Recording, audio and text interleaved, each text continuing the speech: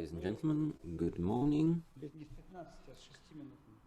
We are starting just 6 minutes late, so that we can stick to our agenda for the whole of the day.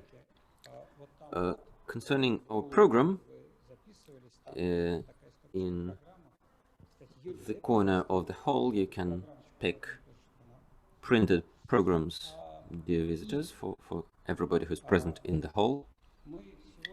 And today we are running this seminar that is not a typical thing in our country. We will be talking about de-radicalization, about preventing radicalization.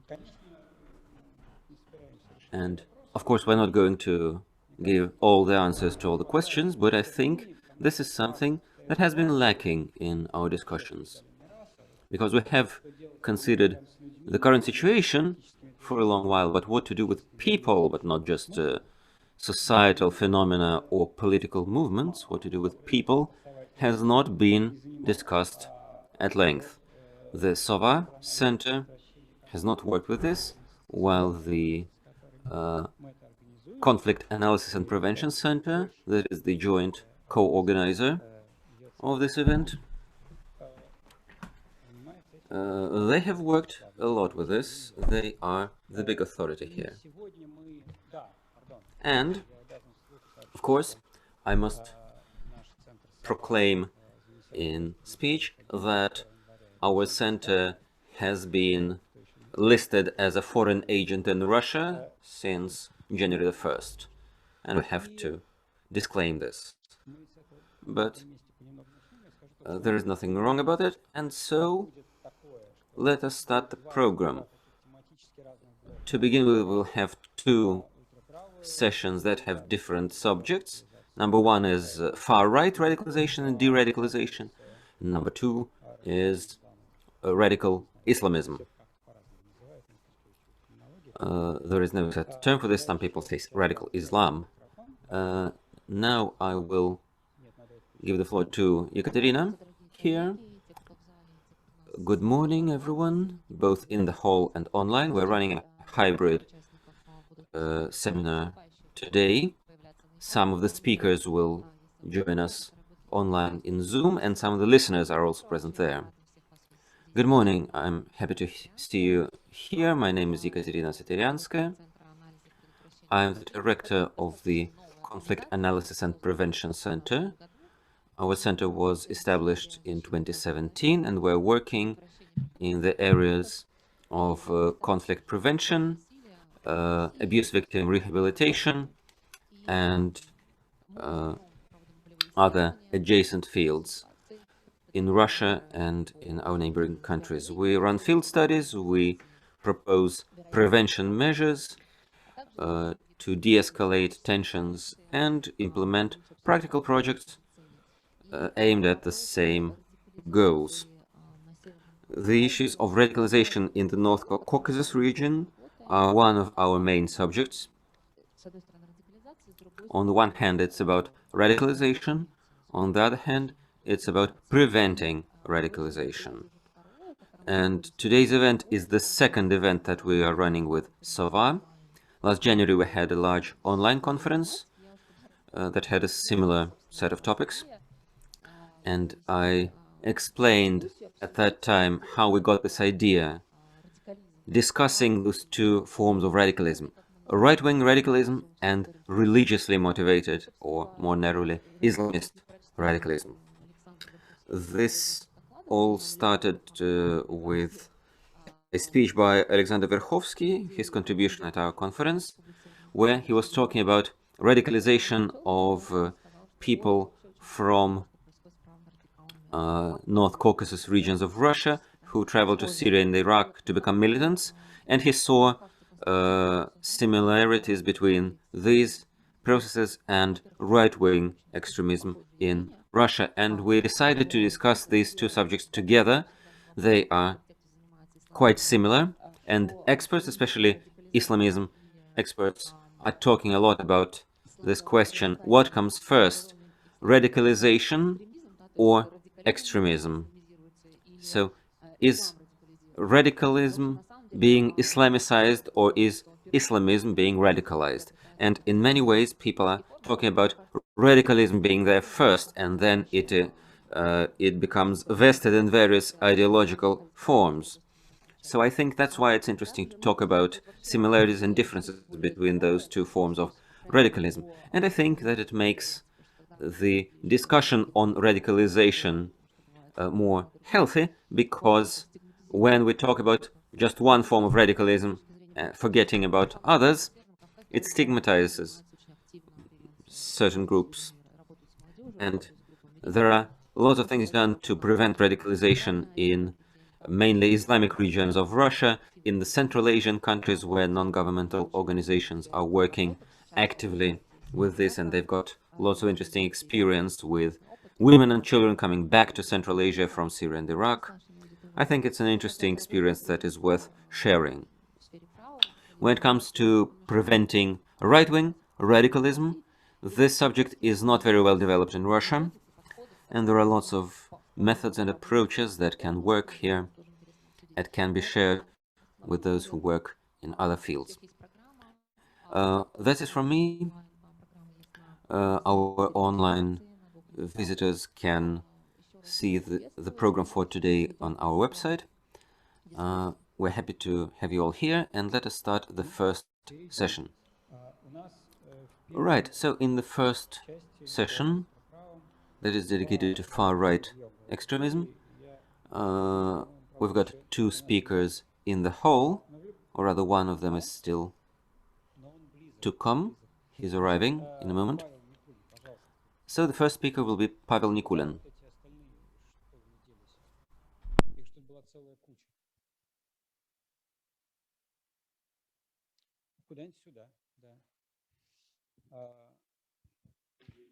А Литой придет и сядет тоже, да, куда-нибудь на освободившееся место. Еще вот тут Литой, да, еще тоже.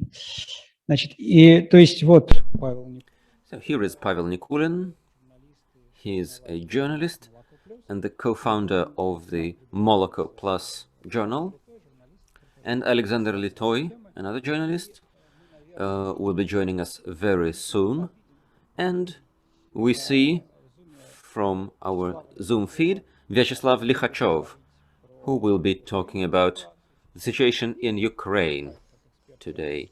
He is an expert at the Extremism Studies Center at the Oslo University, and we also have Nasta Loika, who is a co-founder of the Human Constanta organization.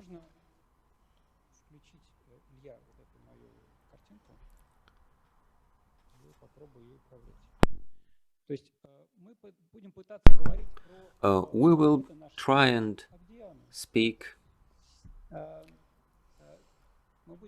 We'll try and speak about 3 countries here, but I cannot pretend to be very knowledgeable in the situation in Belarus and Ukraine.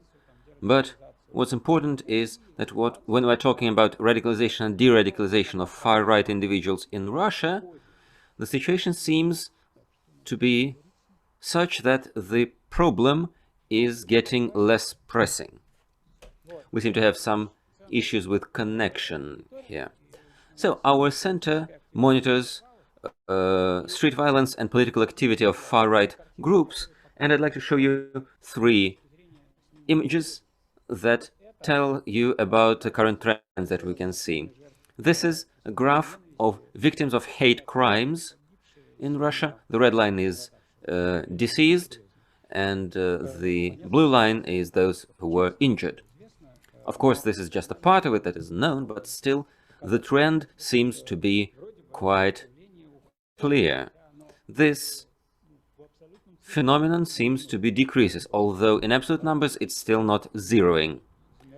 The political activity of far-right groups is decreasing even more markedly. This is the number of participants of the so-called Russian marches, November the 4th, in larger cities, Moscow, St. Petersburg, and other cities.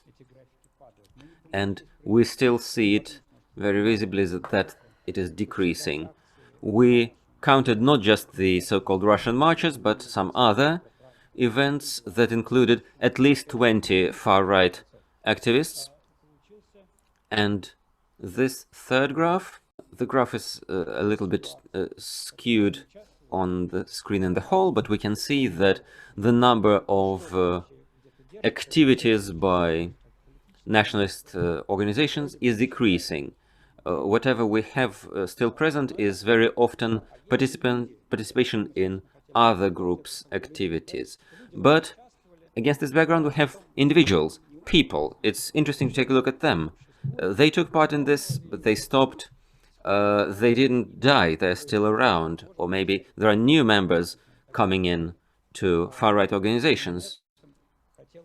This is interesting to discuss. This is what I want to discuss, the human part of it.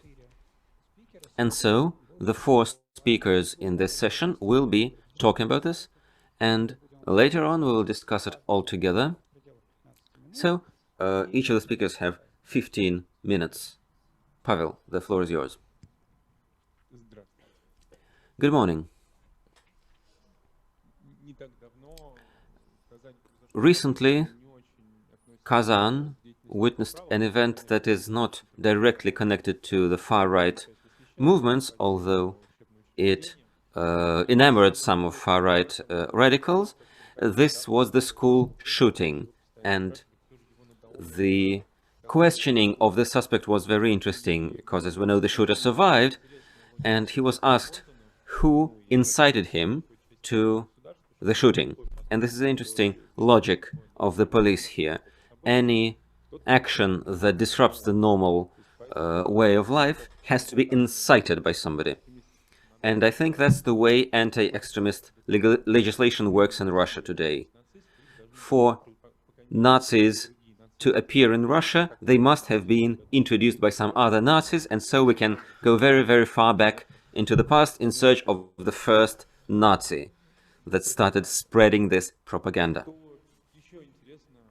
Another interesting point in the history of the recent tragedy, in the Kazan shooting story, very soon after that, schools in Arkhangelsk started singling out problematic students, and they filled in a table, and it leaked, and we found that at risk of radicalization meant that a student could be not standing up for the teacher before the lesson, or smoking, or supporting Navalny, which means that a part of our state, the Ministry of Education, the teachers, believe that radicalization, violent tendencies are born in the school,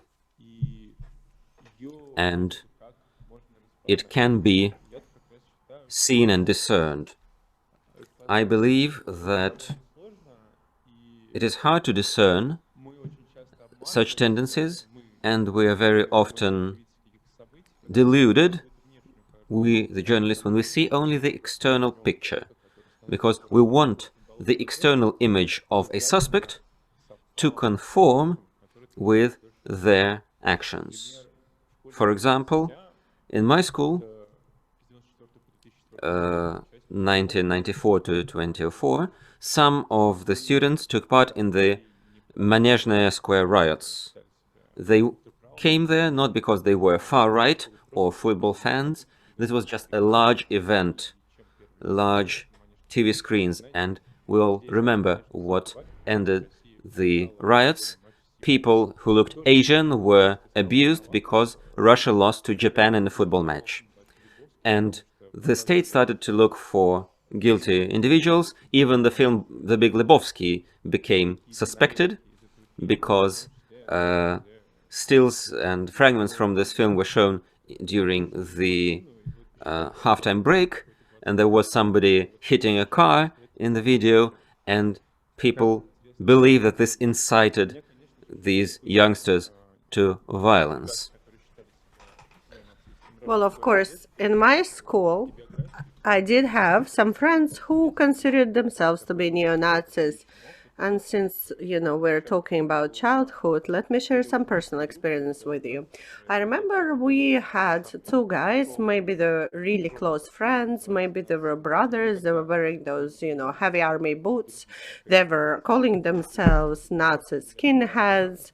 And so they were also wearing those shirts from, the German firefighters. But they never committed a single violent crime, although, of course, they attracted the most attention. Well, of course, they were saluting to one another using the right hand. So, who were they friends with in our school? Well, we had also a group of football fans, and they were also competing with guys from the Caucasus. So basically, they were trying to establish who has the monopoly for violence in our school. And it looked as if within the four walls there was no hate, no disagreements. So it looked as if it was, a space where people come to exchange experience, including, fighting experience when, they had fight somewhere behind the garages. And it all basically fizzled out once they got enrolled into universities. So that is something that I see when I read people's court materials. Sometimes investigators ask questions like, what is your opinion about, let's say, Maxim Marcinkiewicz? He was an ultra-right leader. And the investigator would always ask, do you know him? Has he put these ideas into your head? So this has always been around, but we have to understand that if we're talking about our youth, then of course we have to remember the moment when Russia got online. If you remember back in the 1990s, when people, I don't know, were developing ideas, they didn't know actually who to look up to. There were brochures, but these brochures are quite rare now and basically have become a collector's item. For instance, Eduard Limonov, when he came back to the Soviet Union, he said, why don't you have skinheads? Every civilized country has some skinheads.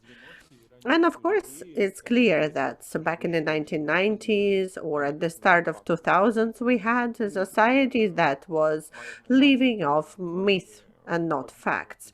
For instance, my schoolmates adored Dmitry Borovikov, who was killed while being apprehended. But it was more of a story. It wasn't real. It becomes apocryphal because, well, back then there was no internet. There was no way to find out more information. But if we were to talk about the families of these kids, well, I would first observe these kids as just a person, then as a journalist. Well, I have to tell you, when it comes to these kids, a lot of these kids came from very good families. So they were athletes, so their parents had good careers, and some of these kids came from poor families and so on. Therefore, I think the actual thought that we can look at a fifth grader and read the information about the student and then say this person is likely, to become a skinhead, a Nazi, and then by the time they're 18, they will blow up a public bus station. Well, I don't think that's how it works. What I think is dangerous is to try and define a number of characteristics that would allow us to clearly find out who the radicals are.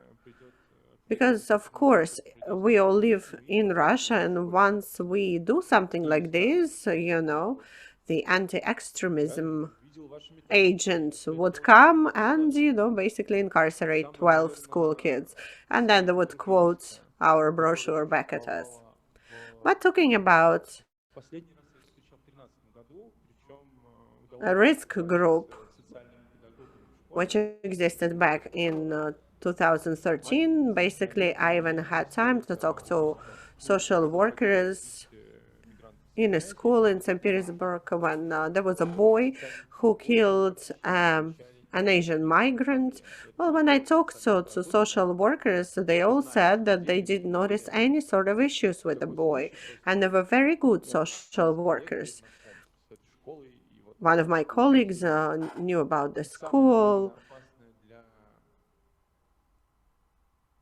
So basically, it went completely undetected.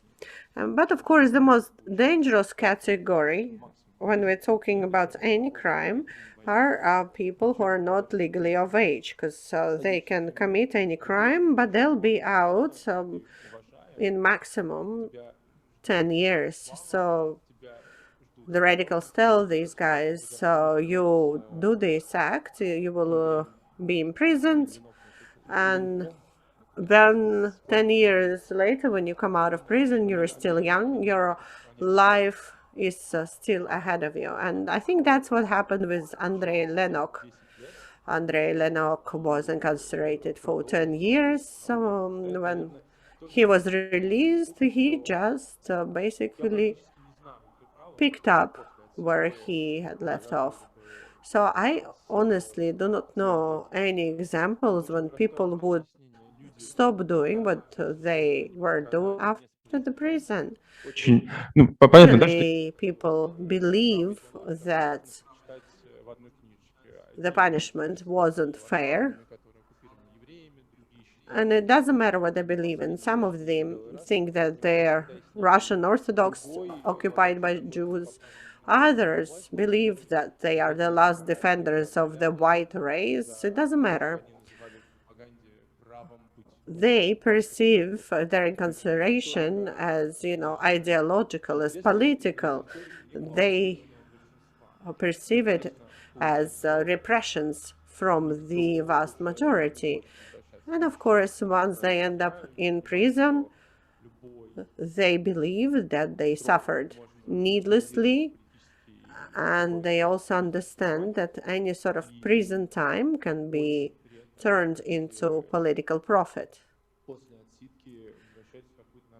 It is quite rare when people go back to regular life.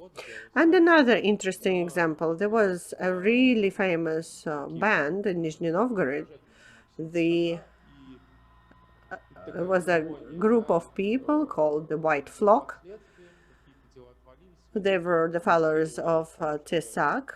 They were being persecuted, but then all of them have been granted the presidential pardon because of the 70th anniversary of the Second World War.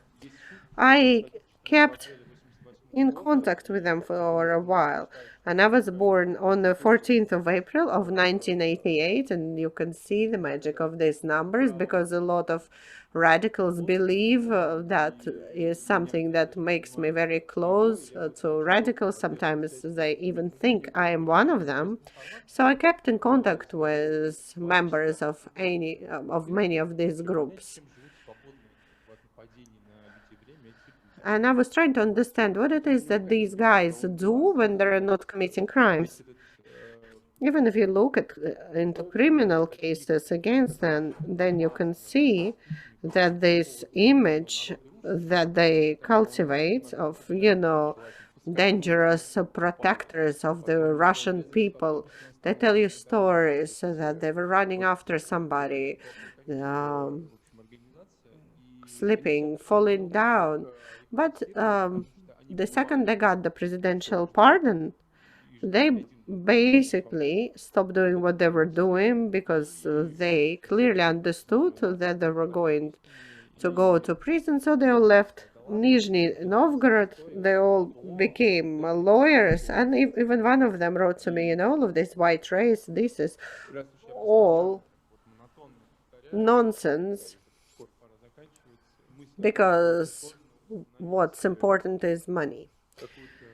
I'm sorry if I'm blabbing on, but of course we can try and look for external reasons why is it that people join these ultra-right radical movements, but there's always going to be an internal personal reason, which is quite commonplace, and we're talking about loneliness.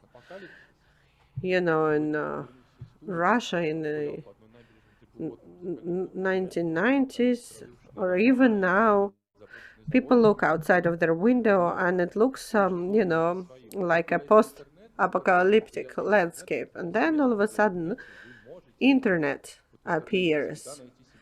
And, you know, you can always find like-minded people online.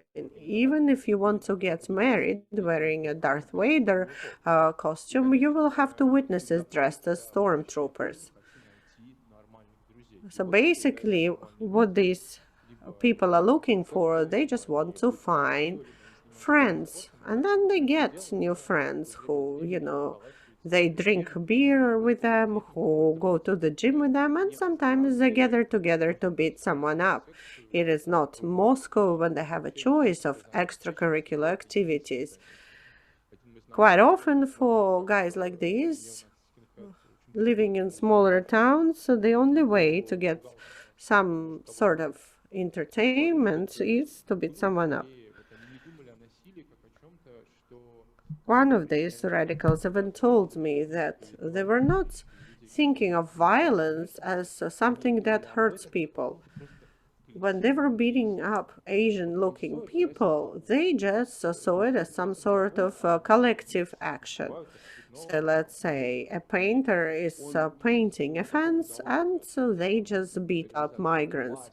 So they didn't enjoy by having power. They did not feel sadistic. They felt unity with like-minded people, and even if a criminal persecution is started, that even brings more unity. I think once he realized that that was violence against a living, breathing person, well, his views really changed, because before he didn't see that person as a person. He saw that as a collective act, an act of unity. But still, the way they talk about it is that it was all so great, it was all so clear. It was doing something together. And that reminds me a monologue from a former anarchist and Antifa who left to join ISIS in Syria. He said, once I've done that, I truly experienced unity. And that is something that we cannot resolve by interrogations or in schools or by giving kids good teachers. Kids feel lonely. And if we try and find some sort of external characteristics, that will be just a dead end. You know, internet is changing fast. Mass media are changing fast. Even the fashion is changing fast. I had a friend who served in Germany in the Bundeswehr, where they organize seminars on how to make sure that we're dealing with the ultra-right, and it turned out that half of the Bundeswehr were ultra-right. They even developed a plan when one of the Bundeswehr soldiers had to dress as a Syrian refugee to kill the citizens of Germany. They were showing us cartoons, maybe from the 90s, and in these cartoons they had soldiers with shaved heads.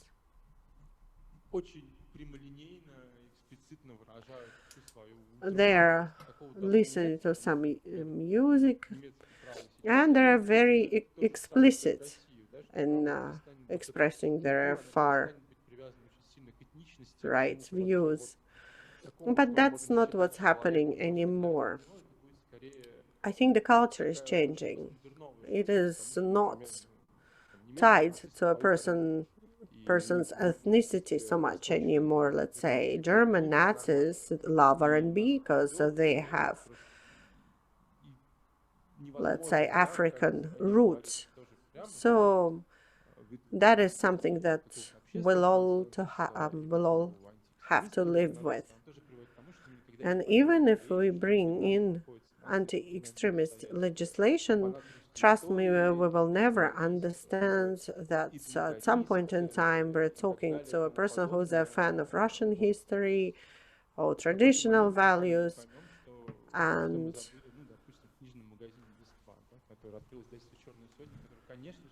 sometimes we go to the bookstore Listva, opened by the Черная Сотня publishing house, of course, who of course claim that they're not related to this Black Hundred movement that was active at the start of the 20th century.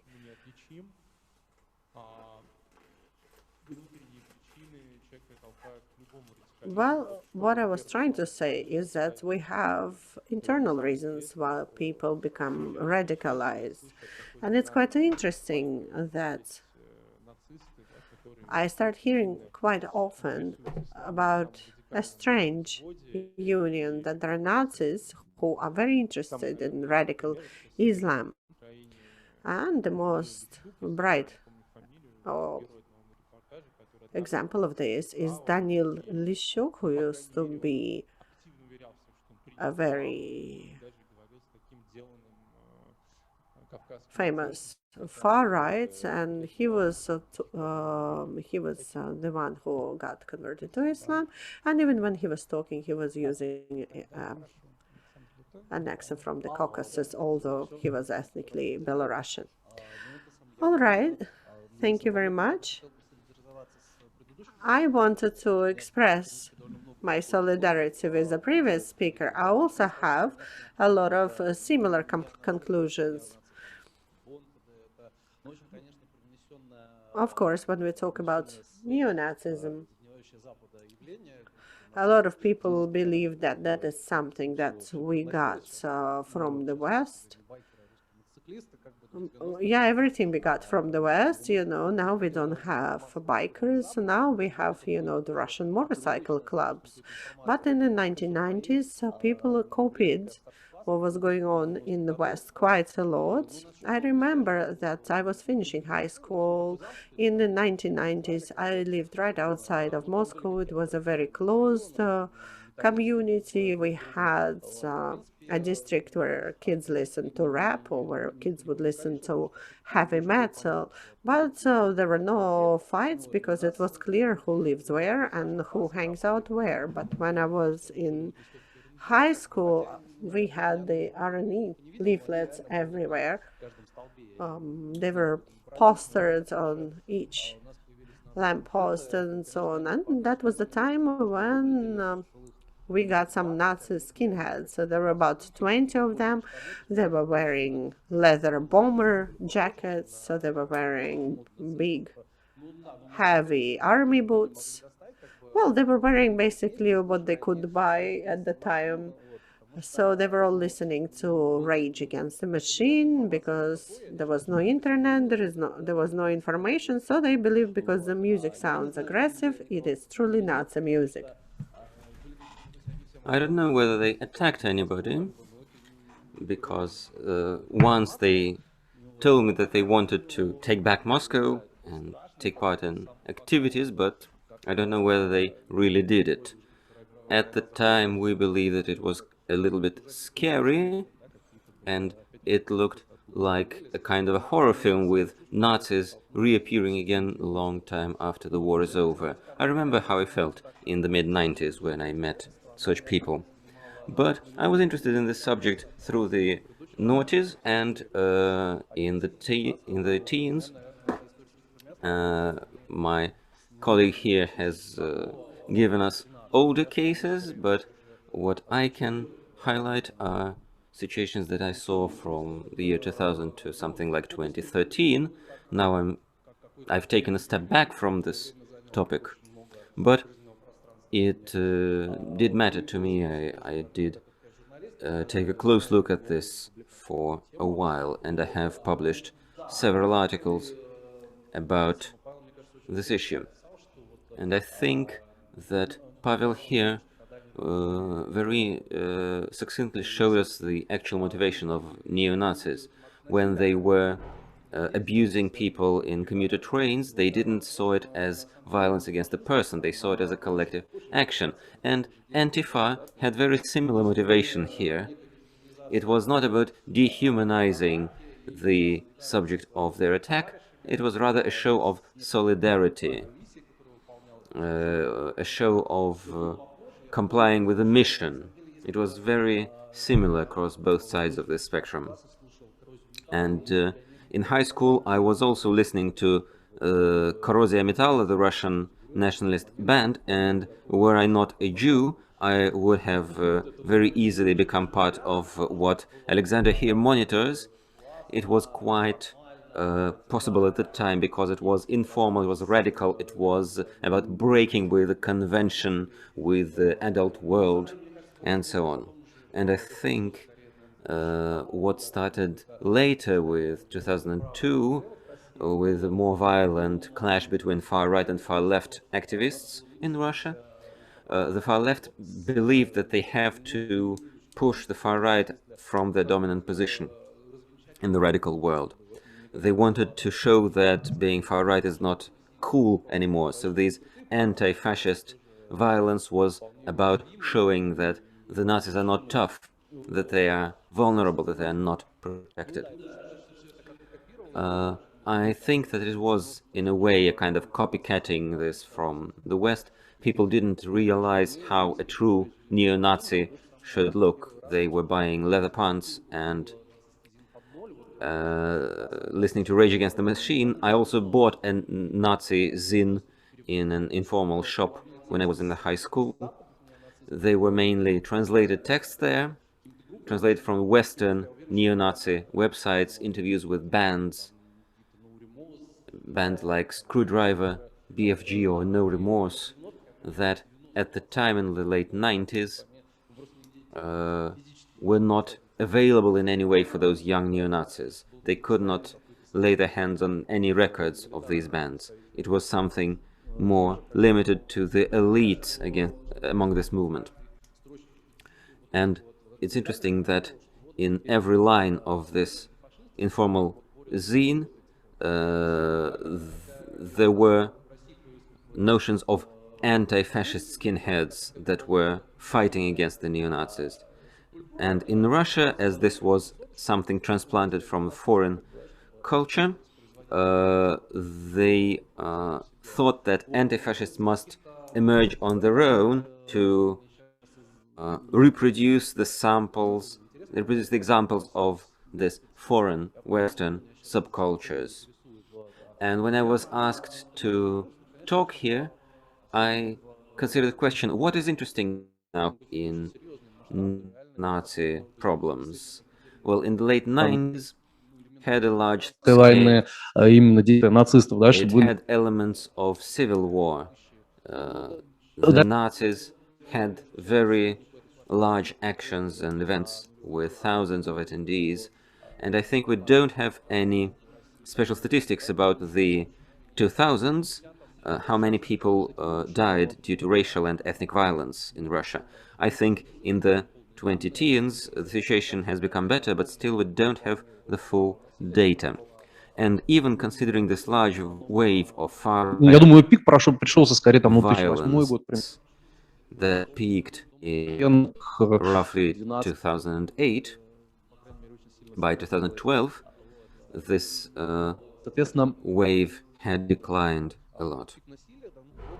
And considering this violence peaking, we can remember that at a certain point these people started getting sentences. In the 2000s, police didn't care about street fights. be imagined, but at that time there were drunks against sobers in the metro, anywhere in the city. The police don't care. As long as there are no severe injuries and deaths, they didn't want to interfere. And when Nazis started killing people, started getting sentences, and the state realized that this could be a threat. Несколько тысяч And ультраправых as far as I оказались remember, в российских тюрьмах за several thousands of far-right activists that got sentences for their violent actions. And some of the most active ones частью до сих пор got life sentences.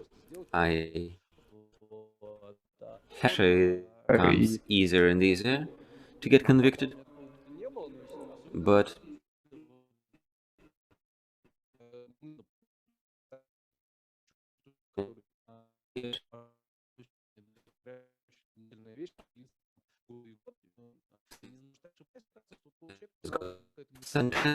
не зря, что I may be wrong, but this person might have motivation in vain, that it is all due to some.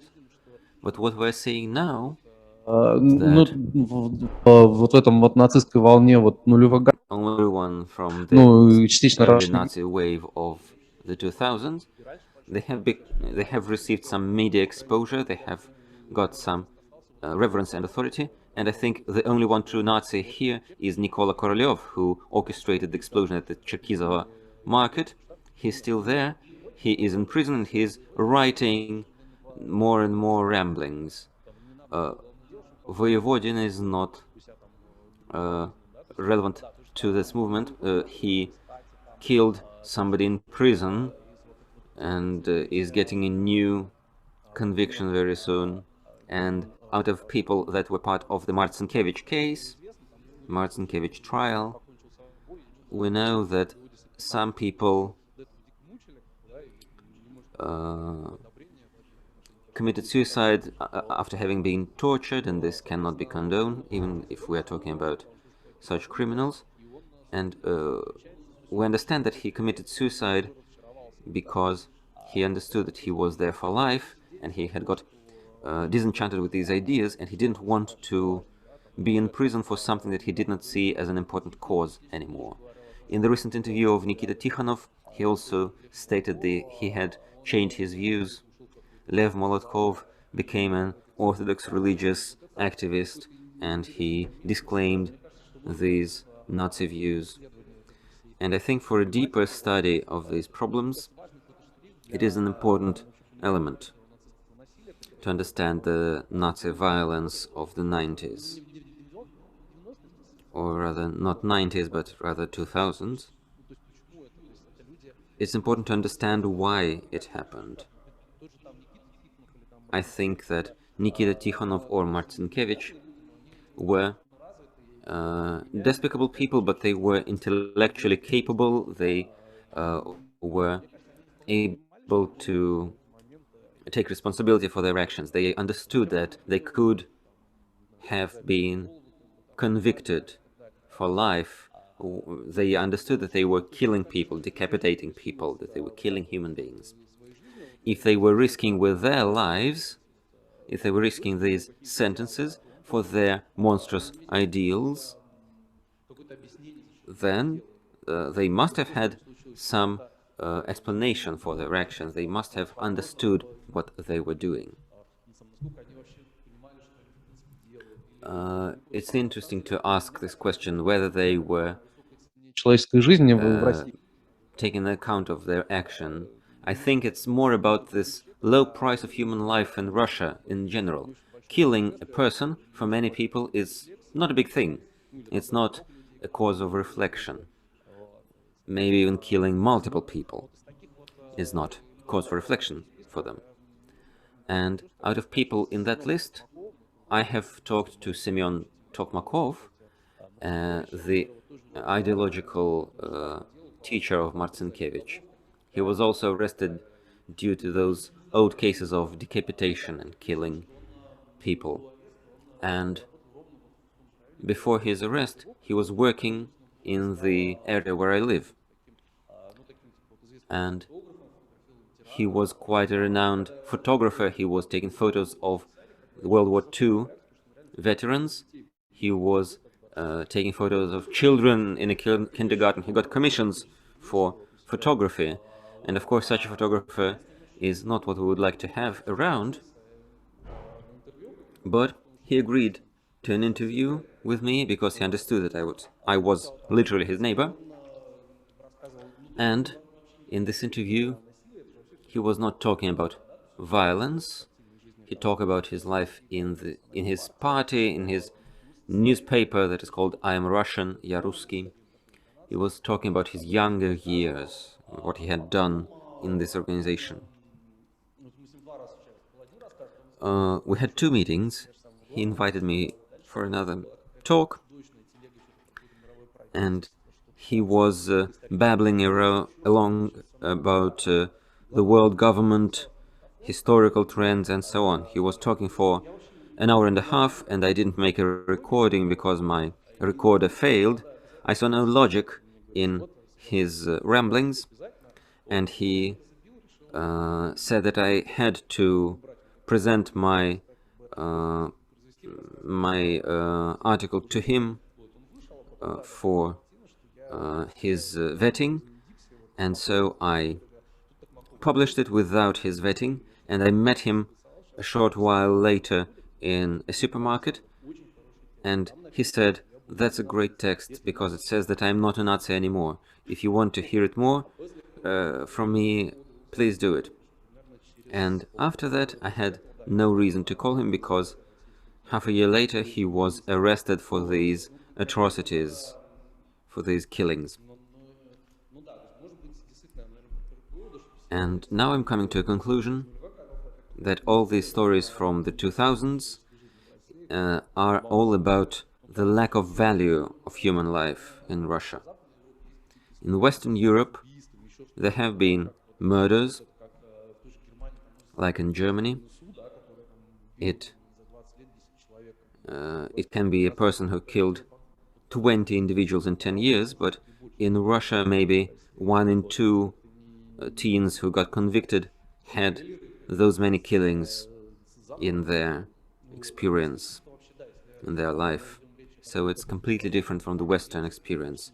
So if we're talking about prevention of such things, I think that it's important to consider that it was some kind of true neo-Nazism, boneheads and skinheads in the 2000s.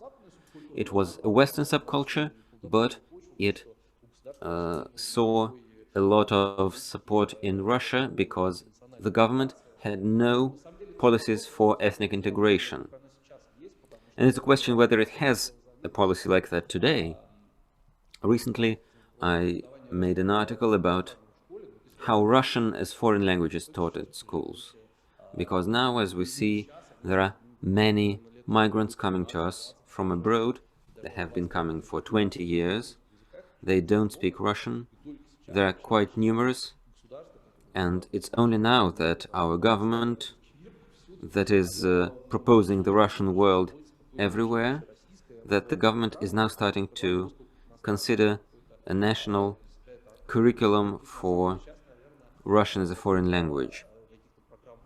So it's very clear that we have too few programs and initiatives aimed at ethnic integration in Russia.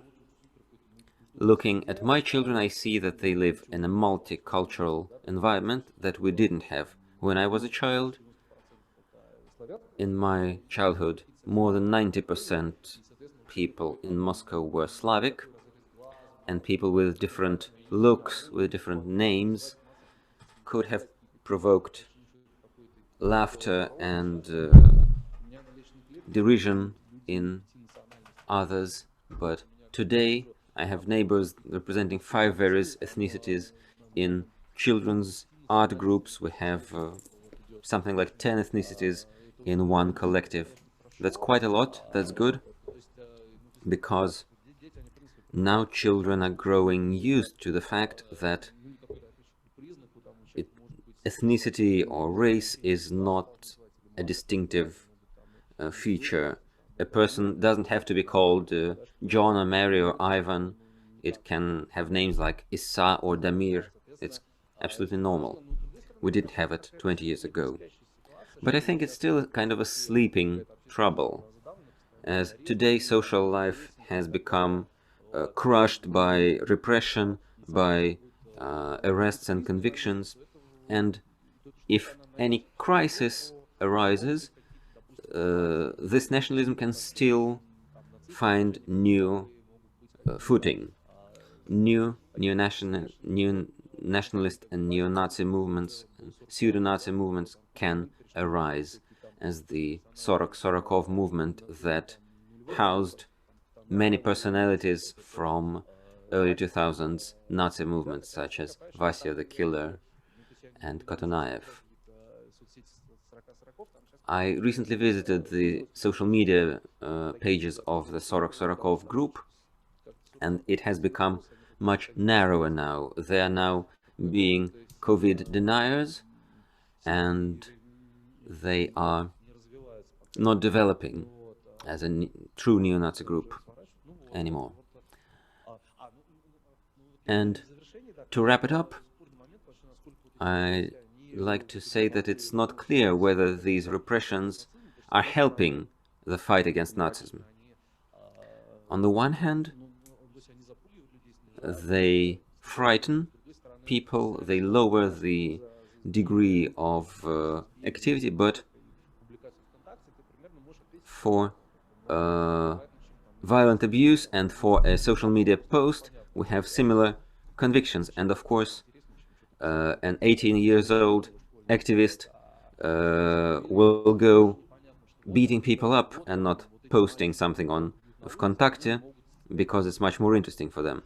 And then people are saying that people beating up others on the streets are not members of a party, but if the party were around, they would meet there, but they can still meet just online. That's it from me. Thank you. Thank you. And now we have our online speakers. Vyacheslav Likhachov, my longtime colleague. Vyacheslav, the floor is yours. Can everybody hear me? Please turn up your volume, Vyacheslav. Yes, like this. Thank you. Good afternoon.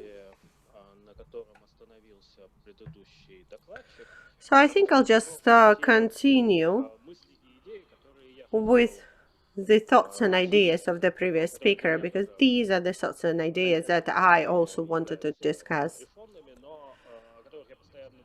There are a lot of things that were said that I kept thinking about,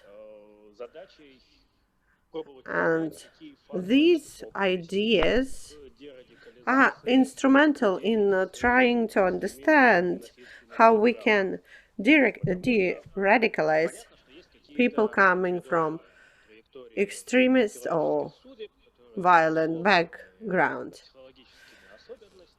People's life take different trajectories due to our different personalities, due to the fact whether violence gets punished or not, whether a person goes to prison or not, or whether an ex-radical meets a nice girl. Of course, there are a lot of reasons like these, a whole plethora of them, and it's kind of hard to utilize a system-based approach here. So it is very difficult to try and understand what it is that can influence a human being. The day before yesterday, I attended a training session on social media and SMM. One of the speakers was a young guy who used to be the member of the Russian Nation of Unity, but now he is part of более-менее взглядами, да, таких историй на самом деле human rights community, and he's a good guy, you know, with a very liberal. сложно. Поэтому с какой-то такой Have a lot of stories like this, and it's hard to understand what actually swayed the person in the right direction. If we try to approach it more constructively, then I think it would be interesting to analyze which social factors can influence a systematic change or even reformatting in the far right wing. контекста, но он мне представляется очень It has a very specific context that cannot be just copy-pasted everywhere. So what is it that I'm talking about? Ну, я очень коротко, в принципе, попробую охарактеризовать I'll эволюцию try to be very brief in describing тех, кто не очень the Ukrainian происходило дело. far-right movement. Украинские ультраправые, во-первых, всегда So the Ukrainian far-right were quite weak. были крайне маргинальными. All of these movements were very marginal, and it is quite a curious case, because that's what distinguished Ukraine from ex-USSR countries and even Eastern European countries. So the far right in Ukraine were never successful. They were always viewed as freaks, идеях украинского национализма, even такого социального пласта. by В 2000-х годах seasoned Ukrainian nationalists. политических At the start of the millennium, due to the fact that the Ukrainian far right have become quite weak and marginal, we witnessed a growth of a different subculture. This far right subculture, of course, was influenced by the Russian far right movement. It was influenced by the spread of the internet. моделями горизонтальных связей.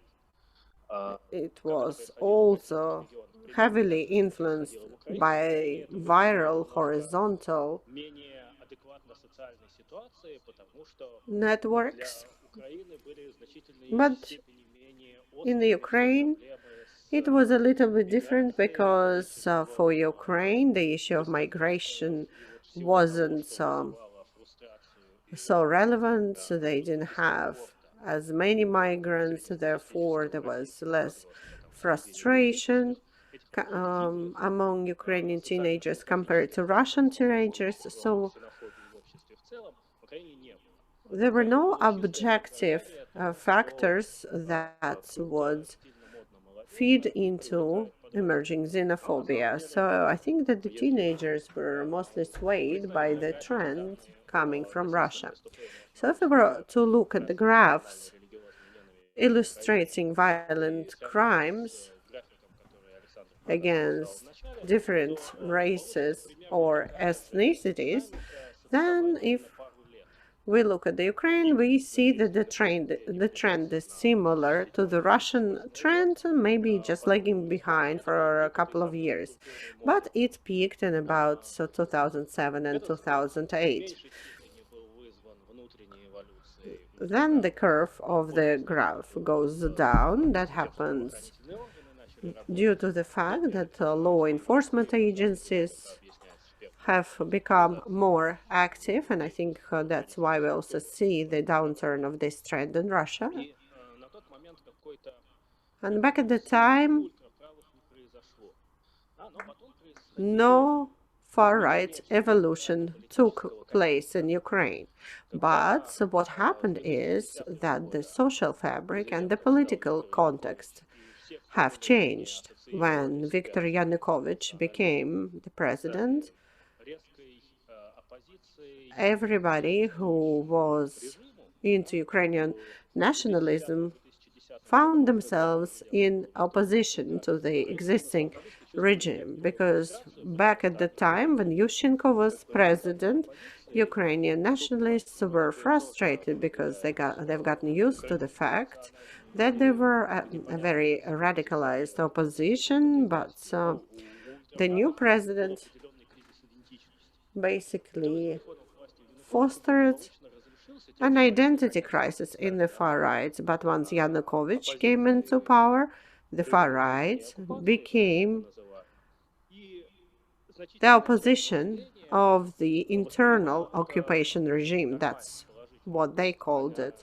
And to tell you the truth, the population was viewing the far right in a positive light because to the population, the ruling party and the ruling president were betraying nationalist ideas. So for the first time, the far right started coming into power. They were being elected in the west of Ukraine, then in the central regions of Ukraine. In 2012, the far-right movement Svoboda got more than 10% of the votes, and they got a whole fraction in the Ukrainian parliament. Back then, the moderate national democrats and liberals who were ready to tolerate the Svoboda movement, despite its clear, radical, xenophobic, anti-Semitic, and racial views, well, back then, it was as expected that once members of the Svoboda become MPs, once they get integrated into the establishment, they will abide by the rules of the game. They will form alliances with other liberal national democratic parties. But that didn't happen. Following election success, the members of the Svoboda movement completely lost ground under their feet. They were saying what they wanted to say. The society wanted radicalism. They wanted to see somebody who is radical towards the ruling party. And you know, once these new EMPs came to the parliament, they took chainsaws to basically remove the metal fence around the parliament. That's how they behaved, apart from the fact that they were, you know, voicing a lot of anti-Semitic remarks. So, becoming part of the establishment didn't de-radicalize them. Together with this, some Ukrainian cities like Kiev, Chernigov, they had a very large street faction of the Svoboda, so the Svoboda never became part of the establishment. We could see it in their behavior, and of course there was no internal evolution. The reason I'm telling you about this in so much detail is because this is something that happened with the far-right movements following the year of 2014. After 2014, the Ukrainian far-right found themselves in a new situation. They've played a major role in the Maidan protests. So, the more violent the situation was becoming, the more pronounced was the role of people who had violent backgrounds, people who could physically oppose the special forces,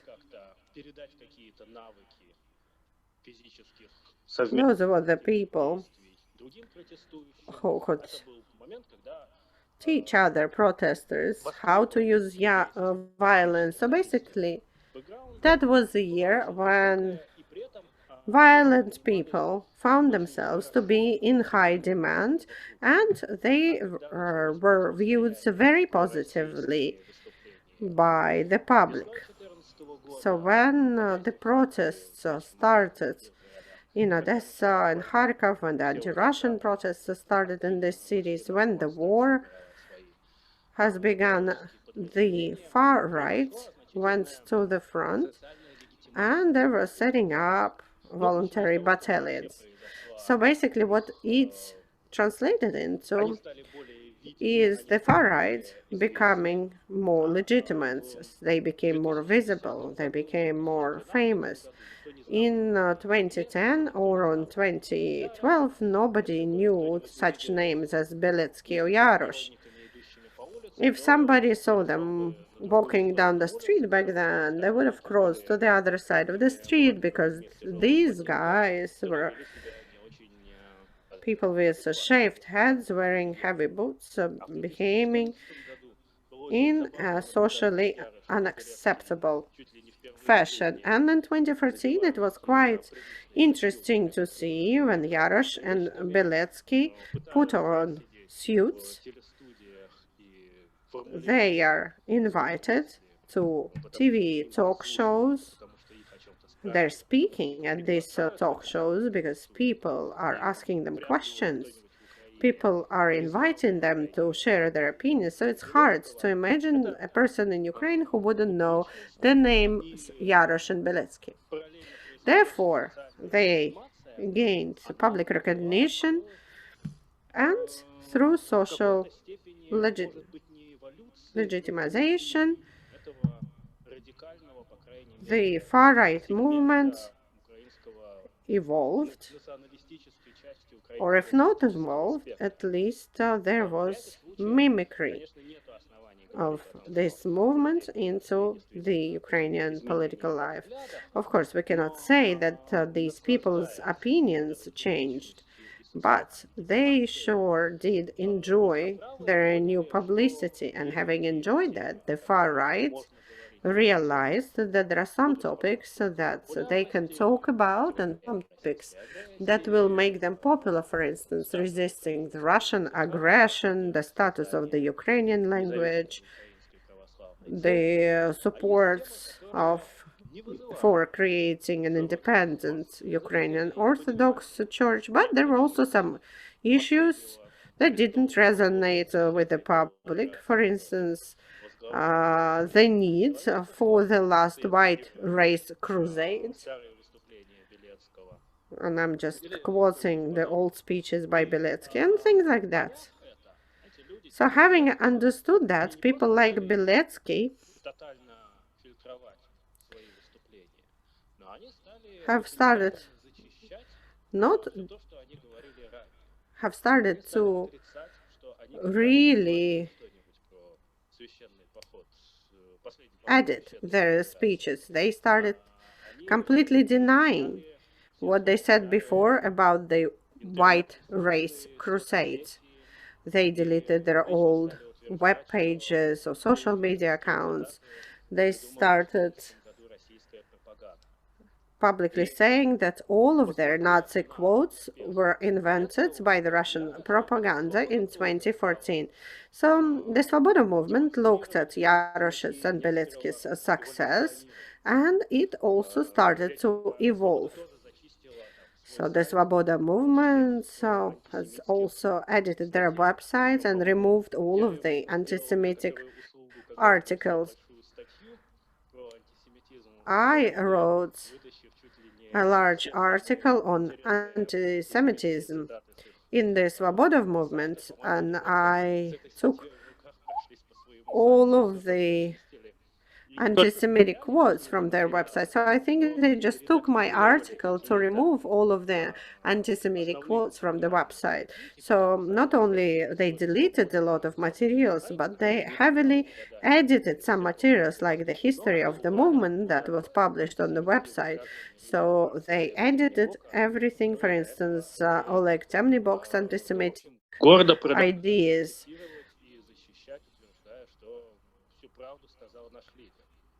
Although they were still very protective of him. So why did that happen? Or let's put it another way. Why didn't it happen in 2012, but why has it started happening starting from 2014? Well, basically, this is public social legitimacy, and that's what taught them to see what the society needed. So basically, the society showed all of these movements a presumption of innocence, because basically all of these people are Ukrainian heroes until they start doing something strange. For instance, attacking an LGBT march. So once they do that, they do really lose public support. Although when it comes to LGBT, this is not so straightforward. There's still a lot of homophobia in the country, and anti-gay violence is something that is still acceptable. But when it comes to anti-Semitism or Islamophobia, the society has become less lenient towards that. There were a number of interesting cases. I'll give you just one example. In 2016, in the city of Lvov, a local Muslim community of Crimean Tatars submitted an application for a land plot so that they could build a mosque, because Lvov never had a mosque, and the mosque was only built after 2014. So the Crimean Tatars who left the Crimea among the first people among these Tatars, so there was a large share of practicing Muslims. Therefore, these people wanted to practice their religious rituals in Lvov.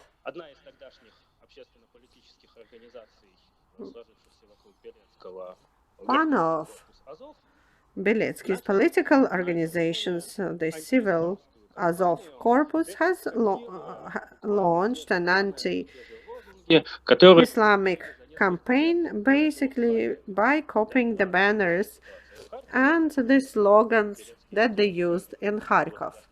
Because Beletsky, as you know, and his organization come from Kharkov.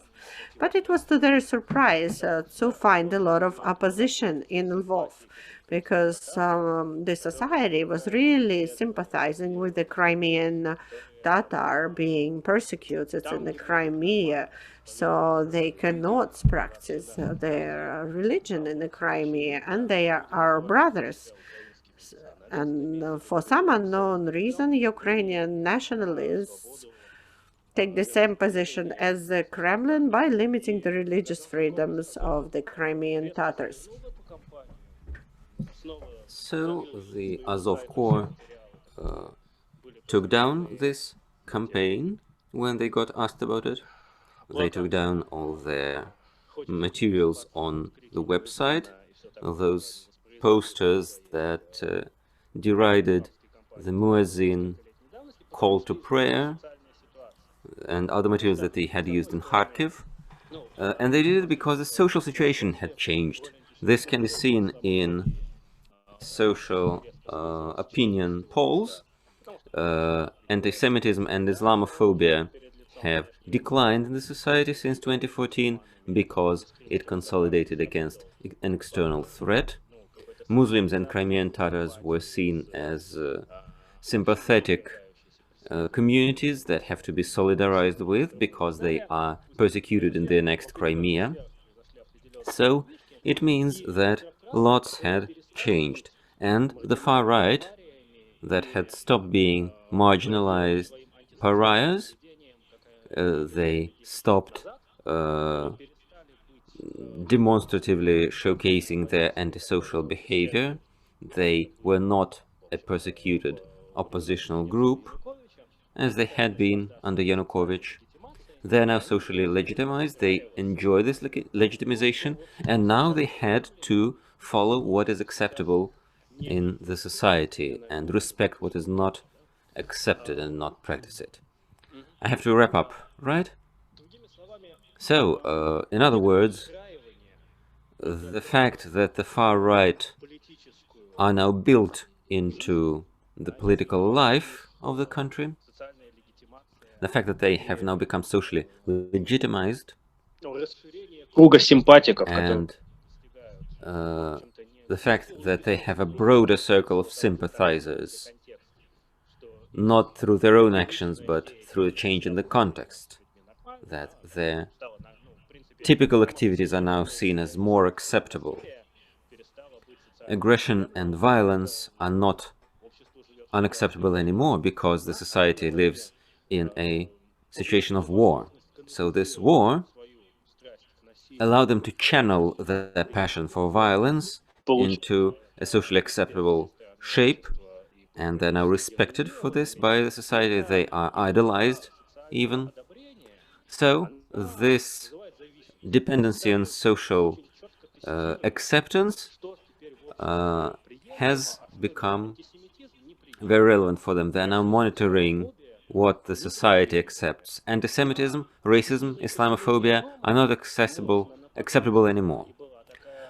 Makeshift Roma villages can still be attacked in this society. There was a wave of attacks in 2018 that stopped after the first murder, because at that moment law enforcement started reacting, and the law enforcement called them Kremlin agents. And of course the far right don't want to be called Kremlin agents in Ukraine. And for the third part, the society dislikes the Roma, but it dislikes killings even more. So this attempt at sounding out the society for what is acceptable and what is not led these far-right groups to de-radicalization, in a way. If we look back to this imaginary graph of hate crime and hate violence, we may conclude that in 2020 we had just 2 cases of racial violence, 2 cases of Roma violence, 4 cases of anti-Semitic violence. Suddenly it appeared again after several years free of anti-Semitic violence. So it was all under 10 cases of racially and ethnically incited violence. And in none of these cases, the attackers, the perpetrators, can be seen as far-right. So the wave of far-right violence is basically over. Of course, they try and find some areas where their violence can continue, where they can continue expressing themselves with violence as they used to, like with the Roma, like when what happens with their attacks on LGBT events, or as it happened last year when they attacked political parties that they believed to be pro-Russian. But in general, this opportunity to be legitimately far-right and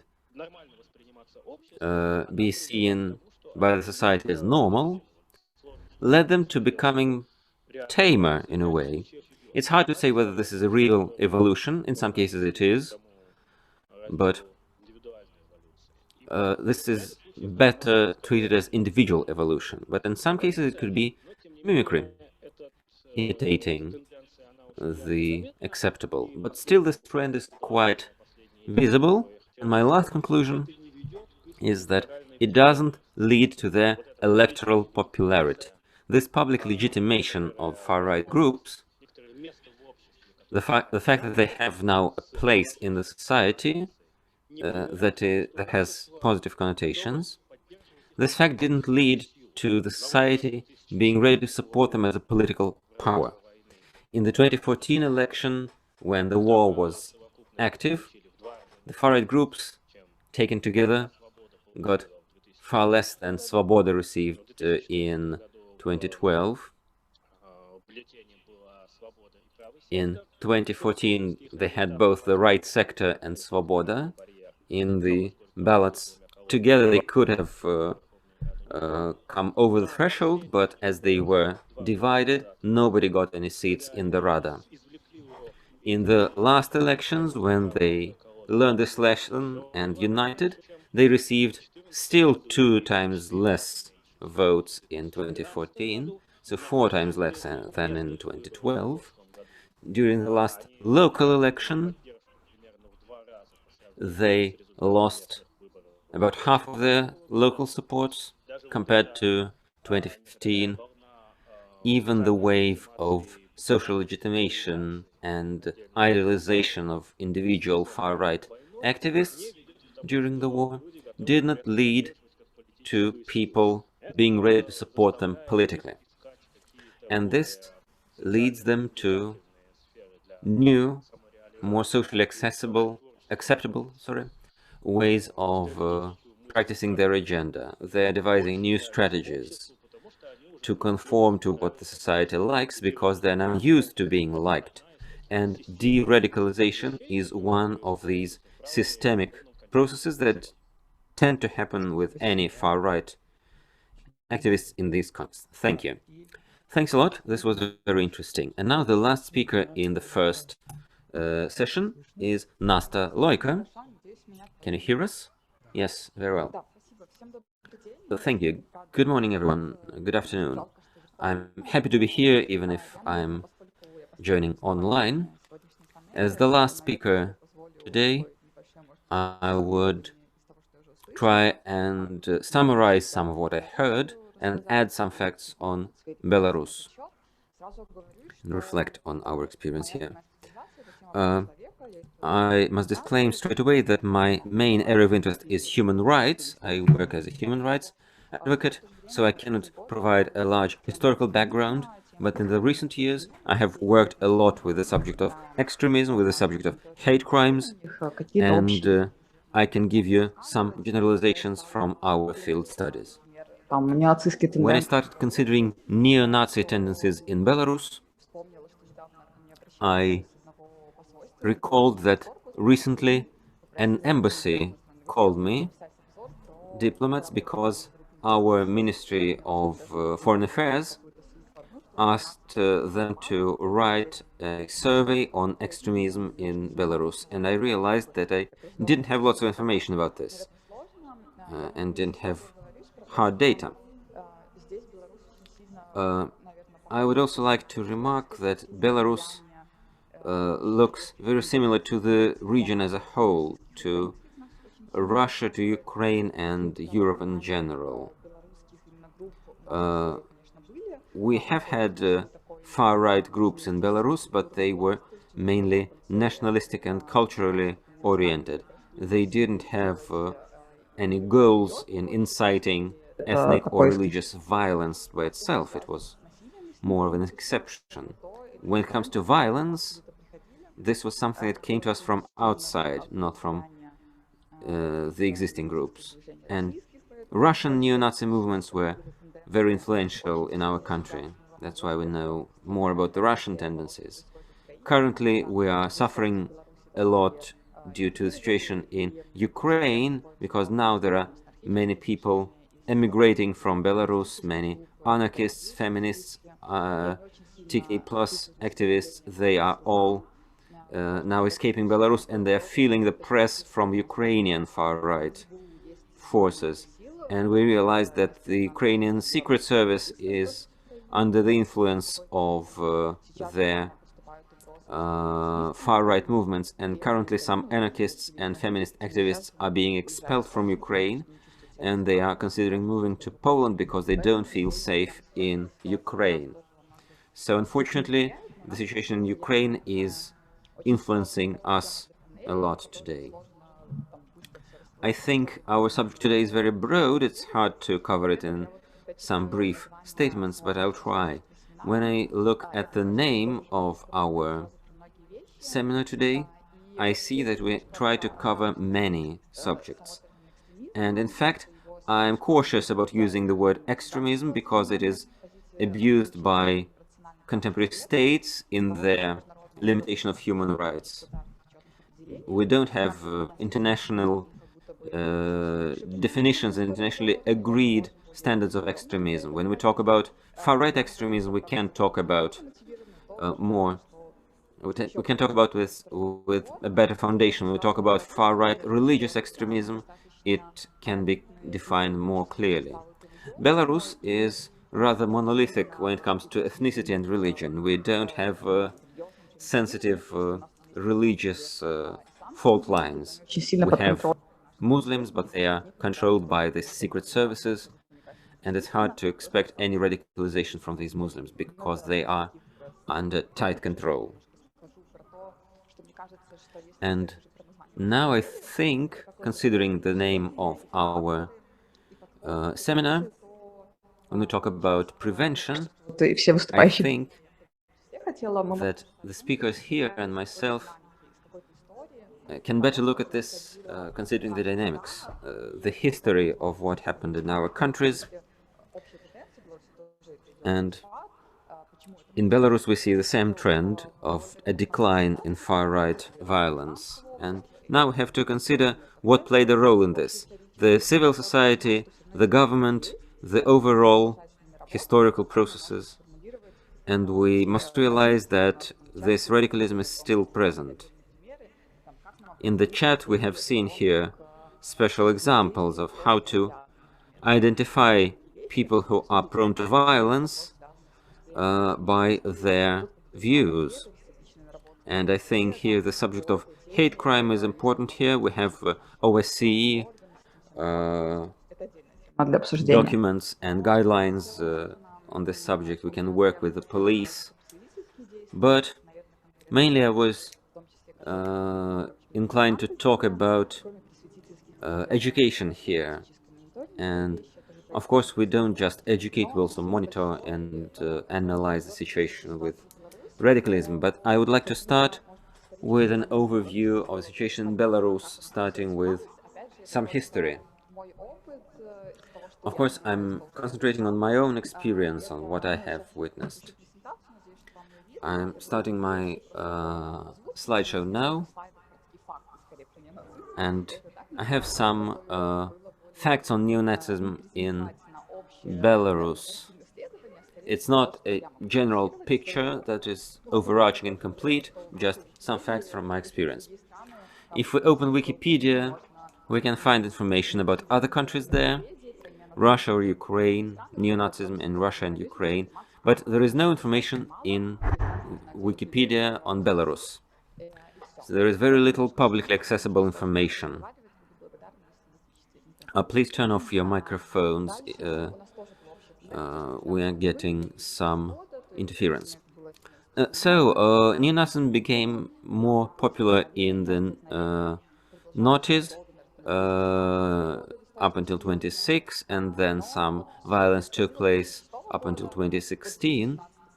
But in the 10 years from 2006 to 2016, all these far-right movements were dealt with mainly by the government using violent repression. The main groups were pro-Russian far-right radicals. The Russian National Unity had a large chapter in Gomel, that is on the border with Russia. And it's interesting that in 2006, Belarus introduced criminal persecution for acting on behalf of banned organization. And mainly this persecution was used against opposition, but it was also used against two RNU activists. One of them fled to Russia, the other one was convicted, spent 6 months in prison, and several months later he was freed because there was an amnesty dedicated to liberation of Belarus from Nazi Germany. I'm not showing the logo of Russian National Unity so that I'm not prosecuted for displaying extremist logos here in Russia. But mainly, the far-right groups were dealt with by the police and the KGB in a repressive manner, and inter-ethnic and inter-religious violence in Belarus was less prominent. It was more manifested as clashes between football fan groups or neo-Nazis against anti-fascists, and the police started by being quite lenient, but very soon they started prosecuting criminally all participants of such violent clashes, prosecuting them en masse, and if any groups remained after this treatment, they were addressed using a standardized algorithm. In 2011, an anti-extremism part of the police organized crime department was created. This is similar to the so-called РОО Center in Russian police, and they mainly worked with existing groups, such as groups surrounding football fan movements. And here I can give you several additional facts that I witnessed myself. We were looking at persecution and criminal prosecution against incitement of hate, and there I saw some neo-Nazis in person, because formerly all the groups had been dissolved at that time. And interestingly, mainly they were prosecuted for pornography. It was a trend at the time, because there were several football fan movements.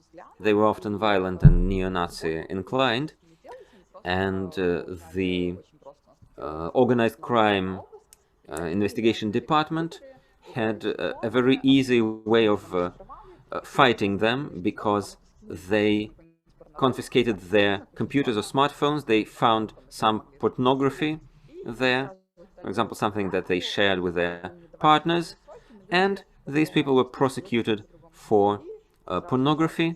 They, having been convicted, even if they didn't go to prison, they diminished their activities, because they had convictions already. And then, starting 2011, more and more prosecution for inciting hate was initiated, and people were mainly prosecuted for posting links to Russian neo-Nazi materials on their social media. They were prosecuted for posting links to videos that had incitement to violence, and people were prosecuted for these links and reposts. They got quite long prison sentences, and there were tens and dozens of such cases. So all this neo-Nazi content was copied over from Russia, and it was prosecuted. Next, we have had some individual groups that represented international neo-Nazi groups, such as Misanthropic Division and Phoenix. And we realized that they appeared only when their materials were listed by the police as extremist content. And here you see a fragment of this list. So here you see a lot of links to different movements. They were very active movements. They were doing street graffiti, sometimes attacking people and so on. But again, it is quite difficult for us to evaluate the scale of these movements, because basically our law has a definition of such crimes, but when it comes to practice, the procedural mechanisms are not there. And I'll talk a bit later about it. And to wrap it up, let me tell you about the key trends with fascism and neo-Nazism. Basically, the public authorities in Belarus call people who are in opposition, they call them fascists and neo-Nazis. So people who use the red and white flags, well, they're all called fascists because these flags were used by collaborationists during the Second World War. So basically, they're trying to establish these links. We also had a law passed on fighting the Nazism, but basically, all of these actions are not related to violent extremism at all. Here you see the example from the law, which says out interesting principles, for instance, preserving the historical memory or fighting the falsification of historical information. It sounds good, but we know how it will be used by the government, talking about moral values and patriotic upbringing and so on. But you see, they're not talking about education or working with NGOs. So basically, what we see is happening is that the government is trying to do everything on its own. And here we have some slides to show you what it is that we are trying to do to decrease the scale of violence in the society. Belarus is quite a tolerant nation, but we still have hate crimes. We had an interesting court case in 2019 because on the one hand, the government really monitors neo-Nazi content online, and then people can be persecuted for links or for images that they uploaded 10 or 20 years ago. But this is a story of a 19 or 20-year-old guy who attacked a Roma family with a knife. A pregnant woman died, the man survived, and the guy is absolutely convinced that the Roma people are parasites who need to be exterminated. So as you can see, we have people like this in Belarus, and his social media was very vocal on his views, and it was weird for me that the government didn't discover him sooner. So we try and monitor cases like this, and we realize that we need to emphasize the motives for hate crimes more, but it's not something that's happening. Therefore, we are usually the people who inform the government, we demand something to be done. And here a little bit about hate speech, because the government shouldn't interfere into everything, but we have human rights guidelines, so we can quote these guidelines. So when it comes to us and what we're doing, we also organize a lot of seminars, especially for young people.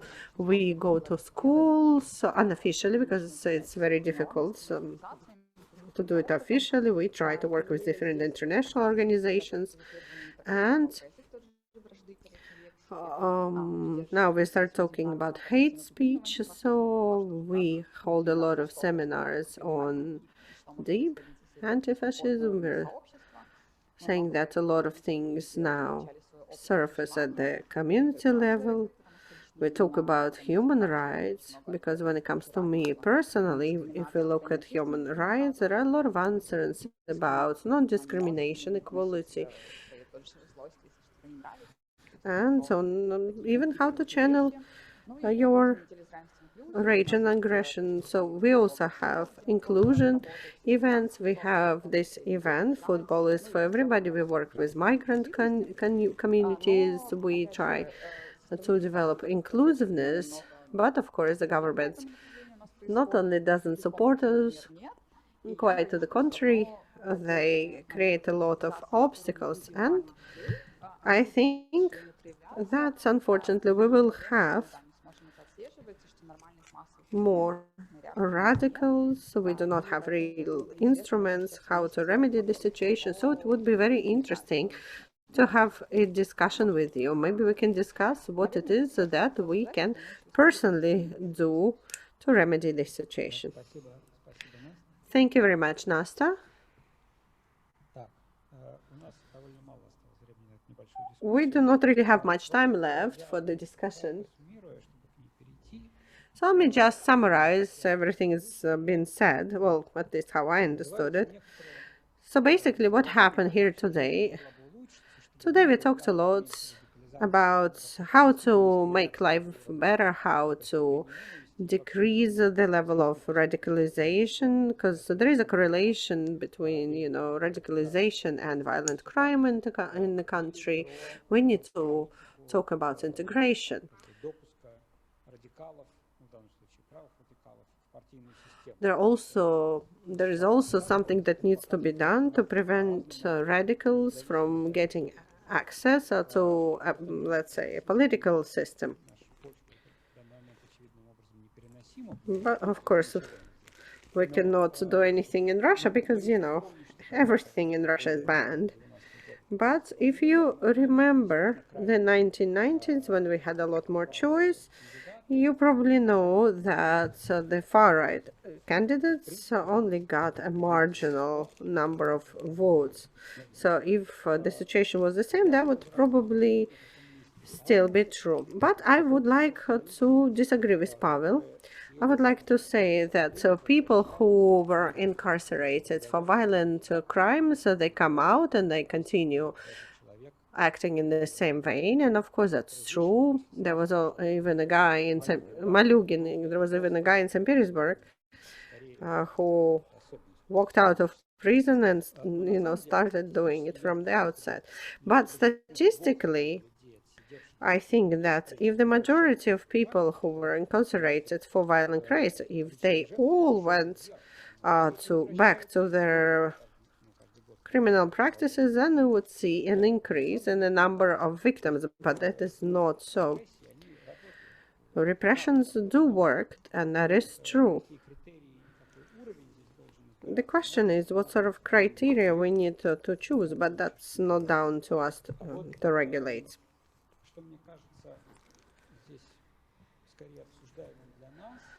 But I think that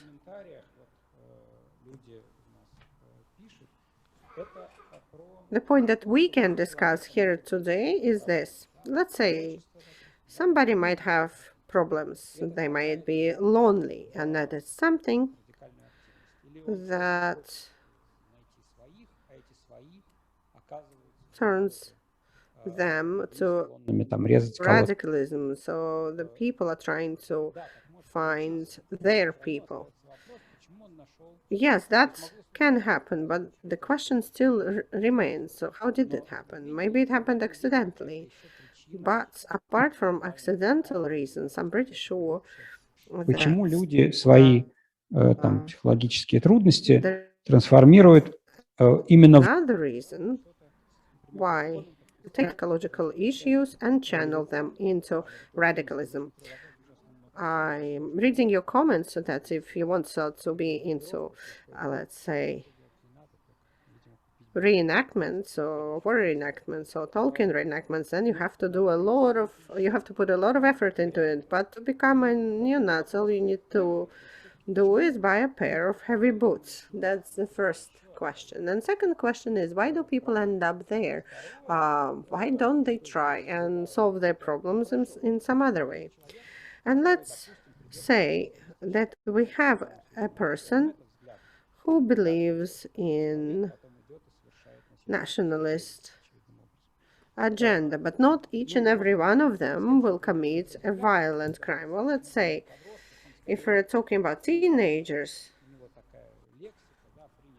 they Но это не совсем взгляды, это что-то такое протовзгляды. certain things, but these are not even beliefs, they're maybe proto-beliefs. К насилию. But Вот still, кто there is usually a point beyond which these people turn to человека, violence. прежде чем он этот шаг сделал? Who?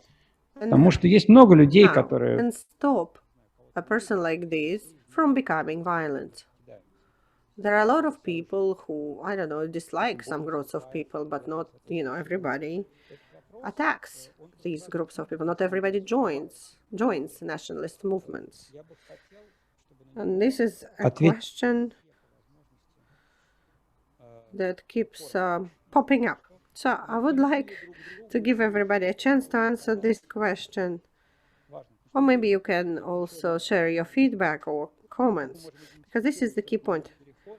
How can we identify this point of no return when people turn to violent crime? And how can we prevent people from going there? Well, you know, I do not really know the answer to this question. Yeah, you know, there's also a discussion going on in the society about mass school shootings, Columbine. People are saying that we need to have social workers or psychologists, but, you know, it doesn't work in the West, and it just happens. So I think there are two factors when an environment is created. For instance, when we had this far left, far right movements, and people who do Tolkien reenactments, well, it's maybe a little bit similar. And then, of course, these people are not violent. Therefore,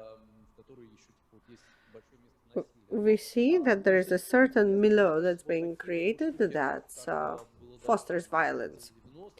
But if we were to look at the late 1990s or at the turn of the century, I would say that back then the violence wasn't radical. It wasn't said that, you know, you need straight away go and kill somebody with an axe. They had fights, let's say. So the far right and the far left, they were more benign in the 1990s. And then we saw radicalization happen.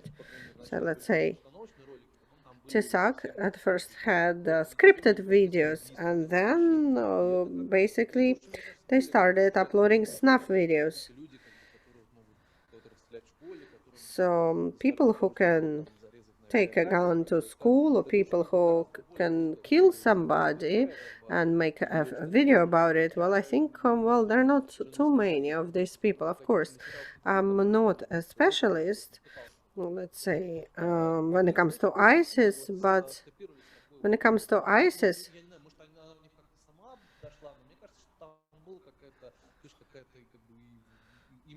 and the visual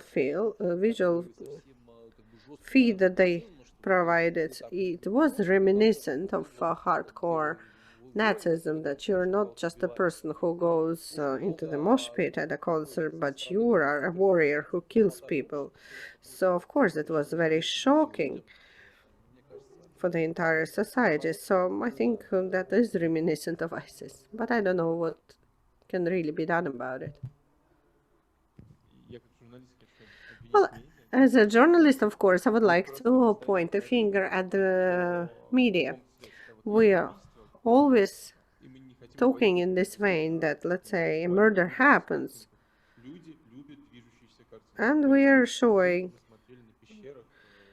you know, people murders. People love watching motion pictures. You know, we used to paint pictures on cave walls and then see how they moved in the light of the fire. So if we see people beating up people, then we'll do beat up people. If Mortal Kombat becomes popular, then everybody enrolls into karate and has fights, you know, behind the school building. But if these youngsters are told that it's not just fights, it's by fighting you're saving Russia, then of course it becomes inspiring.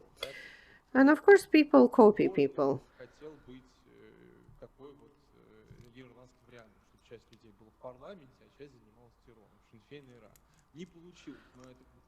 The Sinn Féin or IRA, there was even a live journal handle. Chief Connolly, some other people are copying General Vlasov, so it's usually a myth, not based on real people. So it's not hard to find out who is the main proselytizer with the far right, and we can do that and isolate this person. For instance, on this website, NSVP, and this website published all of the banned materials, especially by Borovikov and Voyevodin group. It was kill or be killed, and it wasn't just neo-Nazis, but basically people hating. One person even admitted to me, well, his name is Roman Zhelesnov, he claimed that he was the person who got these scans, and he was the person who was writing instructions for street violence. So basically you have a bottle of beer, then you down the bottle of beer, break the bottle, and that's how you end up, with a weapon. So the NBP brochure on how to organize a concert, but it wasn't really a concert that they were organizing. So basically they're saying, this is who you are, therefore you need to do this, that, and the other. So basically they just tell teenagers, don't play football, go and kill people. And especially if you show to them that it's really cool. Let's say in the parliament, to get approval, you have to do one thing, but on this website you can say, hey, well, today we killed a homeless person. Remember these two teenagers from Irkutsk? They killed a number of homeless people, and they were really proud of it. Well, at least one of them was proud. The second one wrote a letter from the jail. He said, I've been depressed for a long time and I didn't know what I was doing. I didn't quite understand what I was doing. So basically, if we come up with a clear recommendation, it will be a panopticon. Parents are already scared. They're looking for drugs, I don't know, gay propaganda.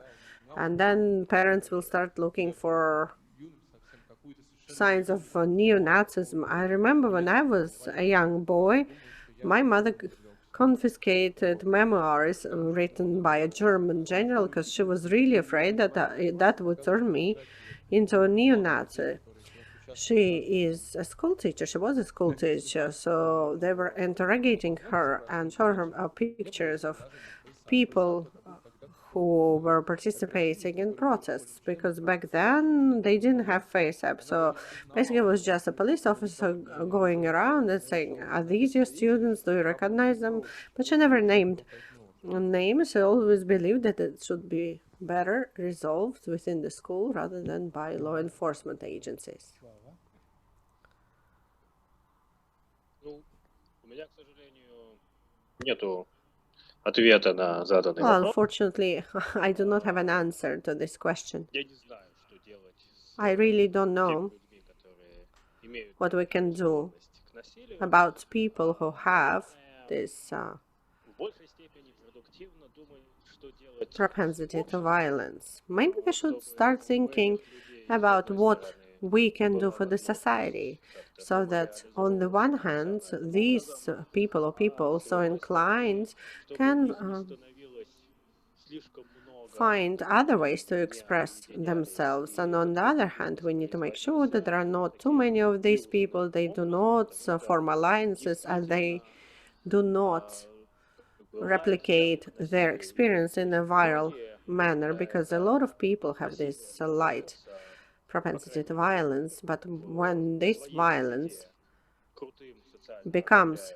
cool and socially acceptable, that's when it becomes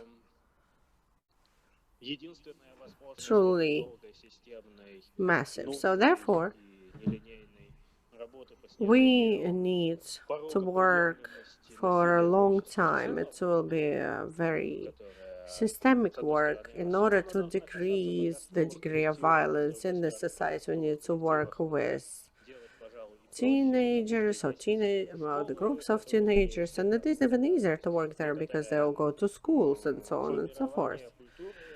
Some movements, some cultures do not believe that violence is the way to resolve any conflict. This is rather abstract, but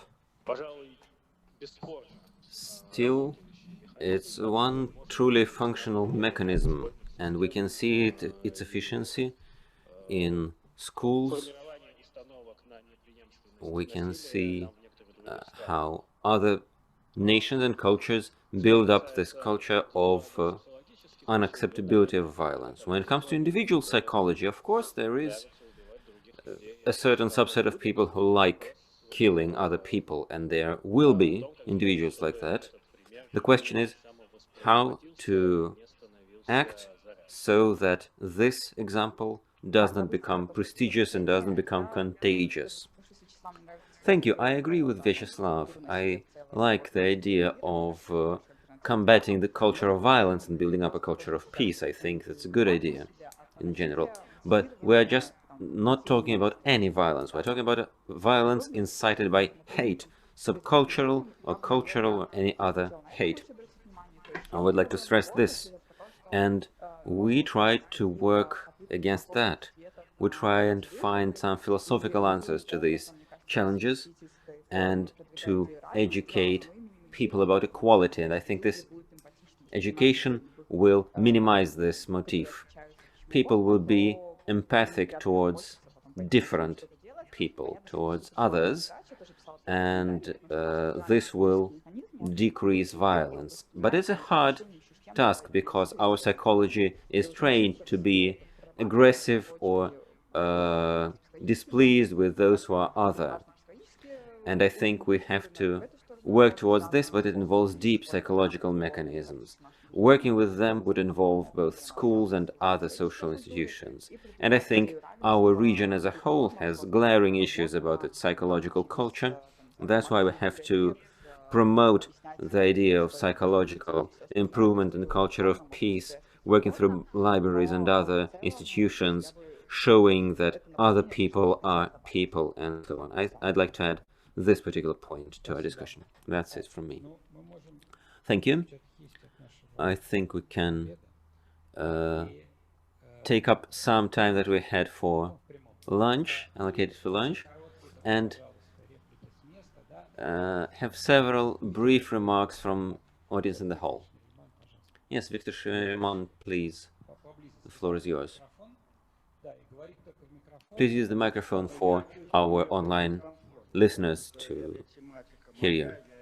I feel a certain discomfort here because I have worked with these subjects for 25 years, and what I would like to add is, first, just a couple of points, a couple of facts. The quite famous activist Potkin left jail a couple of years ago, and he gave an interview where he said that he was astounded. He saw that the government is now doing what they used to do, the neo-Nazis, and the government has gone further. He started working in the Pamyat group. So that's my first fact.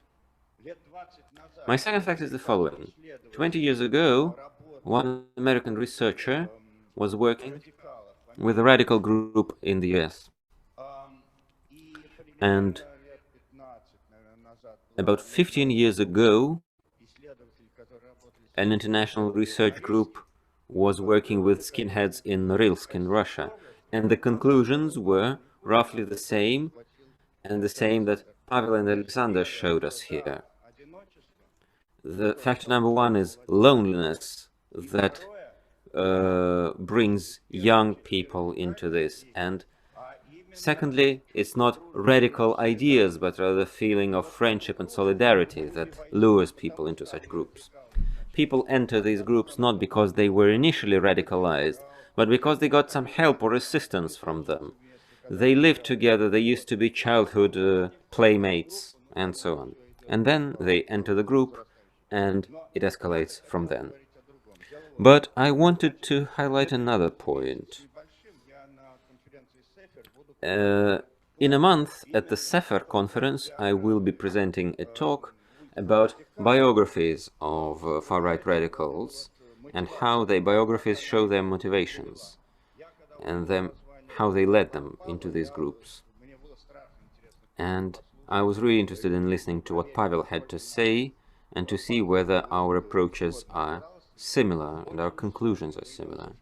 But we found that we work in different ways.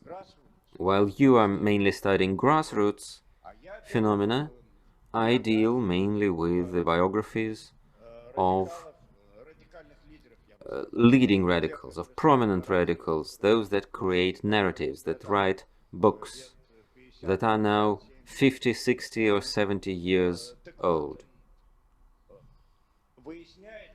And it turns out that those people come to such ideas by different trajectories, in different age, in different contexts. One of such leaders, for example, is a hereditary xenophobe because his grandfather, grandmother, and so on were already followers of these views, and they taught him to be like that. And this influenced his school life, his interaction with teachers, and so on. Another set that I found had a very friendly school environment with no xenophobia. In the 60s, they had Jewish friends, they had Jewish teachers, people whom they respected. But then a turnaround happened, starting with late 60s. Different factors played into this. I'm not going to list them all at length, but what really bothers me is that these people admit in writing that they were put on this path through literature that they read.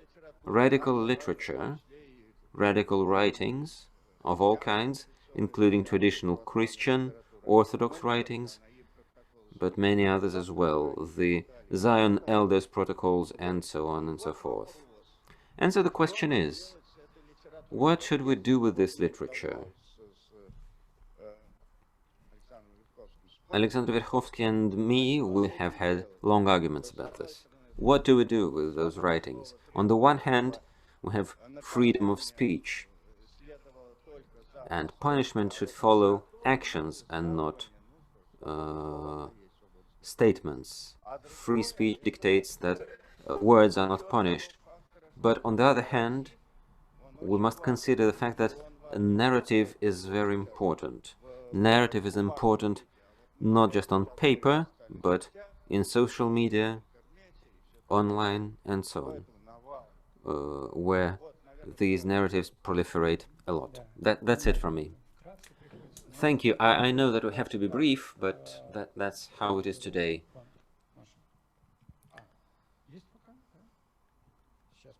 So, one more remark from the hall. Masha? I would like to oppose the idea that school psychologists are working in vain. I think this is an overgeneralization. They do not identify anyone, they say, but whenever they identify a child at risk, they do not go to the police, they do not go to the infamous E-Center, they work with the child. There are very few services like that, there are very few people working like that, because our psychological culture in the society is very poorly developed. Если вот, да, там на Западе они We have работают. more people like that, we should train more specialists like that. They work in the West more than here. If there were fewer people like that, like the school peace services, reconciliation services, if there were fewer services like that, maybe the statistics were grimmer in the West. But here, when we talk about our school environment, where radicalization can be imminent, we should consider the fact that loneliness and the fact that children have nothing to do because their parents don't have any money to send them to extracurricular activities, especially in remote regions. With these problems, teen psychology cannot resolve by themselves. Teen groups cannot resolve these issues by themselves without guidance. These are children that have little experience surrounded by children with little experience. They cannot help each other just like that. That's why some attention from adults that can go from various directions, that can stem from parents or the school, that's why this attention is important. And when we say that we shouldn't frighten parents because they would abuse their children from their fear, I think that's wrong. This approach should change. It should be changed through increasing psychological awareness of the society. A parent should be attentive to their child. They should have normal human relationships, not ones of fear. Because very often radicalization can be stopped at this stage, can be stopped by simple human attentiveness, by empathy. And it can only stem from very few sources. There are not many places where it can come from. Thank you. And now our next contribution. We only have 3 minutes for the rest of the discussion. I would like to come from a perspective that might be outside of the seminar's remit, but I think that my contribution doesn't require immediate reaction. I'd like to speak as a layman here. Having listened to these contributions, I realized that there are two more or less different situations. I simplify, but I think it's still valid. The first situation is our country here, Russia, where there are repressions against all politically organized far-right movements, all forms of nationalistic right-wing radicalism that are linked with violence. It is part of the current legislation. Banned literature is not proliferating, and so on. To what degree does it meet the mainstream of governmental policies is a different question, but they do come together to a degree. And then there is a different situation of more open societies, like we had in the 90s or like Ukraine has today, where this nationalistic radicalism has a large presence of violence, has a large element of violence and xenophobia, as our Ukrainian colleague has highlighted. So, where societies where this radicalism exists in the broader society, but has little electoral support. And so my question as a layperson is, what should I be more afraid of? When the open society in Ukraine is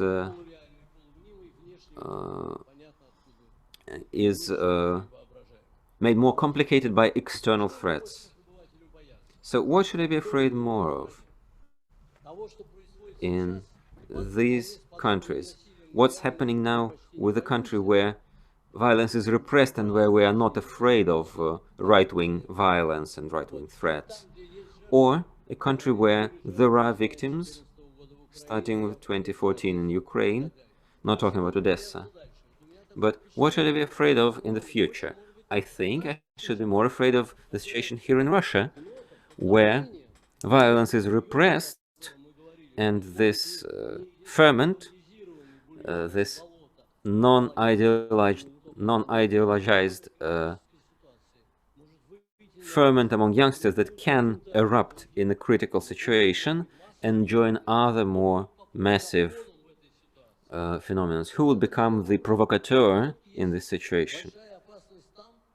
Or maybe the danger is worse in countries like Ukraine, where violence is, if not accepted, but is a part of social life. It is, people are used to it in a way. And maybe it can also play its pernicious role in a critical situation. Although my question is different from what people are talking here, it's not about de-radicalization, but I think it's important and we have to consider it at such meetings. Yes, we should consider it, but we'll do it next time, I think. We're running out of time.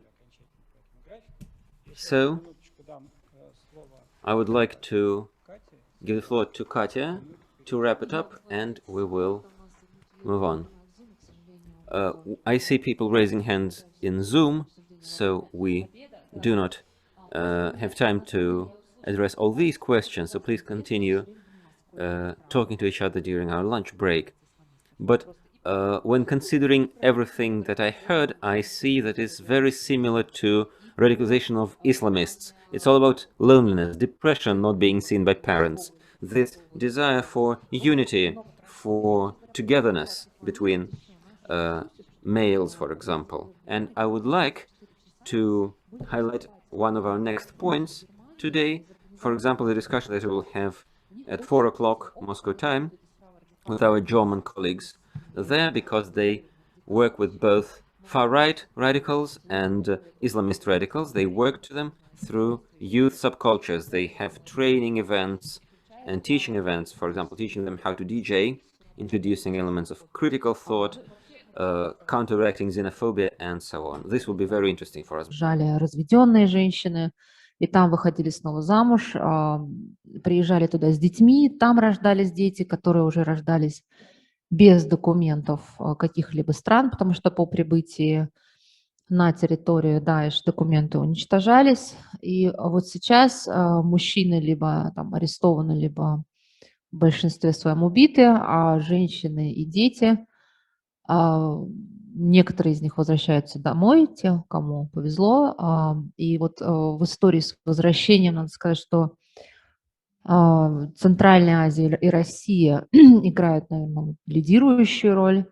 На глобальном уровне, да, возвращение идет трудно. Западные страны вообще с большим трудом принимают репатриантов обратно.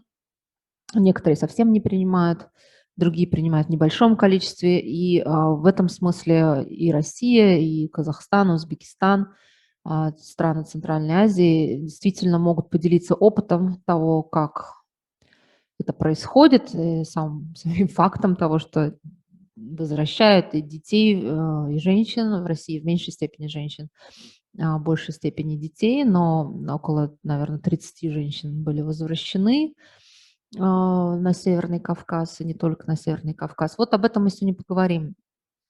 И у нас несколько очень интересных спикеров, я не буду занимать время у них. Мы начнем. Речь пойдет о реинтеграции, речь пойдет о реабилитации и психологической, и социальной, в особенности детей. Огромное количество сложностей с этим связано. Вот. И прежде чем мы перейдем к дискуссии, непосредственно вот обменным опытом о практической работе в этом направлении, нам очень казалось бы важным поговорить о том, что, собственно, происходило с детьми на территориях подконтрольных вот этому так называемому исламскому государству. И первый наш спикер, ассоциированный исследователь фонда Хидая Фарангиз Атамурадова. Фарангиз к нам присоединяется в Zoom. Здравствуйте, Фарангиз. Коллеги, Фарангиз будет говорить на английском, хотя презентация у меня на русском языке. Кому нужен перевод, пожалуйста, возьмите наушники. Вот у Юлии, если кому-то нужен синхронный перевод. Давайте мы минуточку подождем. Фарангиз будет говорить о влиянии образовательной системы ИГИЛ. Напоминаю по российскому законодательству, да, что эта организация признана террористической и запрещена в России. This project is part of the partnership between Program on Extremism and the New York Times on creation of a virtual public archive on files that were collected by a New York Times correspondent with an archive known as the ISIS files.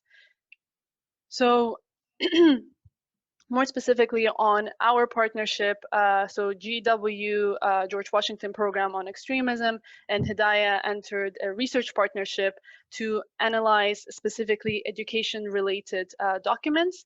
And this project was actually funded by the European Institute for Terrorism and Conflict Prevention, as well as government of Spain.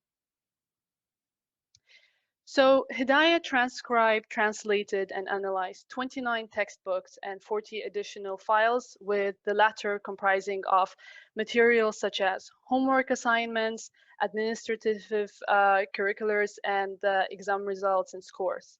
Majority of these documents were actually in Arabic language. The documents were collected between 2016 and 2017 from a school, an orphanage, and a house of an ISIS fighter. And the materials themselves were actually dated between 2014 and 2016. Now, as we started our research project, the two main questions, research questions that we used to analyze these materials were, the first one is, what are the main narratives, values, and themes existing in ISIS textbooks that are aimed at children specifically? And then the second question being, what are the mechanisms that were utilized by ISIS to educate and indoctrinate children? So using critical discourse analysis, we evaluated the social and historical context of the materials. We systematically coded the data and deconstructed the text or pattern of images of text, identified cultural references and themes, and finally, we analyzed the results as a holistic picture. So to establish a contextual background of the actual files, we looked into three spheres. We looked at education in Iraq pre-ISIS. We looked at life under ISIS in Iraq specifically. And finally, we looked at ISIS education system. So to start off with education in Iraq pre-ISIS, as per Iraq's constitution, it was guaranteed right for individuals to receive education in their mother tongue. So they were able to have access to textbooks and schooling in Turkish, Arabic, and Kurdish languages. And education in Iraq was actually free of charge, with the first 6 years of education being mandatory. Now, looking into life under ISIS in Iraq, reports actually suggested that ISIS government was failing to actually provide basic services to its citizens. Unemployment in those territories actually rose, and taxes and fees also increased. Furthermore, the prices to some basic goods, such as gas, also rose. Women were subjected to strict laws, which were regulated and imposed by Al-Hisba, or morality police, that made sure that they were dressed appropriately, that they were not going around without any male accompaniment. Рангиз, простите, можно вас попросить увеличить экран, если можно, потому что нам в зале очень мелко получается, не видно. Можно спросить, какой вы видите? Full screen. Full screen. Rangis, can you? Yeah, if you just switch to the full screen, we will see it It better. is full screen. Он у меня есть на full screen, поэтому да. I think it's presenters. Вы видите? Окей, setup. Секундочку. Sorry, because we can't really see. Не, ничего страшного. Я сейчас просто, у меня подключен был второй экран, поэтому сейчас лучше? Вот сейчас гораздо лучше. Да, ну хорошо, да. Я просто, извините, я не знал, что именно вы видите. Спасибо. Так, это мы уже... Да. Итак, so medical staff was actually already under-resourced prior to ISIS. Medical staff was already under-resourced, but with ISIS, of course, the situation actually exacerbated. And then looking more specifically at children and the situation of children under the ISIS rule. So, of course, they were reported to have gone through trauma and exposure to violence in different ways, whether they saw their loved ones killed or they were just exposed to violence from ISIS side. Looking into education under ISIS, so in 2015, ISIS made education obligatory. However, many parents opted to not send their children to schools due to actually a high fee to send your child to school, and also out of fear of indoctrination. Teachers actually received threats, even sometimes death threats, if they refused to teach the curriculum. However, on the other hand, teachers also were threatened by the Iraq state authority to lose their job if they actually would teach ISIS curriculum. Teachers did try to rebel and resist, so it would either be whether they try to avoid teaching ISIS curriculum altogether or not teach it at all. Now, it's also very important to say that while research actually shows that not a lot of children were exposed to the ISIS curriculum and did not attend these schools, it, however, provides us a glimpse of what ISIS was building and envisioning for the future of their caliphate. Here you can see a list of subjects that were approved by and taught under ISIS education system, noting subjects such as the history of the Islamic world and geography of the Islamic world, which were basically ISIS's vision of the basic subjects of geography and history, which actually ended up on the canceled list of subjects. So this is a list of subjects that ISIS actually removed from the curriculum, such as arts, philosophy, and other subjects, due to these subjects not really following ISIS's way of life or worldview, or just simply understanding. Now, as we analyze these materials, we saw the use of applying a known scholar, Harora Ingram's idea of competitive system of meaning as a basic framework of understanding, which helps explain how meanings were internalized and how they were used to actually create new realities and perceptions for those living under ISIS rule. So of course, ISIS leveraged education to instill norms and values and meanings in children, as these children acted as blank slates that were easily affected and influenced.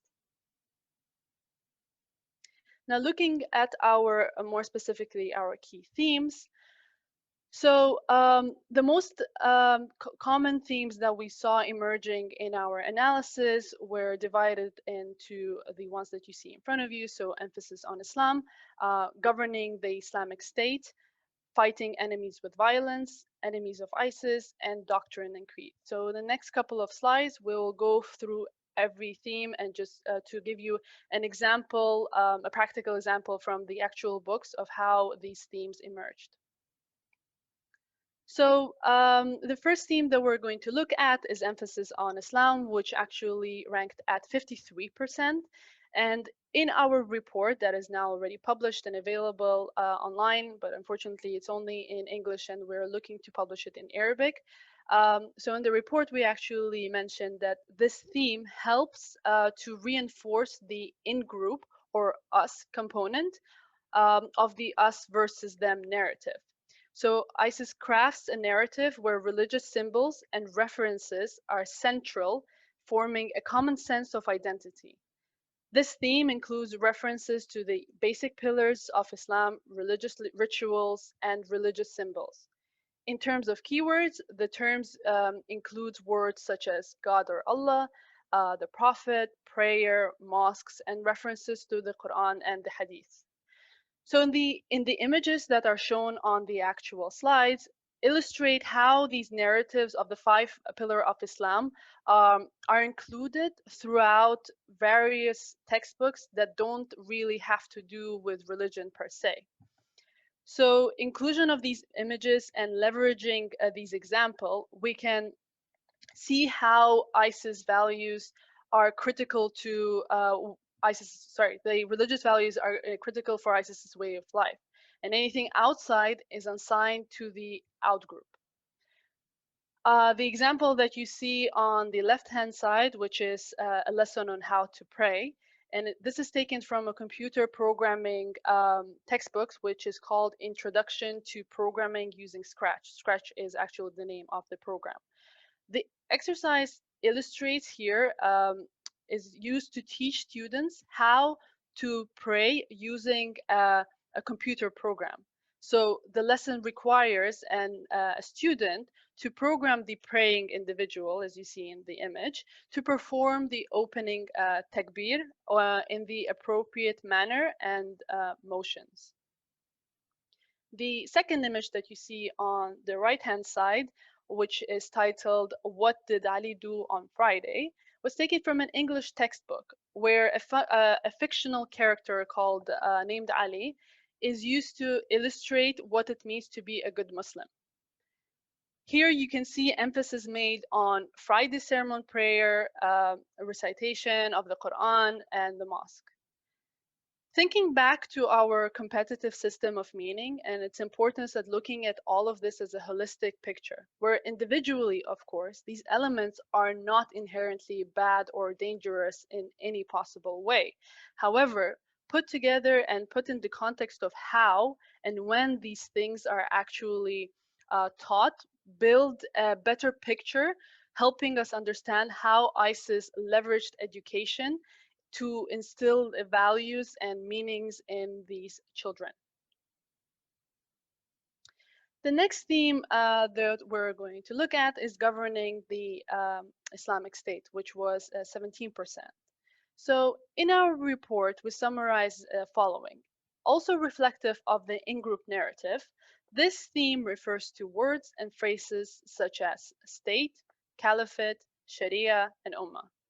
This category also codes passages that talk about defining or defending the Islamic world in reference to key leaders. It also includes mentions or images of the flags or maps of the Islamic world. As you may know, items such as flags or territorial markings of the state or maps are some of the elements applied in practice for state building and establishment of a nation or a state. So looking at the study of political geography, one of the first aspects that you learn is how states actually leverage these elements to create a sense of belonging to a certain state. And ISIS used similar tactics to instill such values and sense of belonging in its citizens who were already dedicated to protect the caliphate. Now, the image that you see shown on the actual slide refers to the last part of the quote that I read beforehand, depicting a map of the Islamic world, which was taken from the Geography of the Islamic World book for the second intermediate grade. So the map is actually a good example of how ISIS sought to polarize the Islamic world in contrast to the rest of the world. So again, instilling that us versus them narrative. The parts that you see that are highlighted in white are meant to indicate the regions with a majority of number of Muslims. And the ones that are in darker shades or black are regions or countries with an increased number of infidels or kafirs. So this again sort of justifying the use of violence against the rest of the world, which brings us sort of to the next theme. But before we move on to the next theme, I have another example to show you. And this is an appearance of an ISIS flag in various school materials. So this is just one of the example where an ISIS flag actually shows up in the school material. It might be not very clear here, but basically the black block that's on top of a board, this is the ISIS flag. And as mentioned earlier, a flag is also an element that helps sort of like instill this sense of belonging and instill the sense of belonging to a certain state. Moving to the next theme, which was doctrine and creed, which was at 7%. In our report, we summarized it that the last component of the in-group narrative This theme includes passages that emphasize Islamic creed or monotheism, and includes terms such as Tawheed, which is monotheism, Daw'a, or believers. The theme was separated from the first theme of emphasis on Islam because it connotes a certain interpretation of Tawheed and an ideology that is exclusivist. That is, ISIS considers all those that believe in the same interpretation of ISIS as part of their in-group, whereas all others are considered to be enemies. So for ISIS, Tawheed, or the idea of monotheism, is actually a core of one's identity. Their interpretation of the Islamic doctrine and creed are critical components that they leverage to construct the identity of the one and the one's relation to the other, so re-emphasizing the whole process of in-group and out-group divide. ISIS leverages its extreme interpretation of the idea of Tawheed, or monotheism, linking it to core survival of the group. And the image that you see in front of you is actually taken from the English for the Islamic State book. Again, it's a subject that has nothing really to do with religion. However, you see an individual with his back, with his finger up, which is one of the ways to depict monotheism, so the oneness of Allah, of God. And then, of course, in the background further down, you see an actual flag. The next theme is enemies of ISIS, and for this theme, the way we summarize it is that this theme helps to establish the out group, or the them component of us versus them narrative. It tags words such as kafir, or shirk, polytheism, murtad, or apostate, and all references to other religious groups such as Christians, Jews, Crusaders, Shia Muslims. So using such language, ISIS intended to distinguish between the in-group and the out-group to the others. Through this differentiation and the use of dehumanizing images and languages to describe the other, ISIS sought to create polarization, convincing their followers to treat the others with animosity. The image that you see in front of you is from a computer programming textbook called Introduction to Programming Using Scratch. The specific exercise shown is called Hunting the Apostate Challenge. And the exercise suggests that the apostates are enemies and should be dealt with violence. Through such integration of ideas in schools and subjects, such as computer programming, ISIS instills the idea of the enemy and the way this enemy should be dealt with.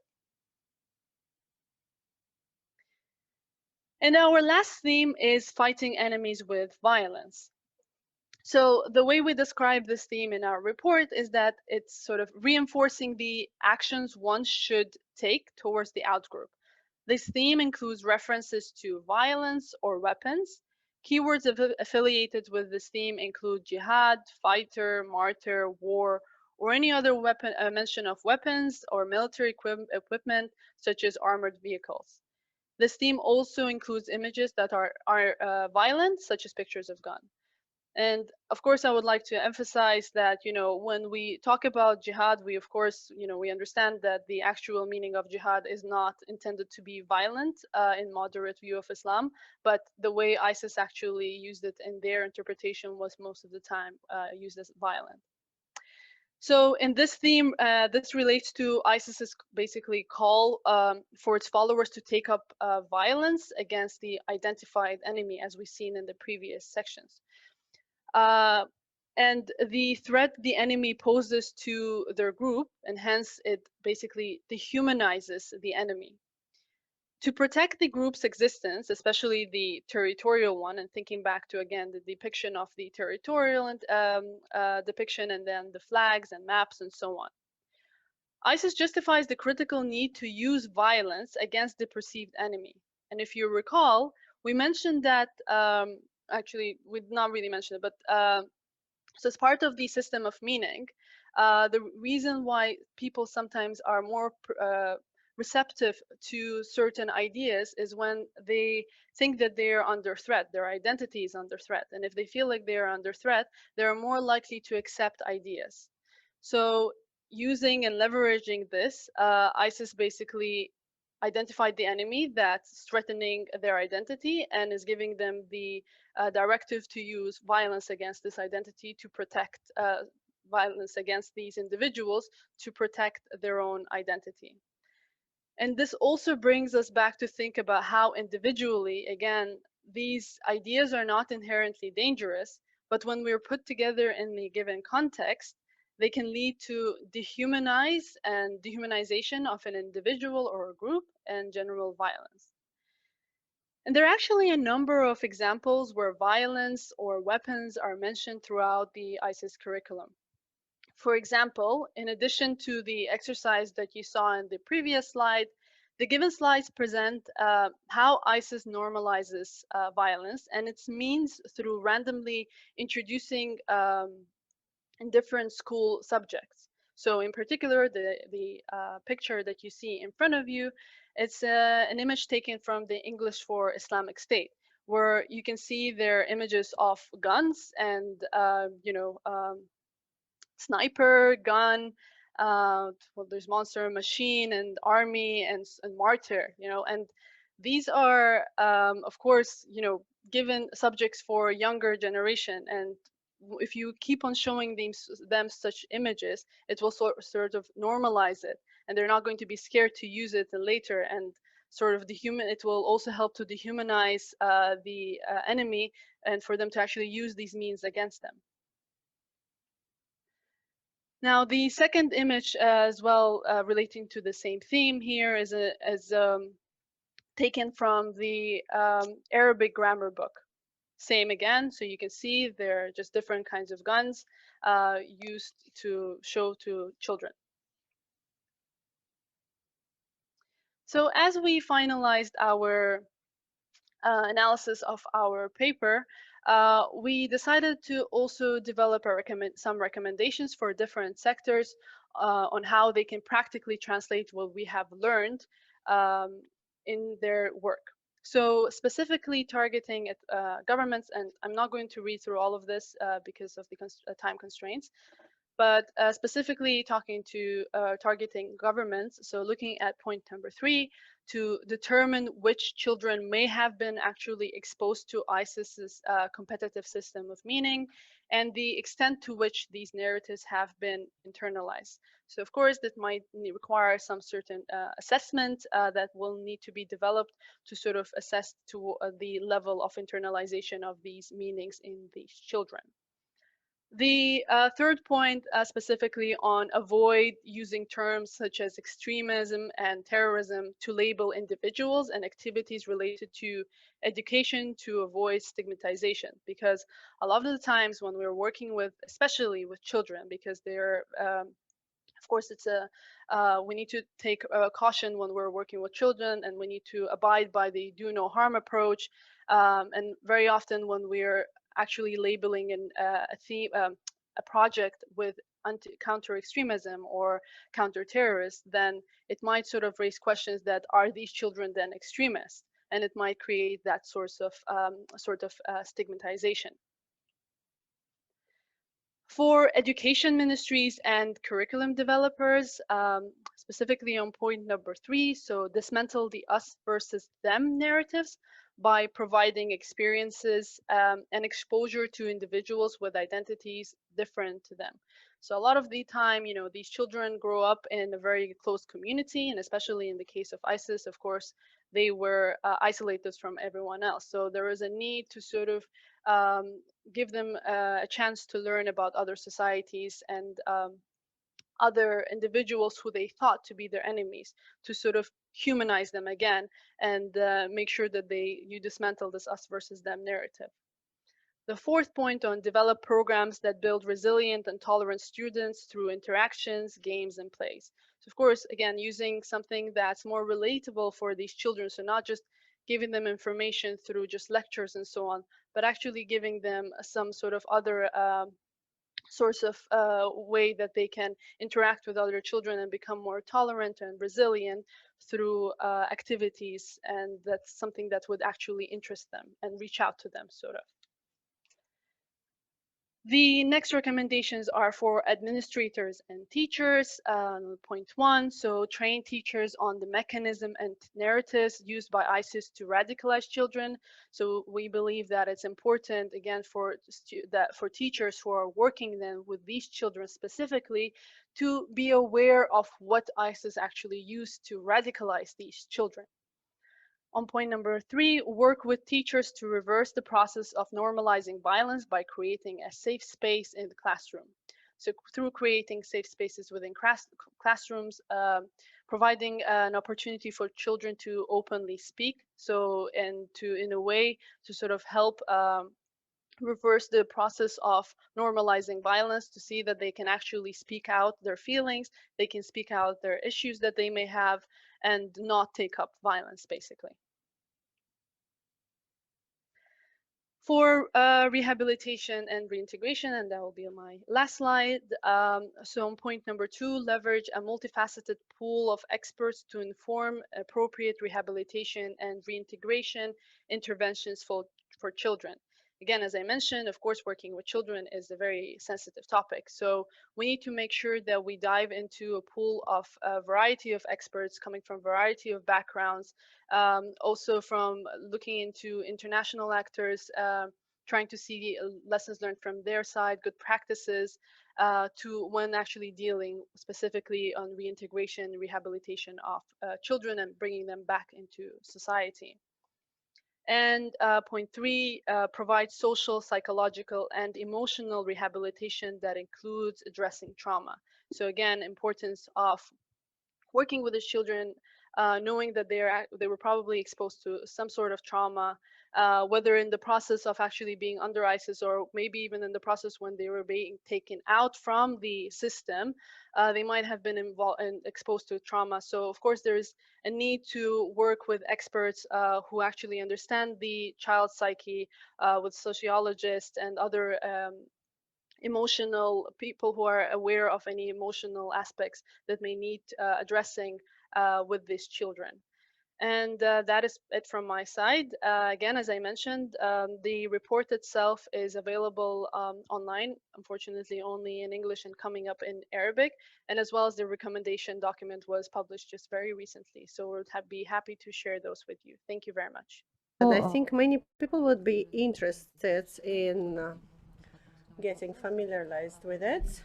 So please do not leave Farangi. So if you can, please stay for questions. And I would like to ask everybody to submit their questions to the chat. And right now I would like to give the floor to our next speaker, Olga Elmuradova from Uzbekistan. She came here from Tashkent. She is the director of the International Social and Education Center Barkarol Hayot.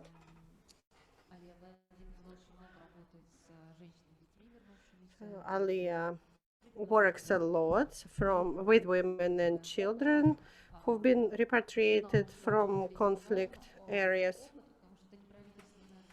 And this experience is extremely important for us because this is an NGO, because there are, of course, government programs in Kazakhstan, in Uzbekistan, and Russia. Everything is done through government channels. But here we would like to hear about the experience of NGO playing an active part in the process of rehabilitation of women and children. Hello, everybody. Thank you very much for giving me an opportunity to participate in this event. And I would like to tell you that the collaboration experience between the government and the civil society is something that you can find only in Central Asia, in Uzbekistan and in Kazakhstan. Tajikistan also repatriated 84 children, Kyrgyzstan repatriated 79 children, and the statistics for Kazakhstan and Uzbekistan when it comes to repatriated women and children are quite similar. If you're interested in some other countries, I can tell you about their experiences a bit later.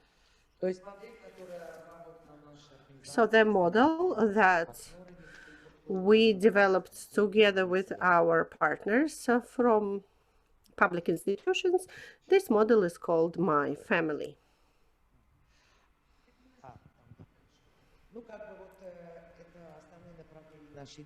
So here on the slide, you see a list of our major activities. We do a lot to prevent illegal migration.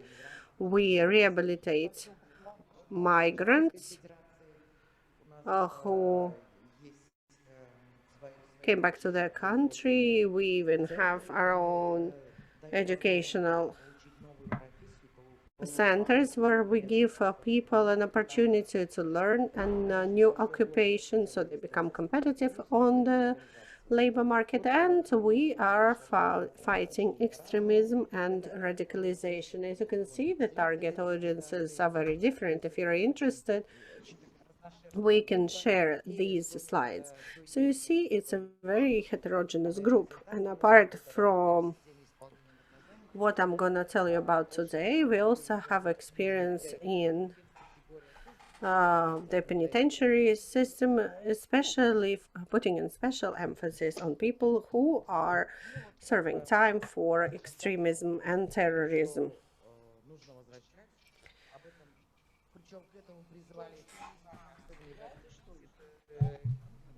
So when the repatriation issue became relevant,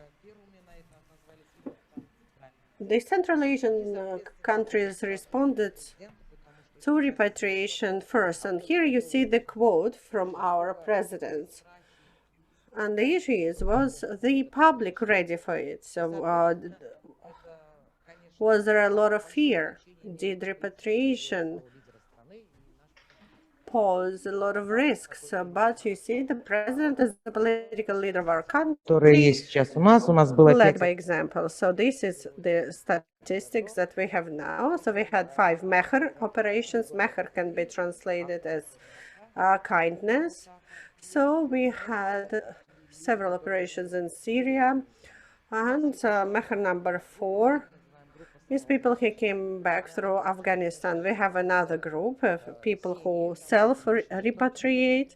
These people are usually families. There were also men in there. Maybe they got tired of the war and they asked for pardon on the website. They asked for presidential pardon, and then they came back home with the help of consulates.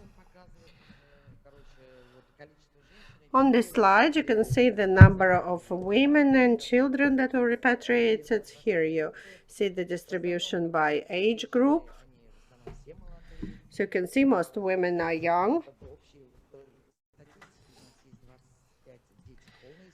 So here we have 25 orphans, children who lost their fathers, and also we have 64 children whose parents are now incarcerated in Iraq.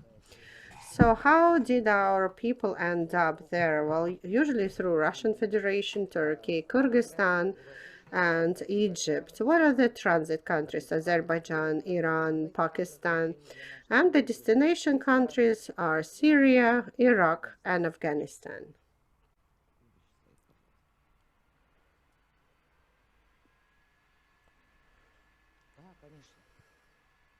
Ну вот, для того, чтобы вы себе представляли, как...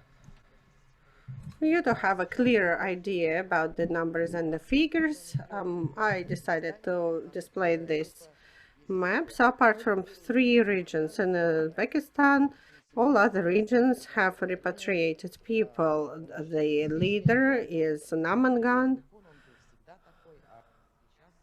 which is home to the Fergan Valley. It is probably the most religious region in the country, then Andijan region, and number 3 is Surkhan-Darinsky region, which is on the border with Afghanistan. So this is a brief history of our model. So in July 2017, it was quite challenging for us because it was unprecedented. We didn't have people who could work with this type of trauma. We didn't have specialized rehabilitation centers. In Uzbekistan, we have domestic violence victim centers and so on, but we didn't have people who had experience of working with such repatriated families. And maybe it wasn't a bad thing, because it led to a decision that family is the best way to rehabilitate people. Therefore, reestablishing family connections is essential to social rehabilitation. We need to make sure that other members of the family also participated in this process. It's very important for repatriated people to have somebody they can lean on. So we also needed to spend some money. For instance, in Kazakhstan, they set up 2 major centers which house these people from 2 to 6 months. And of course, people in the end, they felt safe and their psychological state stabilized. So this is our model. Of course, each case is very individual, therefore it can change. So the first stage is going back home. It usually takes up to 3 months, and then active rehabilitation from 3 to 6 months, and passive rehabilitation from 6 months and more. Usually people ask me the question, how long do you think is needed for a person to be fully rehabilitated and socialized? I worked in this area for 5 years, but I still cannot really answer this question, because I believe we're still looking for the correct model and for the right solutions. But what makes me happy is that we do not have recurrence of radicalism in our work. None of our repatriates decided to go back and continue doing what they had been doing before. As I've already mentioned, for a lot of people, Central Asia is a bit of a mystery, but let me tell you that Uzbekistan has initiated a number of reforms. We're developing a public-private partnership, and that is a testament to the fact that social problems cannot be tackled just by public initiatives. Therefore, we work with the cabinet of the Uzbekistan Republic, and we work together with the government according to the action plan. And you see the list of partners at the bottom of the slide. These are all of the key ministries that are part of this process. Of course, going back home, well, it looks more or less the same for all women. Women are usually very scared because, of course, our opponents scare women that when they go home, they will be persecuted, they will be incarcerated, they will have to pay. So the women come back home with a lot of problems, physical and psychological. Therefore, it's very important to address at least some of these problems at the going back home stage. So this is the most important part of active rehabilitation. In active rehabilitation, we approach each case personally. We evaluate the needs, we create a support plan, and we take into account the wishes of women and children. A psychologist works with each case individually, and it is mostly a psychologist and social worker who are bearing the brunt of this challenging task. It's also important to motivate women to take on more responsibility. That's why we offer these women occupational training. You know, these women usually have 5, 7 children, because basically what ISIS did is indoctrinated women to give birth to the warriors of Islam. Therefore, they'll have a lot of children. Therefore, it's not an easy decision for them to seek gainful employment. So sometimes we offer our women different self-employment schemes. The International Migration Organization provides these women direct support by giving them access to equipment, for instance, sewing equipment, baking equipment, and that also expands their economic capabilities. What is also important at this stage is to restore family connections and social roles. Nobody can, of course, have a success rate of 100%.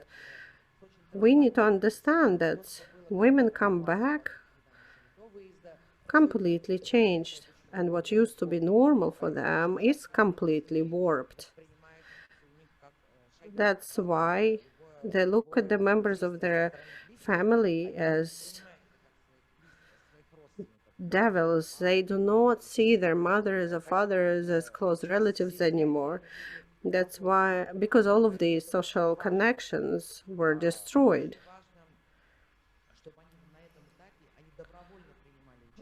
It's very important for these women to voluntarily and proactively participate in this process. Throughout my practice, there was only one case, one woman who said, I don't need anything, I don't want anything, just leave me alone.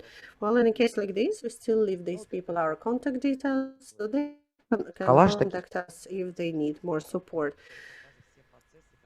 Here you see a number of pictures illustrating the life in our center. So the last stage, free sailing or passive rehabilitation, when we see that the active phase is over, we do not contact our program participants so often anymore, but we always keep in touch so the women know that there's always a place they can turn back to. There are always people who will listen to her.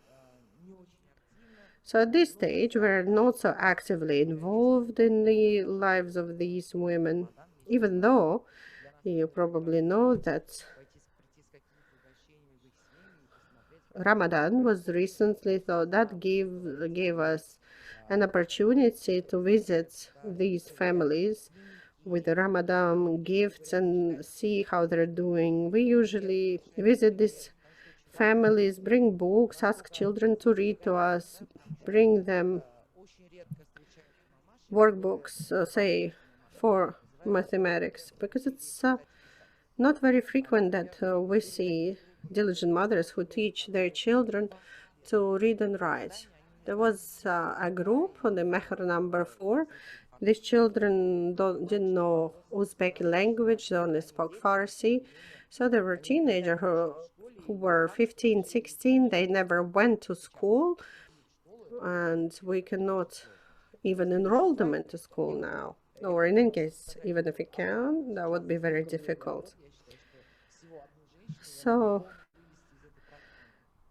in my 5 years of work, I believe I only had one true success story. This is a case of a woman, and this woman was a very active recruiter of ISIS. So she came back with 2 children. She's living together with her parents. See, she's a businesswoman right now. She has 2 greenhouses. She's keeping farm animals. She made enough money to build a house. Maybe for some of you it might not seem like a lot, but for us it's very important, so that she is so well adjusted, she can make money, and her children go to school. So it's very important. So of course, when we look at statistics, it might not seem so promising, but still we always say that quantity, of course, is not as important as quality. So let's talk about children now. When we started working with these cases, well, we never had experience working with the children before. It was a new target audience for us. So we made a number of conclusions. We think that if children are younger than 5, they can be fully rehabilitated and adapted. Children over 5 can already be indoctrinated in some codes, especially boys, because some boys went through Sakharov military training courses. So these children know everything about all types of weapons. So they can tell you about all sort of drones, handguns, machine guns. It's quite amazing. Another thing is that they know surahs from Quran, and they can even compete with, really well-educated imams who believe that they know it all. So when it comes to this type of education, they receive high-quality education, and they're very calm, when they tell you about the death of their parents. They usually tell us that my parents were shahids, and they are in heaven waiting for me. And, they talk about it very calmly. They never cry. So here, of course, we need to understand that it's not easy rehabilitating these children. So we have several models when parents are with children and they all live as a family. We have guardianship. It's good if these children have biological relatives. Usually they're uncles or aunties or grandmas or granddads. But of course, for these family members, well, they sometimes don't know these kids, especially if they were born out of the country. And kids who come back, they don't know their relatives. So when we just started working with these kids, we had a bit of a time when we couldn't straight away educate these host families, but sometimes there are a lot of problems in these host families. It's hard to develop this psychological connection. And of course, unfortunately, there are still children who live in orphanages, and so there are some children who are living in an orphanage village. That's why it's not easy, and it has been quite challenging to document all the children, especially those who were coming by themselves. For example, a woman could come back with one child being born in Egypt, the other one in Pakistan or Afghanistan, and none of these children could have any documents showing that they were born in these countries or that this woman is indeed their mother. So sometimes gene testing had to be initiated, especially with families who came back when the pandemic started. Quite many children were ill or injured with shrapnel wounds, or children who lost their ability to hear due to a concussion or contusion, children who lived in caves in Afghanistan who developed various skin diseases, and so on. Some children are classified as disabled straight on arrival, for example, those with cerebral palsy. One of the most frightening events that I saw in my practice was a woman who lost her child on arrival. She answered to me calmly, "It's not bad, I sacrificed him to God." So this answer tells us that this group of people is not easy to handle, and one has to have certain spiritual capacities and resilience to keep working with them. It's very important to cover all incoming children with vaccination, and here we have achieved certain successes. We have individual vaccination schedules for all children who are incoming. They are followed up by doctors and nurses. They are receiving all vaccines that are indicated to them according to their age. And so the Ministry of Health and the Ministry of Education are working a lot with these children.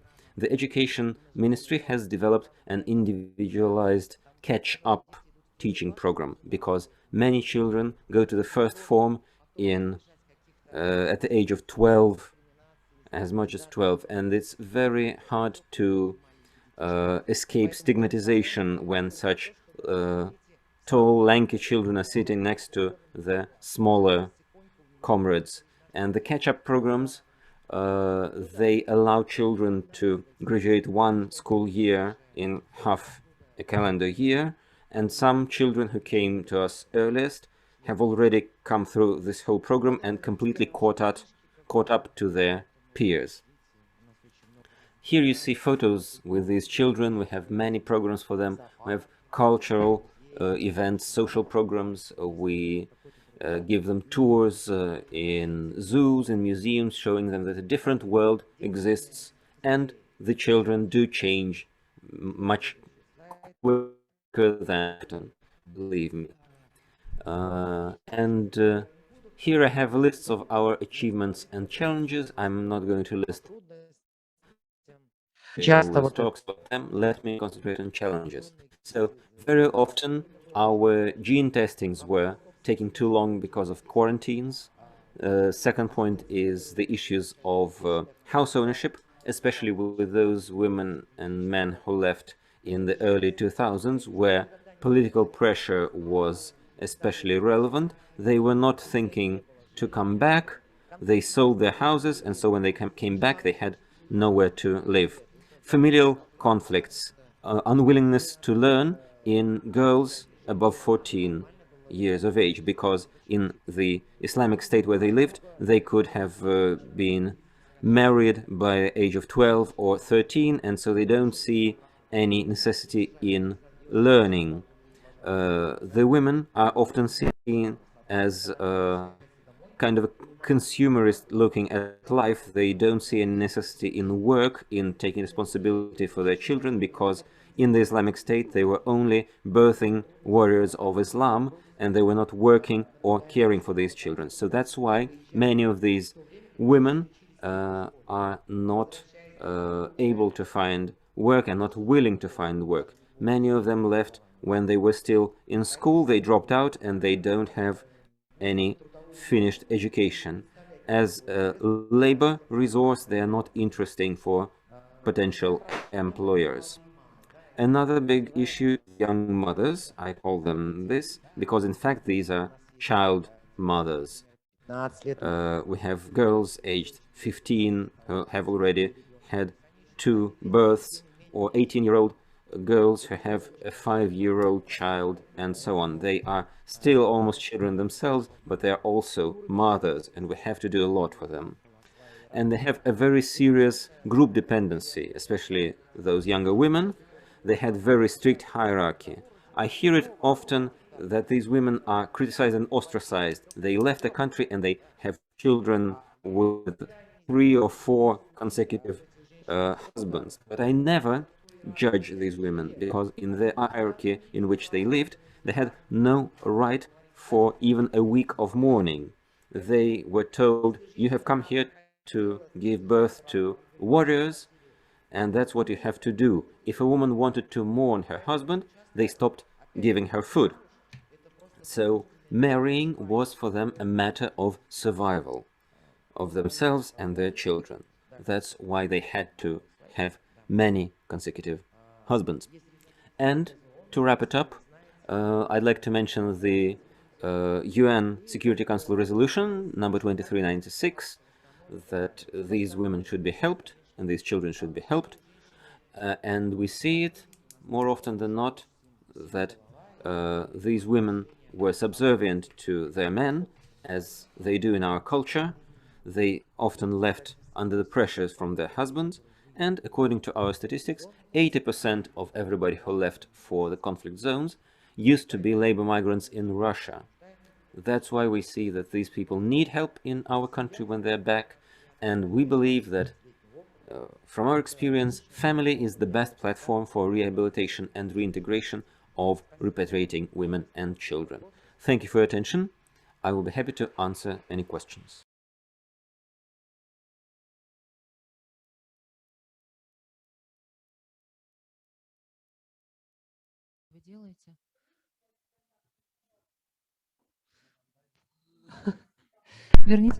Thank you for this presentation, for the work you're doing. We'll bring up the contacts on the screen for the viewers in the hall. again, and now we will be giving the floor to a representative of Chechnya, the Chechen Republic in Russia, where children and women are also coming back. We're receiving words of thanks from our Zoom attendees, Olga. We are welcoming questions and comments from our Zoom viewers as well. And now I'm giving the floor to Lipkhan Bazaeva. Are you with us, Lipkhan? Lipkhan, good afternoon. Do turn on your video. Dear moderator, please give Lipkhan access to video, and now everything will be working.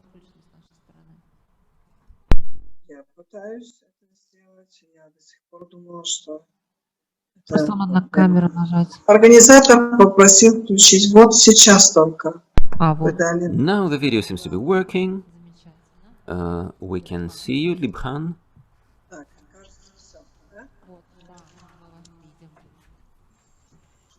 Сейчас. Мы здесь вдвоем с моей коллегой. I am joined by a colleague of mine, our psychologist Maria Chudaeva. So allow me to introduce Lipkhan Bazaeva. She's joining us directly from Grozny, the capital of Chechnya. She's the chair of the Women for Development organization, and we are going to talk to her about psychological and social rehabilitation of children who repatriated to the Chechen Republic from Iraq, and about the approaches to educating carers. Maria Chudaeva, please show yourself on the video. And now, Lipkhan, the floor is yours. Thank you. We listened to our colleague from Uzbekistan with a lot of interest, and we see that in many components, our work with children and women who were coming back to us from the conflict zone in the Middle East is very similar, although we have local differences, obviously. When repatriation started, we realized that we had no mechanisms for social and legal rehabilitation of these women and children. At the top levels of government, there was no clear picture of who these people were. Should these women and children be treated as criminals or as victims of radicalization? Governmental agencies, social agencies, pension agencies and courts of law were rejecting these applicants, were not solving the social issues because they were afraid to be accused of supporting the extremists. And so any petition, any application that they submitted were rejected. They were not able to receive any social protection, any support from the government that is guaranteed to them by law. They were not able to access what is accessible to all normal citizens, so to say.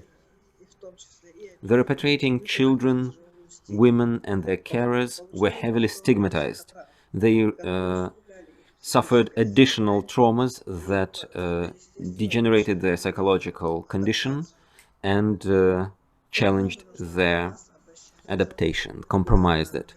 That's why we had to regularly address various governmental agencies, especially the Chechen Child Ombudsman. And I must say that the Child Ombudsman for the Chechen Republic provided us with some help. For example, in order to resolve various legal issues for these women, we used the assistance of lawyers working in the Ombudsman's office. because as a non-governmental organization we were not as efficient in submitting for such help. We wrote recommendations for these women, wrote applications for them on a case-by-case basis. We tried to develop the best wordings for these documents, and we used the help of the Child Ombudsman's office to submit the actual papers to governmental agencies. This intense activity led us to the situation when this problem became recognized. In order to exclude a recurrent radicalization, we needed to use the efforts of the whole society and the governmental apparatus. We had to treat the repatriating children and women in a humane way. We had to consider their troubles, we had to consider the transformations in their mind that happened when they traveled to Syria and were under the influence of ISIS, and what led them to making this decision to leave our country alone or with their husband. In many cases, we have seen young women leaving not because of the influence of their husband or partner, but by themselves, by their own volition.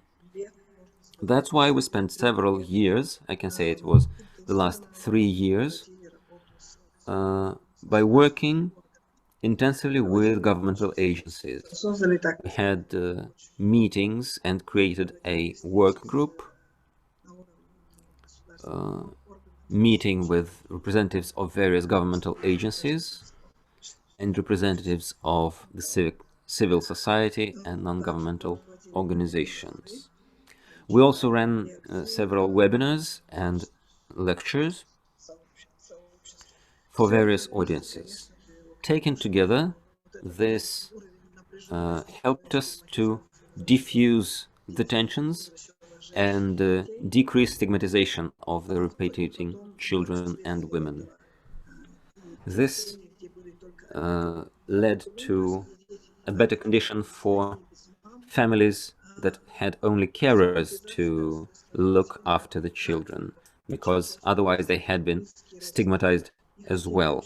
And so relatives didn't want to contact these families, and they became isolated because they took up a child from the conflict zone. This in turn led to additional trauma for women and carers that we had to mitigate and prevent. In the Chechen Republic, we have more children who came alone without parents than women with children who came back. So more children are in host families than under the care of their own mothers among the repatriants. And these carers, these hosts, didn't receive any social welfare because any obstacles became insurmountable for them, and governmental agencies did not want to help them. For example, in order to receive governmental pension for a widow, the hosts had to present a document that confirmed the death of mothers and fathers of these children. For some of these children, mothers were still alive, but they were not able to come back to Chechnya. This excluded any opportunity in receiving welfare. We met the Child Ombudsman for the whole Northern Caucasus region. We met Ms. Marina Yezhova, the Dagestan Child Ombudswoman, and she supported us in the idea that host families should receive the equivalent of a widow's pension in order to provide for these children. It took us a long time to overcome this obstacle. Only this year this barrier was taken away, and currently the host family only has to receive one certificate about the fact that the child's parents are missing, and this missing status of the child's parent will allow the host family to receive welfare. Libhan, please speak up a little bit. Like this, thank you. Another important point was, and this could have been overcome earlier, but the main obstacle was the severe stigmatization of these women and their families. A breakthrough took place in people's minds, and especially in the minds of our civil servants, and this was brought about thanks to long-term efforts of non-governmental organizations. I wouldn't want to take all the credit for ourselves, but our organization did make a very substantial effort, and in Russia as a whole, these individuals are now better understood. We understand their challenges, we understand the fact that we should treat these women and their relatives in a humane manner. We should pay attention to their psychological condition and to their emotional state. In the last year, we were discussing at length the issue of developing a comprehensive mechanism for psychological assistance for such individuals, and we need to use the efforts of serious psychological institutions and research institutions in Russia. We tried to attract the Serbsky Institute of Psychology in Moscow, and we managed to do this. Last week, our region was visited by a special commission from this research institute, headed by Professor Alexander Kozlov, and they have now started working on this project. And in the coming week, Mariat, who is present here, our psychologist, she has worked with this commission and will continue doing it. They met all these children and women. They invited them to the offices of the Republican Child Ombudsman, and they were met on a person-by-person basis. So, of course, this joint work, and after they worked with these women and children, led to a lot of discussions. We had very productive dialogues. We were trying to see what's happening with these children, what sort of challenges we encounter, what sort of issues we need to resolve. And following all that,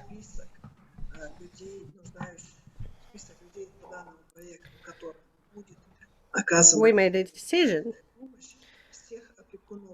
that all of the guardians, all of the host families should be provided help as well. So help and support should be given not just to the women and children, but also to their guardians and host families. Quite often, the guardians are quite advanced in age and they have a lot of health issues.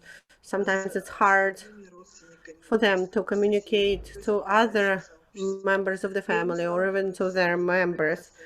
And the guardians also encounter a lot of formal hurdles. It's hard for them to get support from the government. They don't know where to go. They don't know who to talk to, how to talk to people. They have no idea what sort of rights and possibilities they have. They feel really vulnerable. They're afraid of being stigmatized, and they are stigmatized. We had a very sad case when a school psychologist visited a family of a woman repatriated from Syria, and the psychologist was passing a lot of judgment against this woman and her children. So for all of these reasons, we reached an agreement that we're going to address the Ombudsman for Children's Rights, заместителю председателя правительства Российской. We wanted to address Mrs. Golikova, who is the deputy chairwoman of the Russian government, and we want to address them to include all of the guardians on the list of people who need psychological rehabilitation within this project. So we've already sent this application. I think there is already a positive decision. Therefore, the guardians of these children will have access to psychological support. Я бы хотела передать слово With моей this, коллеге. I would like to give it over to my colleague, Maria Jedaeva. And Maria will give you some numbers that we do to provide help and support to people repatriated from Syria. Much. You have only a few minutes left. I apologize for that, but we're extremely happy to see you, Maria. Good afternoon. And over to you, please.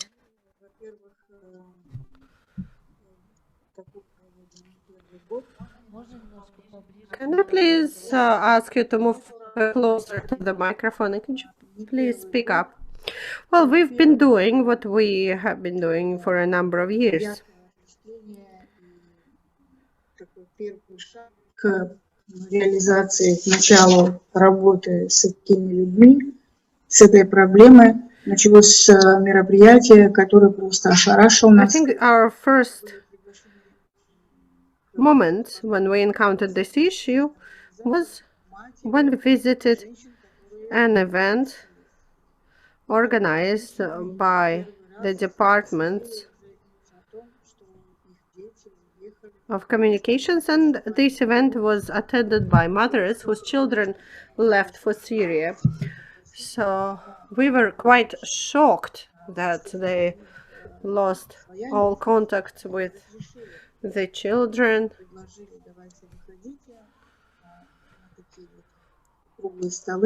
So these mothers were invited to a number of roundtable discussions, and the government made the decision to repatriate women and children. So we decided that we were going to work with these women and children, but first and foremost, we wanted to work on prevention. I'm sorry, Mariat, but we cannot hear you. Well, it was clear to us that these women didn't join ISIS voluntarily. Usually they were women following their husbands, and that's what we heard from the mothers who turned to us for help and support. The mothers were asking us who to contact, where to write, how to ask for help. But mostly we worked with the Ombudsman for Children's Rights, and we worked with government agencies. So we started focusing on prevention. As part of the project, we published 4 brochures. One of the brochures was also published by an association of Muslim psychologists in Moscow. So they were very good brochures, but they were intended for teachers working in schools. In the last 3 years, we had a project rehabilitating repatriated women and children. So it wasn't just trying to prevent the recruitment, but we were trying to re-socialize these women, destigmatize them. And what's interesting is that we worked on this issue for a long time.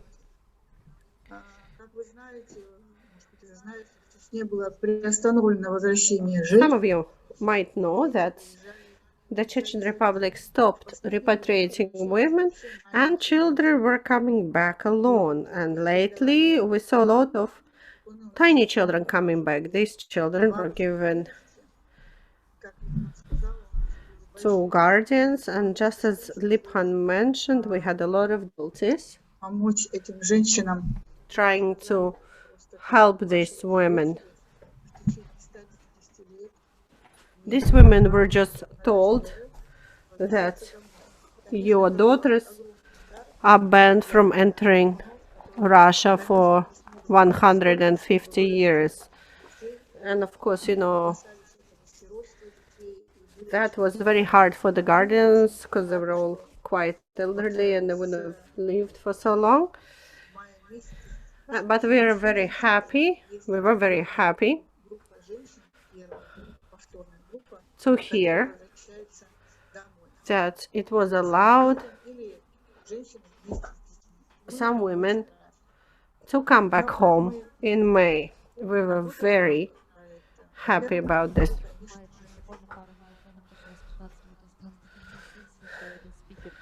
Sorry to interrupt you, but we are really running out of time. So apart from the fact that we were running informational campaigns, we were also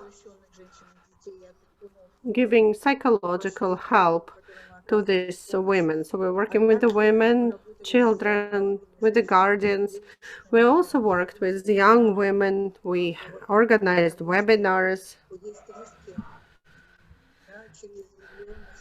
telling them about potential risks, telling them to be careful. They might fall in love, they might meet somebody, and then they might become dependent on the man and end up with a terrorist organization. Then also we worked with government agencies, with non-government organizations, and let me give you some figures. In 3 years, we had 45 publications. We collected 10 stories of women, which we published in our brochure, and we provided webinars and information to 3,900 people.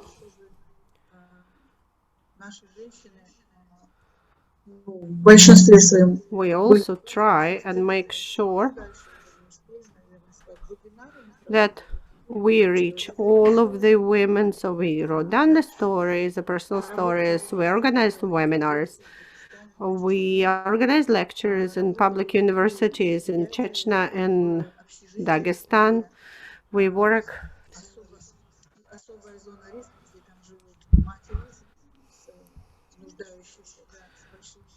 worked in dormitories where workers lived, and you know, this is a special category of people. And if I was trying to estimate how many people we helped, I can say that we repatriated 87 children.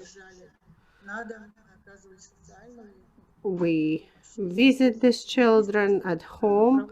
We provide them social support as well as legal assistance to prepare all of the documents for court, to make sure that they receive a government pension.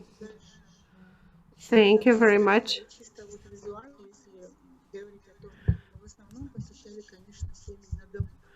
But of course, we had a lot of home visits. We were dealing with elderly grandmothers or very small children who couldn't really ask for help. Then when the Ombudsman invited me to a meeting with the doctors from the Serbsky Psychiatric Institute, and that was a delegation who came to try and help these people. So the doctor said that they will come every month to start with, and then they will train our local therapists and psychiatrists in providing relevant help. We also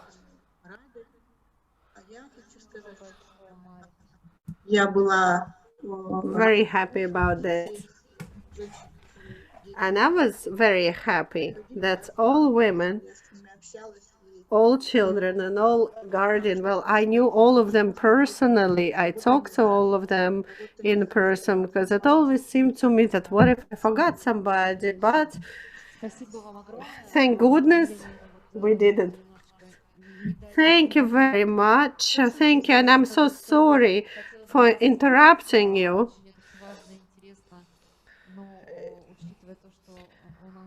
Немножко все ограничено по времени. Your talk was very interesting, but unfortunately, we're running out of time. And we also have speakers from Dagestan, and I'm sure that we're going to have a lot of questions for you, Liphan and Maret. And with this, I would like to give the floor to Aida Kasimova from Dagestan.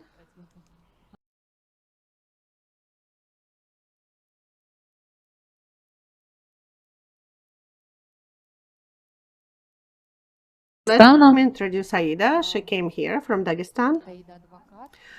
Aida is a lawyer, is a defense counsel.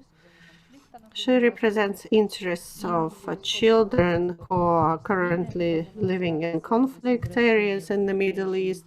She also has personal experience repatriating women and children, and Aida will tell us about repatriation of children who come back without their mothers, but the mothers are still alive.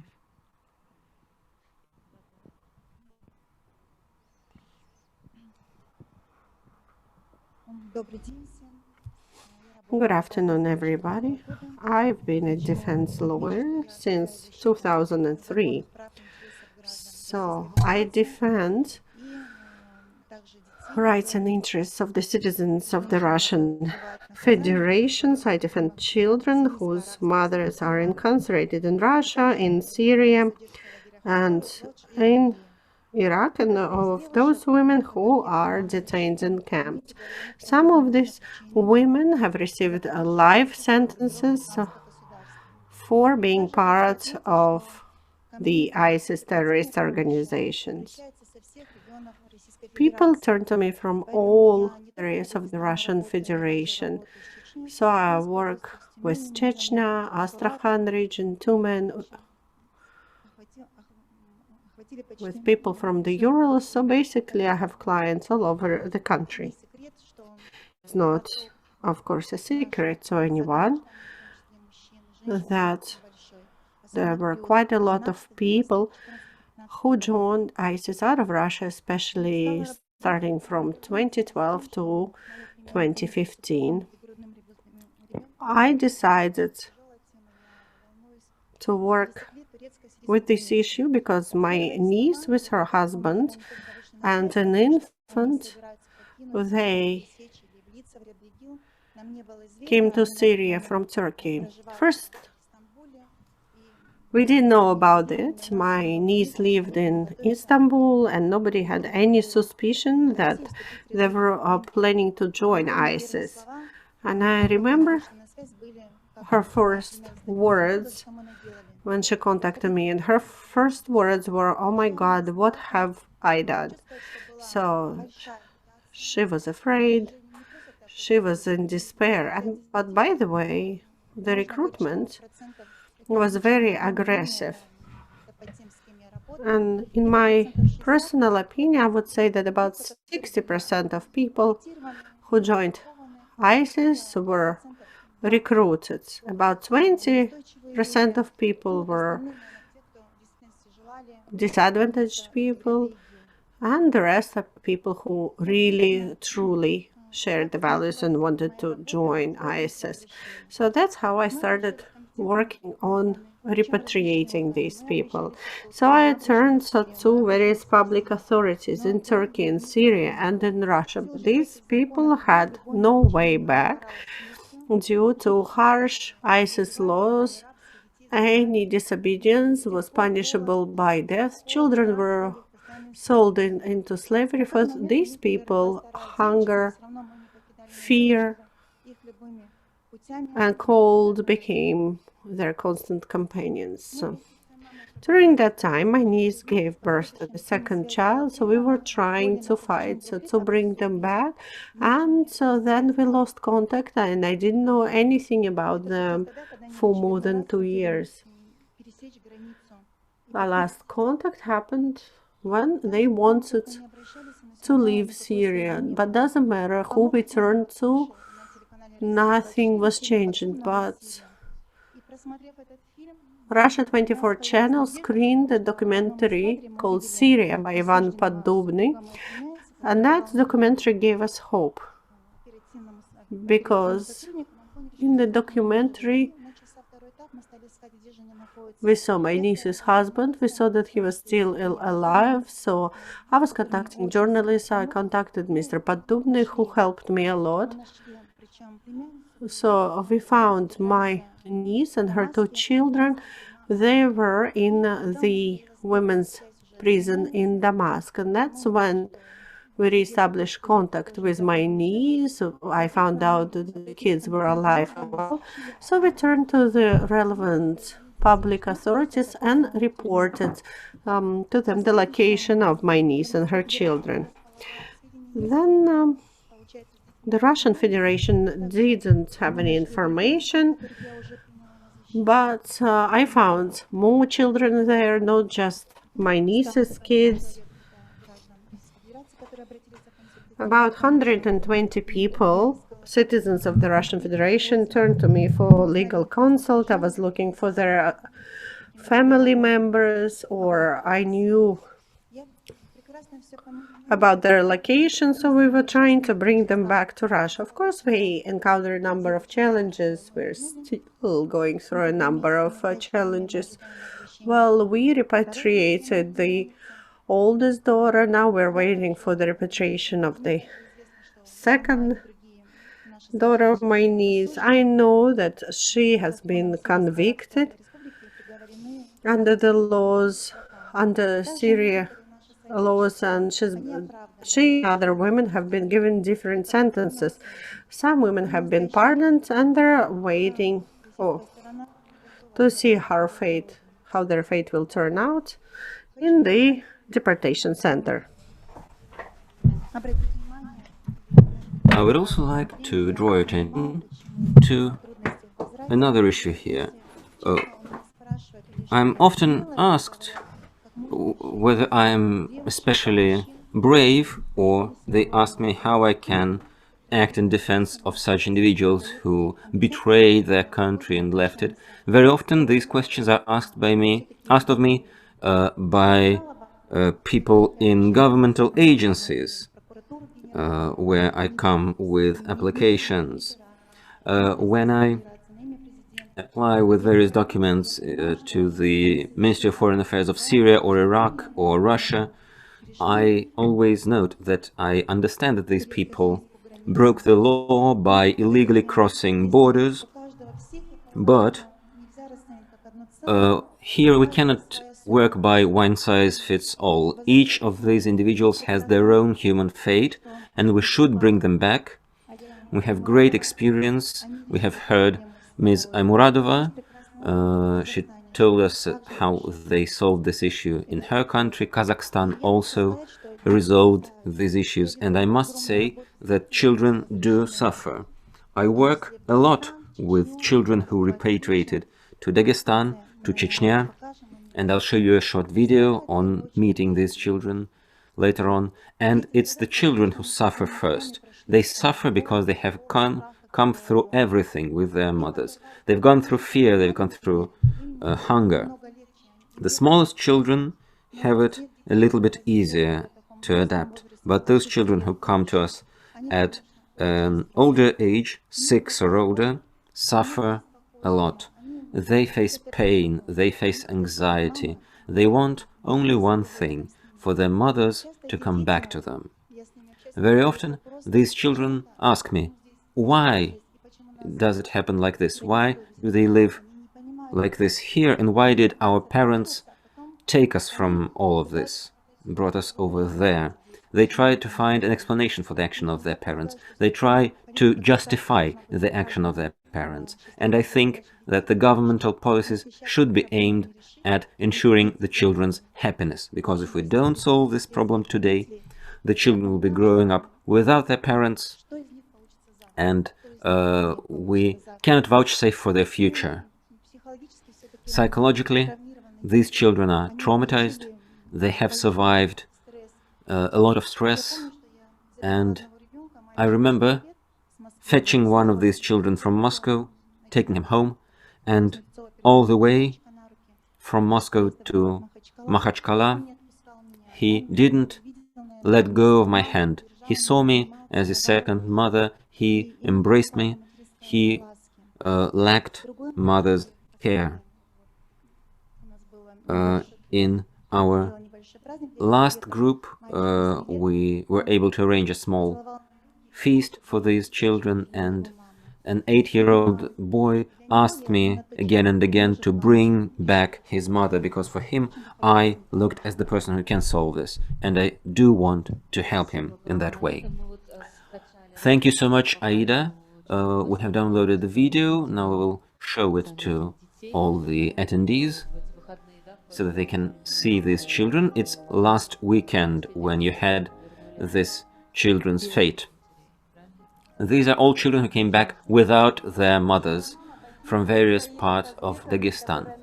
I am the mother of Saida Bakiyeva, who is now incarcerated in Damascus in Syria. I address you all. Please give us back our daughters. Let them go home. Give the children back their mothers. They are suffering without their mothers. Please give them back their childhood. Good afternoon, esteemed President, esteemed Deputy Prime Minister. I would like to address you with the following petition. In the prisons of Damascus, there are Russian women, including my daughter. I do ask for your assistance in bringing these women back home. The children are suffering. They're asking us every day, when is mother coming back? When is my Iman coming back? They're suffering. Just take a look at these children. You start crying yourself. And of course, at this stage in their life, girls and boys, in these years of their life, growing up, they do need their mothers by them. That's why I would like to address the attention of the President and the Human Rights Ombudsman. Dear Mr. President, please bring our mothers back home. We are very sad without them. We want our mothers to be back with us. Please bring them back home. We miss them a lot. We are very sad. Please bring back my father, my mother, and my sister. I miss them very much. I love them. I'm feeling very bad without them. I want my mother to come back. I'm missing her a lot. I'm very sad. I'm waiting for my mother. I'm sad without her. Each night I want to see her next to me. Please bring back our mothers.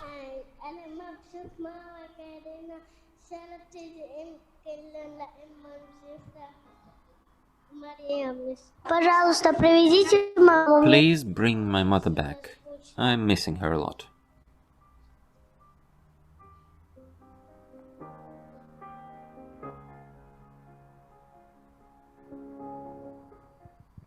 Спасибо большое. Thank you very much. That's what these children look like. Now you've met them. We have very little time left for this session. Let us use 5 minutes from our coffee break for questions from the hall or comments. Good afternoon. I represent Krasnoyarsk region. My name is Olga Suvorova. I am the chairperson of a human rights association in the region, but we also work for domestic abuse prevention for women and children. We have a special crisis center for domestic and sexual abuse victims. I was very much interested in this seminar. Working with these women is very important for us. Our Uzbek colleague has mentioned that some of these women arrived into the conflict zone from Russia. And do believe me, Krasnoyarsk is 4,500 kilometers away from Moscow. But in the last year, I met 2 women who were indoctrinated by ISIS recruiters. They were ready to leave the city. But we reacted in time. We addressed the police and they brought these women to us. But I'd like to stress that Siberia is very, very remote from those crisis regions. But we do have echoes of this. Another case that we faced was a girl who was almost sold by her stepfather for organ extraction, and we had to hide her in our homes. I'd like to ask our colleague from Uzbekistan, have you got any data on regions within Russia from where women left for the ISIS conflict zone? Have you got anything on Russian regions? Thank you for this question.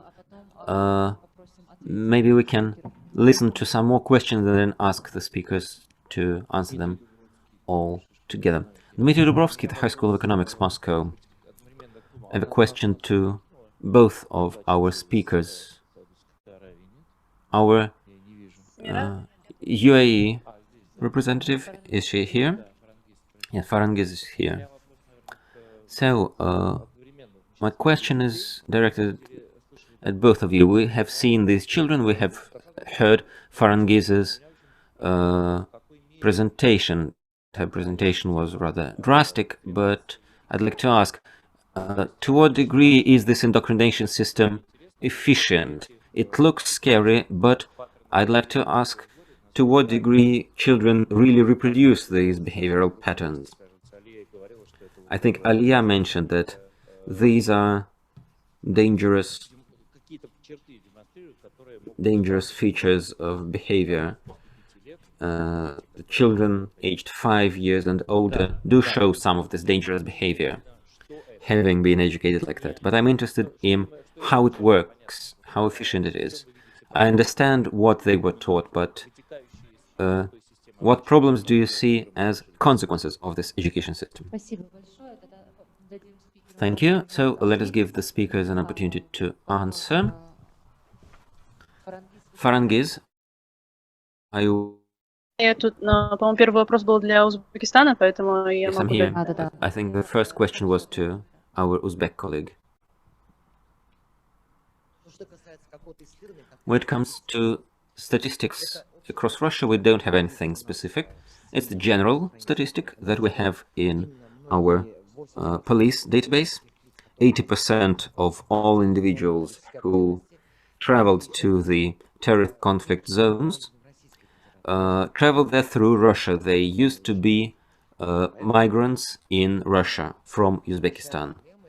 And I think this is a real issue, and we have discussed this. We have to implement prevention of violent extremism and terrorism in both home countries and host countries of all these recruited individuals. This is an issue for us all. When it comes to the children's education, what I wanted to stress is that now we have experience. We have experience of how rehabilitation works. But there is still this problem that these children could still be indoctrinated, and this is an open question for many countries where children, especially teens, repatriate. It's relevant for both Tajikistan and Kazakhstan and Kyrgyzstan, where recently almost 80 children came back. I cannot say that we have any successful experience of reteaching these children. We're still building up practices. And I always stress that there is one main sense of all these rehabilitations it is to minimize risks of social threats for family members of the repatriants, for the society as a whole. So we should monitor, we should follow up these children. I'm not a psychologist, but I think that we should rely on psychologists who can monitor behavioral changes really closely and in a fine-grained manner. Often we are asked, these people could be terrorists. I reply by saying we shouldn't be afraid of these people. We should be afraid of those who do harm in quiet without announcing themselves. In many countries like European countries, it is often stressed that these are potentially dangerous people. But I would like to stress our responsibilities to them. AIDA has shown this. It's really sad when many countries force parents to abdicate their responsibilities for the children, give them over to the state, so that the government brings only the child back and not the mother. It's very sad when children are separated from their mothers. We also have children whose mothers are incarcerated in Syria, and they're waiting for the mother's call each week. They're crying, and you know, these are children. They did not decide to leave, and even if they are indoctrinated, even if they are a potential source of some problems, we should try to help them, first of all, and that's important. That's why the education system does bear the main load in rehabilitating these children. Thank you. Farangiz, now the floor is yours. Yes, thank you for this question. I think that, first of all, it's hard to evaluate the efficiency of ISIS education. And during my presentation, I mentioned that we don't have a high number, at least in the research, in the study cohort. There are not a lot of children who actually got this education. The reason to this is that schools were often bombed, and the war was raging on indefinitely, so schools had to close. And it's important for us to understand how they tried to do this, how ISIS tried to indoctrinate these children into violence and to radicalize them. And one more point that I would like to mention here is that all the information that you saw, the textbooks that they used in their schools, it wasn't just created from scratch.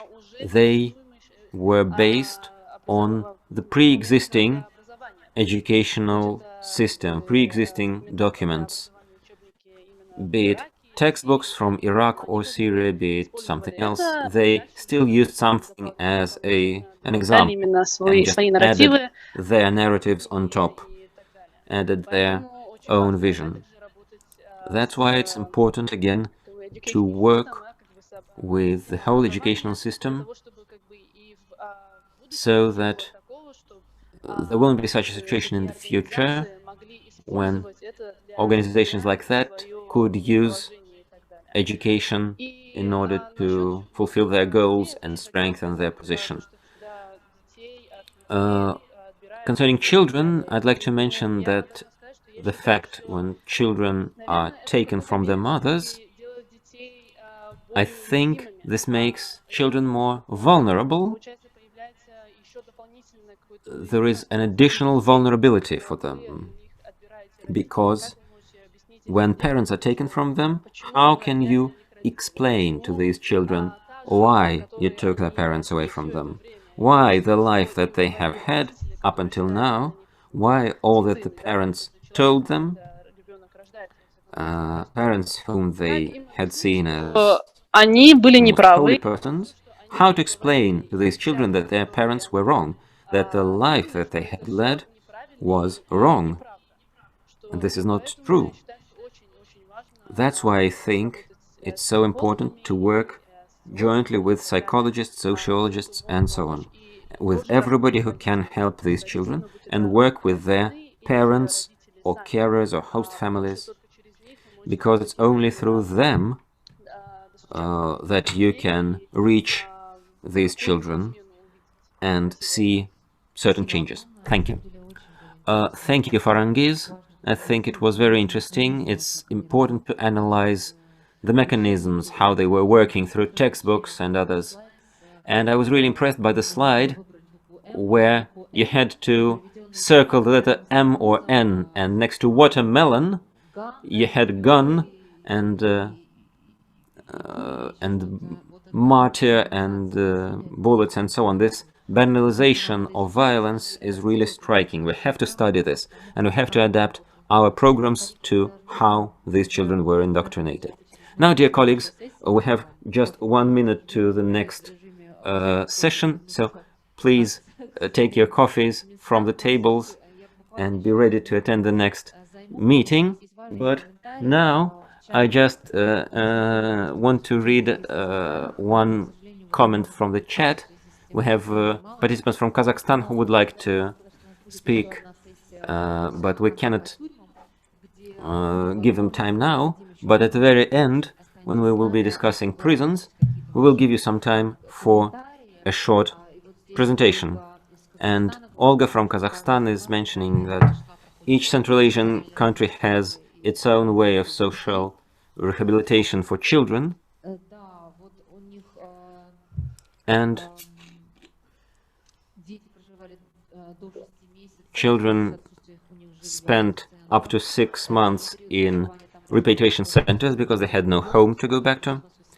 And since 2018, more than 500 children repatriated, 50 of them are orphans, and new legislation was introduced to help this rehabilitation. I'm not going to list this all in detail, you can read this in the chat.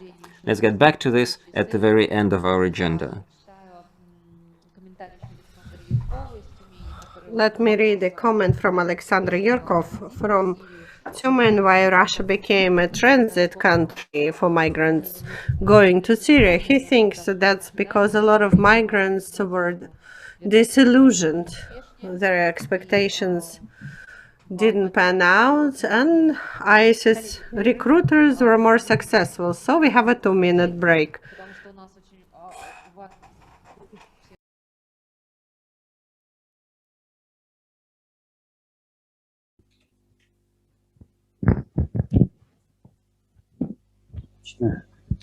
Так, всем привет. Я думаю, что у меня есть. Мы продолжаем. Если кто-то здесь пришел, новый человек, или люди. So we are going to continue. And our first speaker for this panel, and this panel will be on innovation approaches working with the youth. So our first speaker will be Harald Weinbock, an expert from Cultures Interactive. Так, тогда Harald. Yes. Floor is yours. Thank you very much. Well, hello everybody. Good to see you this way. I'd love to be there in person. Can't be. Let me just say I work for a German NGO in the framework programs of preventing violent extremism. That's been my occupation for the last 15 years, also for the European Commission. But I very much cherish the remark from a previous speaker about the young people saying, admonishing us, well, let's not be afraid of them. No, there's no young person that you really have to be afraid of. They're not dangerous. That was the quote I would add. Well, you know, all of us, you and us and me, we are dangerous at times, some of us more than others. But I think it is a general good advice in dealing with young people to actually have to come to hate the word prevention. I'd rather speak about good youth work and good educational work. That much as a preface, maybe an additional point, because I've heard lots of concern about Islamism and religious-based extremism. We tend to, at least I personally, we tend to make a point of speaking of all extremisms at the same time as much as we can, as we call a cross-extremisms perspective that would include, in Germany in particular, the right-wing extremism, for instance. Having this double perspective often makes things more understandable. With that, I'd like to share my my PowerPoint, and I hope you can see that. Then, if that is the case, then you'll see that the new approaches of education prevention. You see what I mentioned before, that I have, the prevention is still there as a keyword, of course, but education and youth work is my main topic. And then actually in talking to the organizers, with a big hello to Ekaterina, and thanks for inviting me, we have agreed to try to do 3 things, and I'm fully aware that we only have 20 minutes for that. Please correct me if I'm wrong, but I think we don't have much time, but so I will only speak about youth cultures for a minute or so, because it's or 2 maybe. And as you might have noticed in the name of our NGO in Berlin, in Germany, Cultures Interactive, the heritage of youth cultures, which is hip hop and Gothic and you name it, all the youth cultures that, also YouTubing the new electronic youth culture since 10 years, 15 years ago. That's one focus. And the second point for today is, Ekaterina asked me that, there's good practice principles. Since we've been engaging in these programs of preventing extremism, there's come up the discourse on how do we do that? What's actually good practice in that field, and what is not? And after thinking and writing about that for a number of years, then I think there's a short list I want to run by you. That will be very quickly, in a few minutes only. But rest assured that there is much written on that. So, and it's on our website, so you find that no problem. And then the last point is actually probably the most interesting. That is the innovation aspect for today. The narrative group work. This is an approach that we invented that. And I'm going to explain to you how that actually works. And it's something that we do at schools. So that much, and I should not speak longer than, I think, to 30, maybe even shorter than that. You just give me advice on the time I have. All right, and I hope translators can keep up with my speed. Other than that, just slow me down. Now I try to. Okay, here we go. I brought you 2 slides of pictures. You see what's going on. I mean, there's young people learning to become DJs, learning to become skaters, or you see here young people learning to actually become singers and actually write their own texts, the rap songs, become a hip-hop star, and do spraying. And of course, that's general good youth work. Let me just make one point about that. And you still think about kids that you know or think are radicalized, or at least they present some sort of problems that need care. Young people who engage in that. The most important about this, actually, if you look at this girl singing, the most important is the talk about what the text actually would be, what the lyrics for the song would be. Because of course the young people then write their own songs. And this kind of engagement is based on the young people sharing their experiences and their ideas. So that's the main point, really, the talk about experiences and ideas. And the practice of youth culture then sort of doubles that up, or brings that to a product. That's basically, there's much more to say about youth cultures, but given the time that we have, I just keep it at that. And as promised, very quickly, I jump to the second of three sections. If we talk about prevention, and if we mean prevention of violent extremism, even you have exit work here, so that's the work with the young people that are really in trouble and cause trouble. What is good practice? Let me run down the most important issues. Whatever you do, be it prisons, be it in schools, be it wherever, your main focus, that's what practitioners told us for years, is you build trust. You build personal trust. So you don't teach or anything, you don't have a program, you build personal trust. And that actually has proven to be the very most important. So if your setting is not able to do that, then you have to rethink how you get this done. Yeah? To build trust to the young people. And don't forget, you often, we're dealing with young people who have not much trust left. Yeah? So the challenge is, might be high. Yeah? And how do you do that? This is professional relationship work.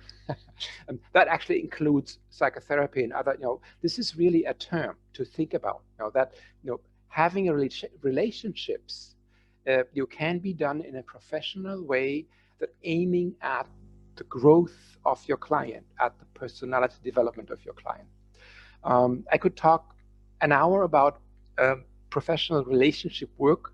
I don't do this. I just mentioned that that there is the concept, and it is of big help for us if we wonder, what is good practice. Now, one thing that is generally forgotten is that in order to do that, to build trust with your young people, with your clients, in order to engage in relational work, you need a safe space. And a safe space means that there is really uncompromised confidentiality and privacy. That's key. Even if you are in a prison, working with inmates there or in schools, so that is absolute key. Now, having these three things here is basically already having 80% of the most important issues about good practice. The rest is interesting too. I make that very short. If you work in a school, make sure that you go in with external practitioners, like us people from NGOs, because it's more interesting for the young people, and then you are independent really, and then after all, you can actually grant confidentiality. You're not grading the kids, so you're really neutral, and therefore the principle of external practitioners is indeed very important for prevent work. Of course, and I make this very short, personal safety, that's also a tricky issue that must be taken care of. Here is a number of the buzzwords that I collected, respect on eyes level, appreciation, participation of young people. You hear these terms often. Very often people don't realize that actually requires trust, confidentiality, and a safe space. That it doesn't come easily. So it's important to know that. Very difficult sometimes for people who come out of teaching is the principle of open process and open-ended. That basically means that you go into the thing, whatever you do with young people, and you don't have a plan. You don't have a session plan. You don't even have topics. It's open process. Why is that good? Because then the young people bring their stuff. And this is what we need for good practice. Of course, that needs to be voluntary. That's usually given in a school. It's a bit different in prisons and all that. A very tricky issue, very important. There must be voluntary consent of the young people to take part. So no incentives, but also no sanctions if people don't want to take part or if they decide to drop out. Another very important, that comes to the third section, very important issue or good practice requirement is the narrativity, the narrative mode. I'll tell you in a second what that is. And you might remember that the group work in school that was called narrative group in school. That's our innovative approach that I'm going to explain to you in a second. Now, narrative communication is actually quite different from, for instance, what I now do. I explain things to you. I I haven't even told you a single story. And normally, this is what we do in settings that, on politics, on radicalization, on prevention, we discuss. Of course, we are a professional community. That's what we do.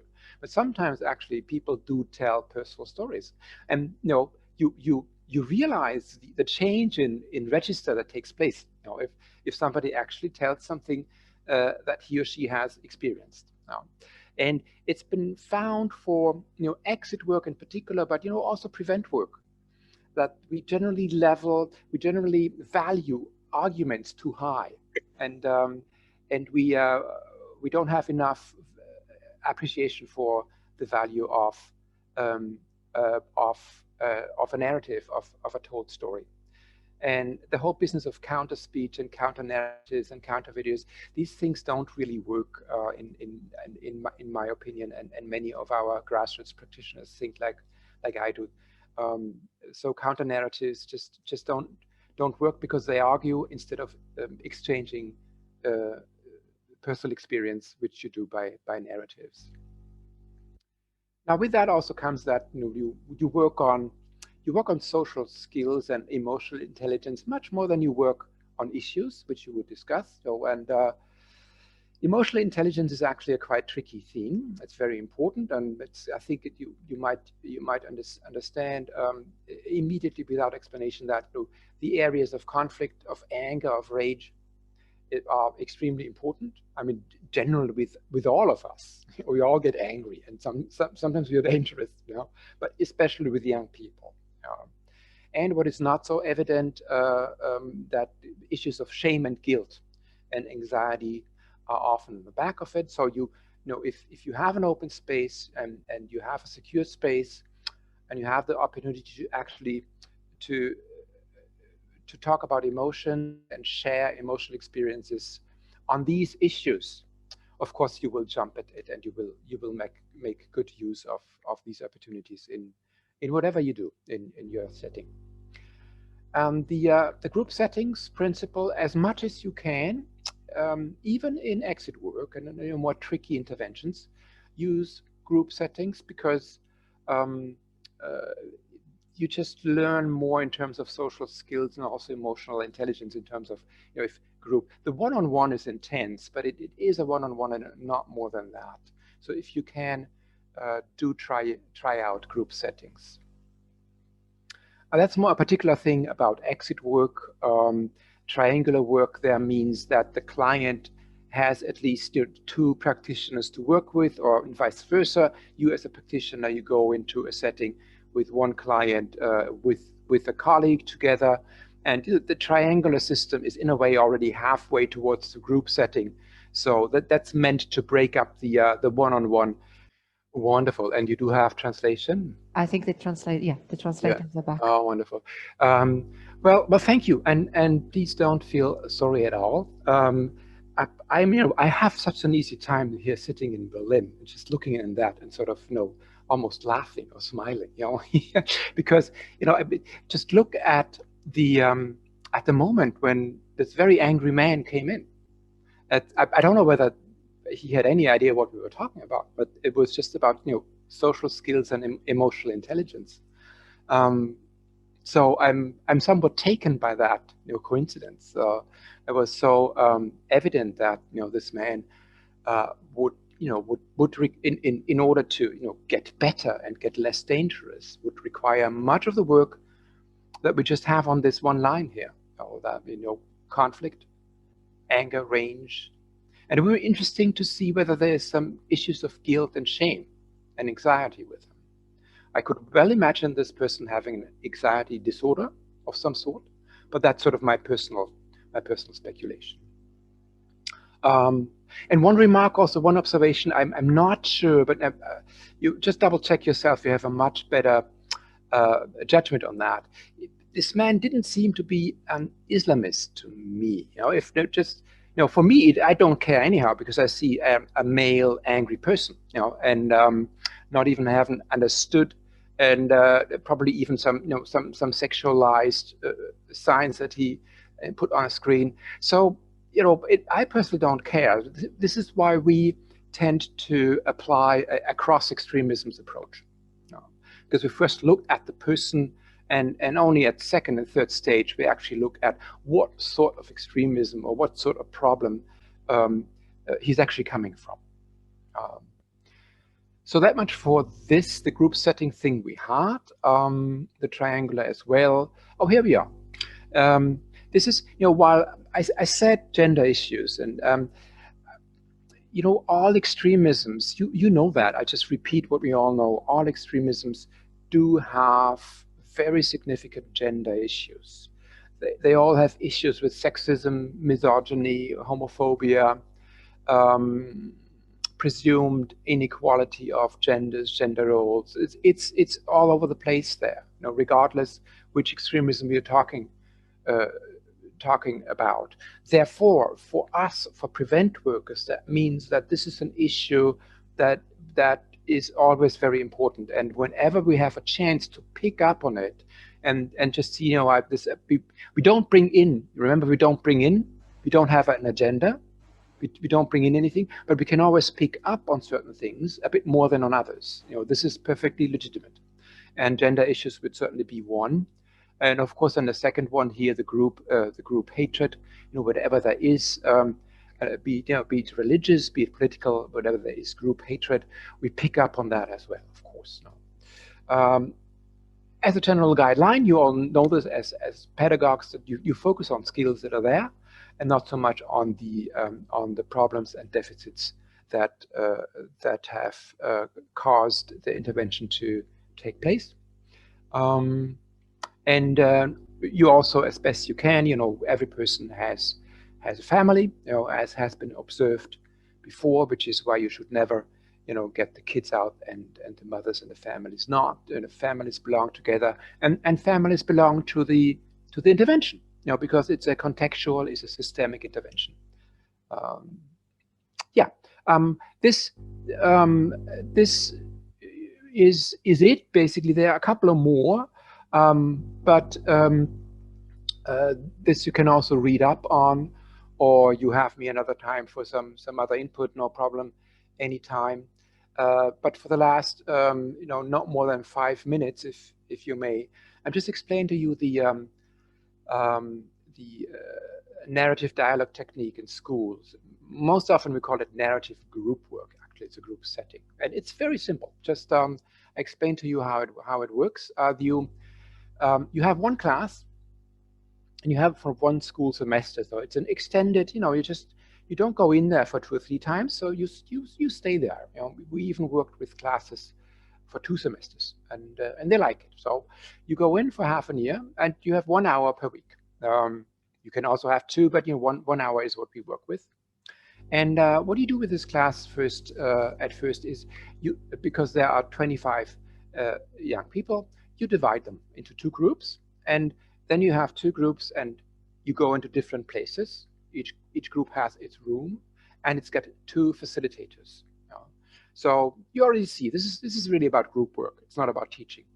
And in addition to these 2 rooms, with a group each and 2 facilitators each, you have a timeout zone, because things get rather dynamic. Let me put it this way. Sometimes, not that we do anything to push that, but this is just how young people, we tend to go into the more edgy schools where things are a bit more difficult, and young people are 14, 15, 16, and you could imagine what's going on. So a timeout zone with a 5th person, to take care of whoever wants or needs to go there.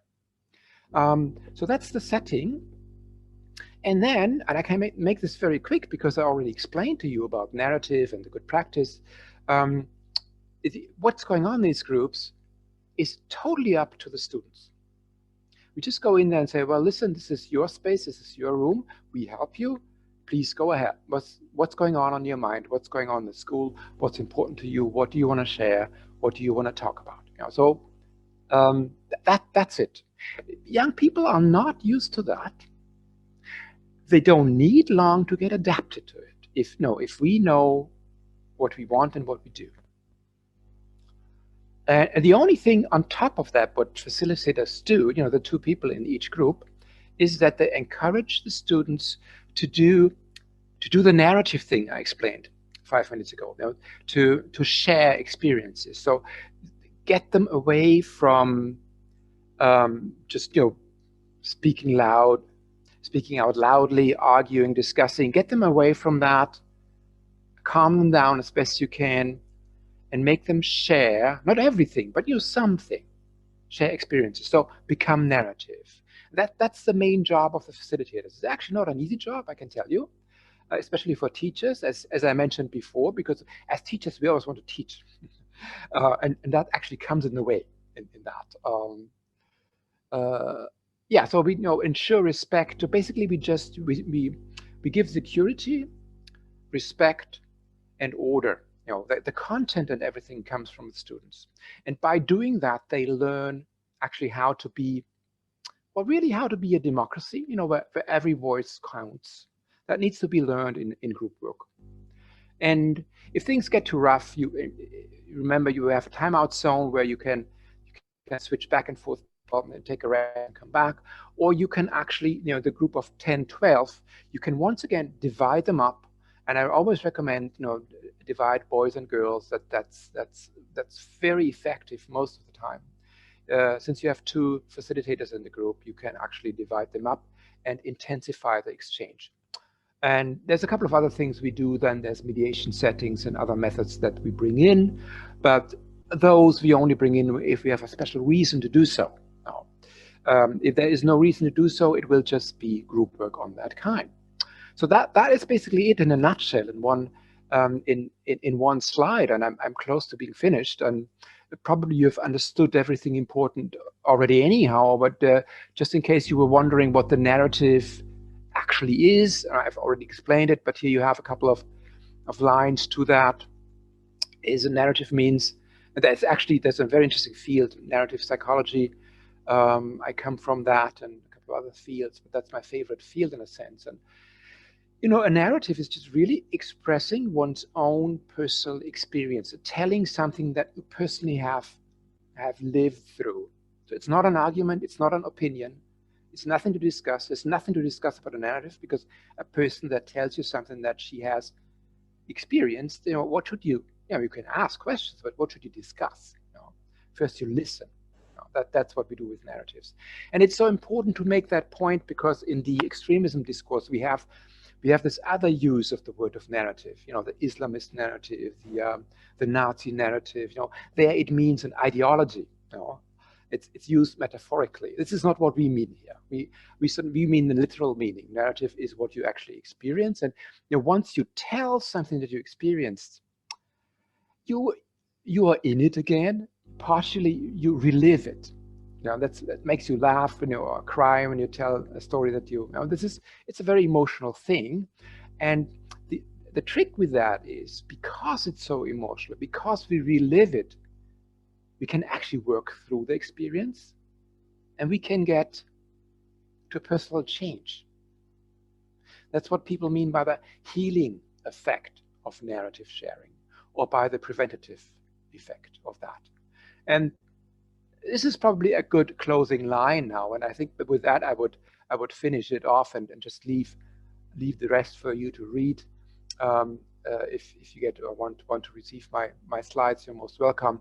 And maybe at this point, open up for discussion and for questions, or whatever you like to do at this point. Спасибо, Харальд. На самом деле, прежде чем мы что-то здесь будем дискутировать, на самом деле у нас есть же второй докладчик, это Ксения Лученко. Мы ее пригласили в основном потому, что она прямо работает в проекте, который с говорящим названием «Как читать медиа». И How to read the media. And this project is dedicated to one more aspect of prevention of extremism. How to read media is not strictly about prevention, but it's about life in general, but it is part of it. So I'll give the floor to you, Ksenia.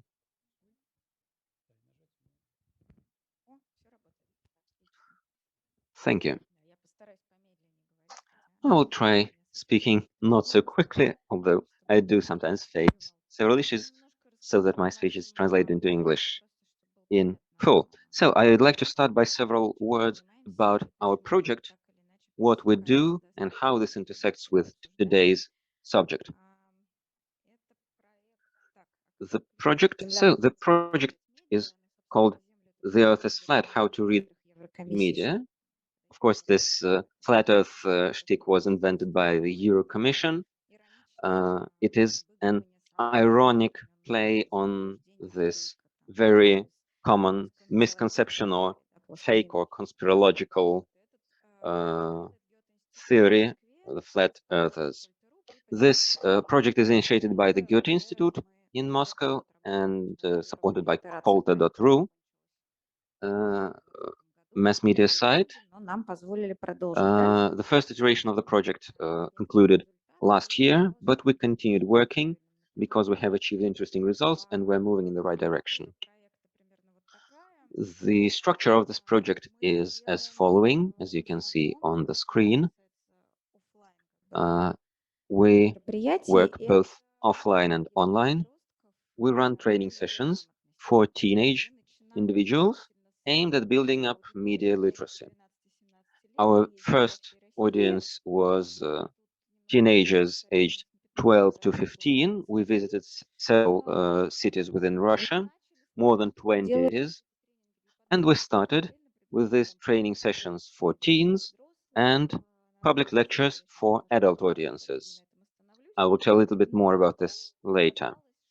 But then it turned out that not just teens are interested, but also teachers, adults, who brought these children to us and helped us organize the sessions. They were always, they kept asking us to tell it all to them as well, to let the teachers stay and listen to the lecture together with the children.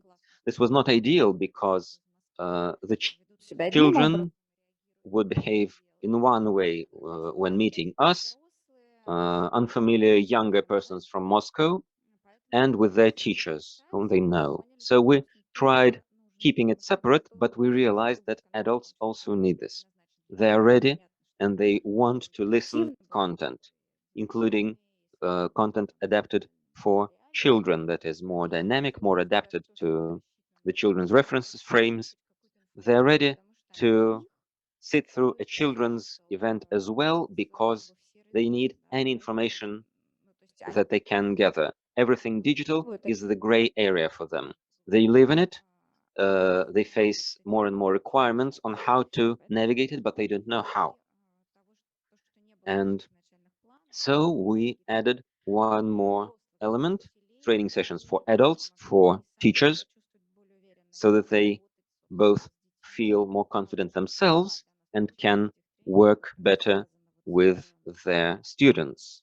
We can understand them easier, because some of these training sessions were specifically aimed at highlighting the features of the Gen Z youth to the teachers. We created lots of content.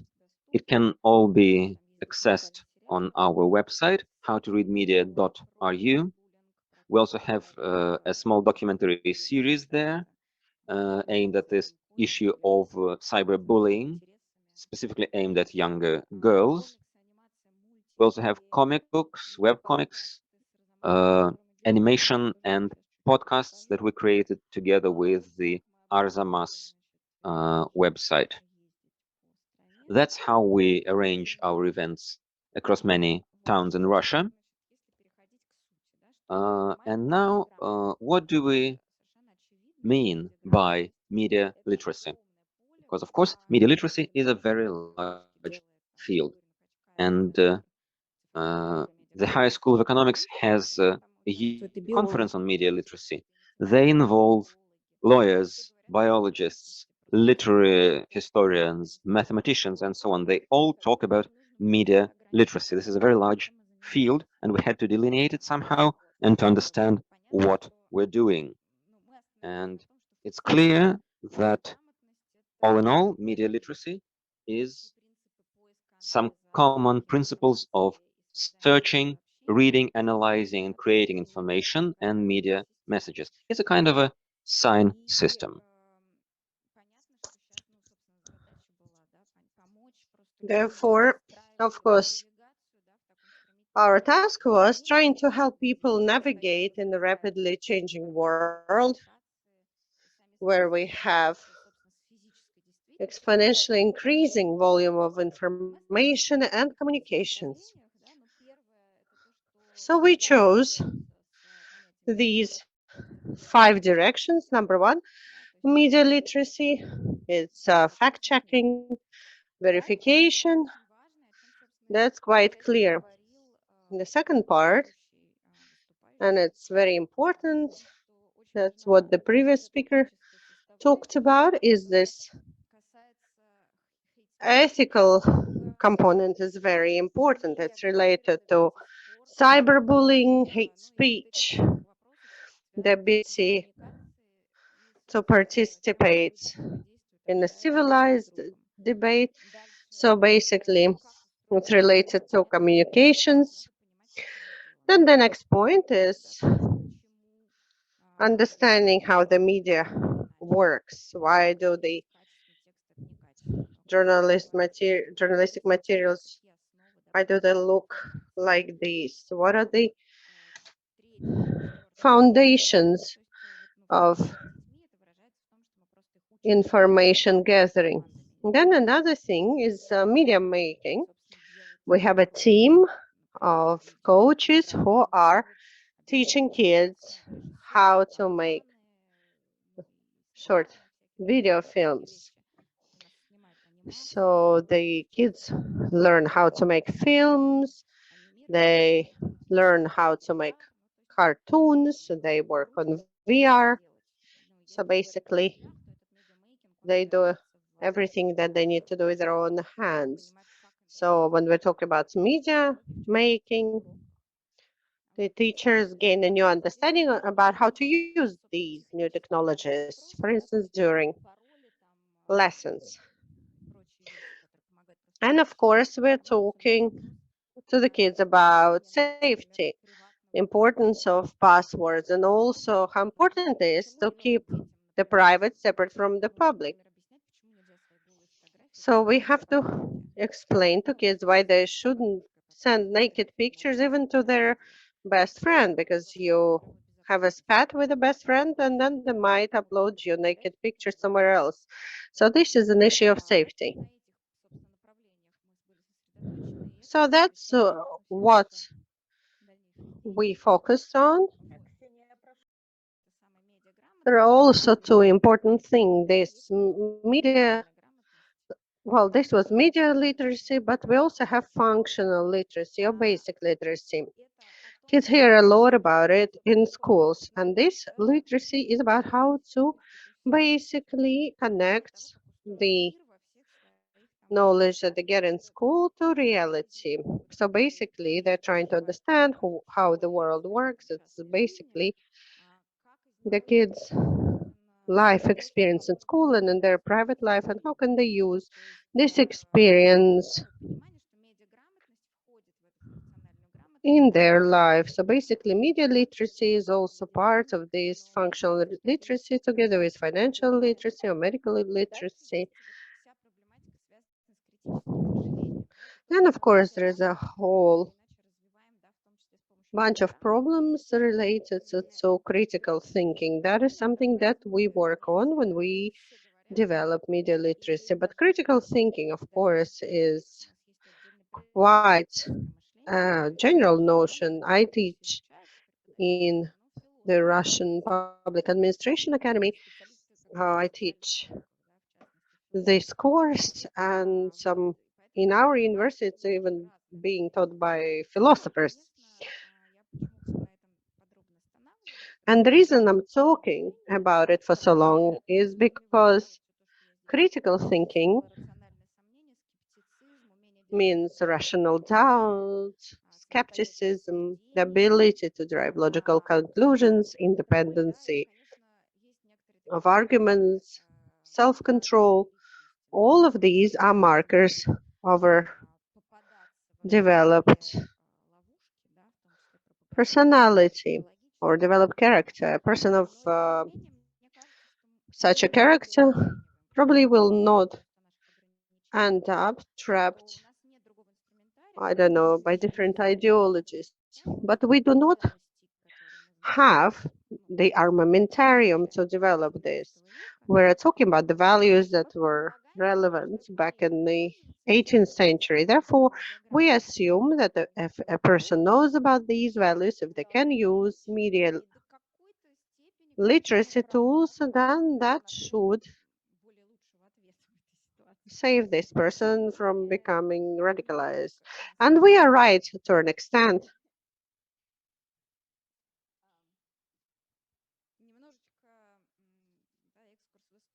Let me give you a bit of a background. When we were developing our podcast with Arzamas, and I work, by the way, in the field of media theory. So when we were preparing our podcast, we were trying to see how the emergence of new media corresponds to the growth of media literacy. We thought that new media and media literacy would translate into progress. And we also thought that, well, basically, they would increase the spread of, good values and so on. But it turned out not to be so. See, on the left, you have the Gutenberg printing press, and on the right, you have a depiction of a typical medieval witch hunt. So in our podcast, we had historians who were telling us how the same tools that were used to disseminate knowledge or to spearhead science, the same tools were basically used to disseminate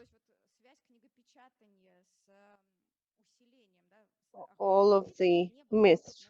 So basically, if there was no printing press, then the witch hunt wouldn't be so colossal. So the ability to use media tools, the ability to read modern media and interpret it, cannot really safeguard, let's say, a teenager from radicalism. So what concerns us today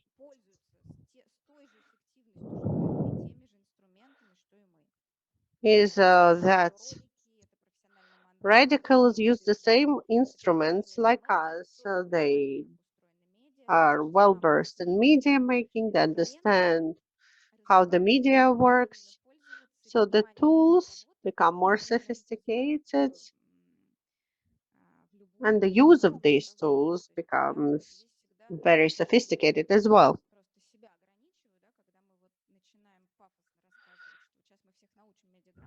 So every time when I try to say that we will teach everybody media literacy, we'll solve a bunch of problems. So let's say we'll teach teenagers how to use the internet, and basically that will stop them from joining a terrorist organizations or joining the wrong cause.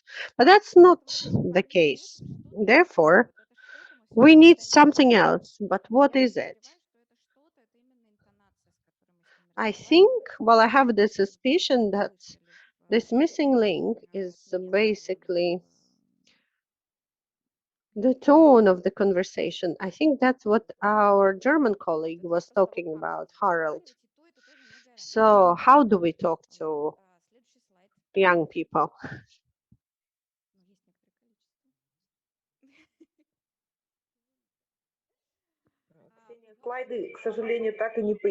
Sorry, Ksenia, we still cannot see your slides. They just do not change.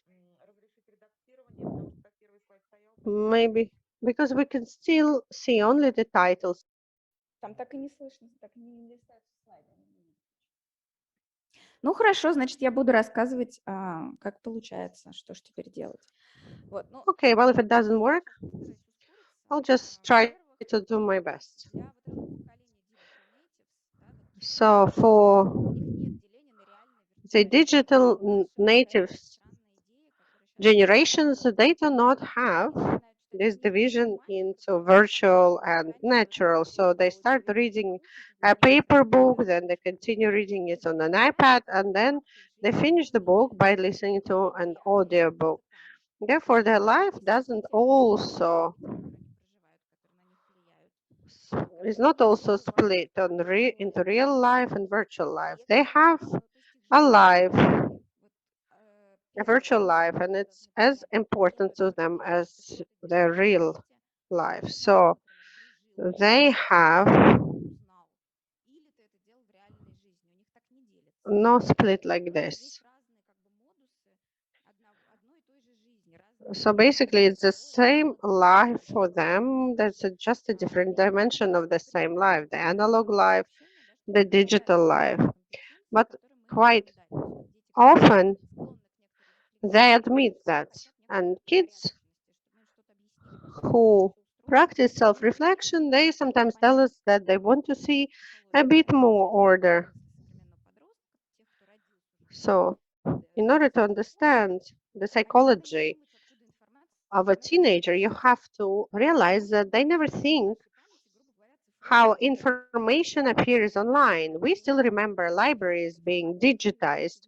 We know that information is physical, it doesn't appear from nowhere. And they never even ask themselves this question. And once they do, they get very surprised.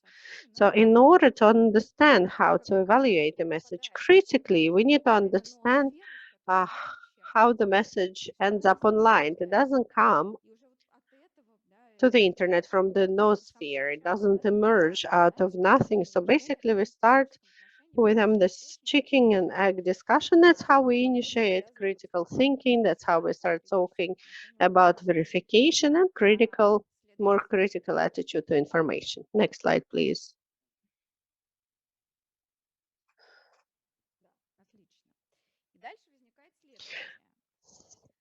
And what do we have next?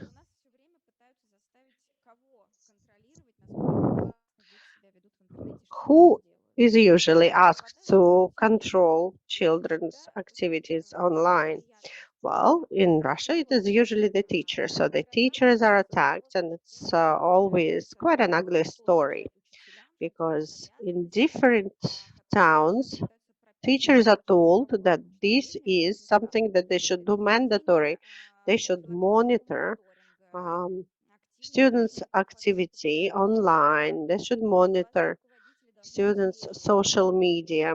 Teachers need to track which groups their students join, who they add as friends, and so on. So what should the teachers do? That is not something that should be part of their job. What is viewed as dangerous? Well, pornography, the death groups, so that, well, it has been proven whether they exist. There are different extremist movements or criminal movements or recordings that broadcast aggression or depression.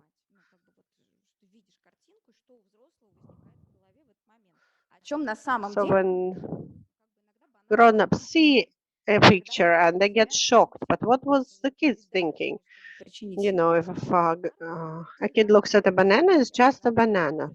Why do the kids sometimes cut themselves? And it's not even about self-harm. I mean, an art project. I knew a girl who had 0 issues, and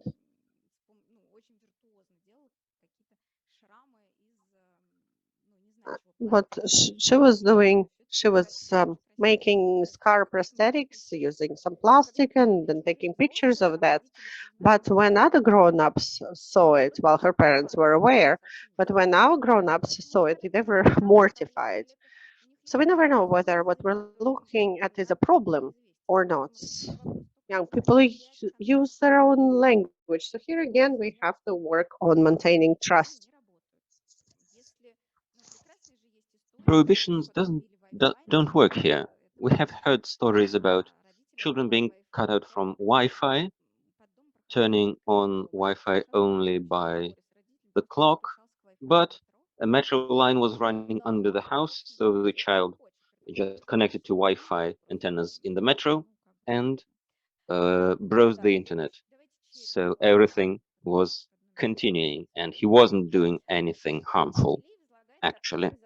So teachers are burdened with responsibility for something that they cannot be responsible for. They are tasked with saving children from unsafe behavior, but examples of unsafe behavior are themselves taken from the internet. So this is a self-propagating system of misinformation.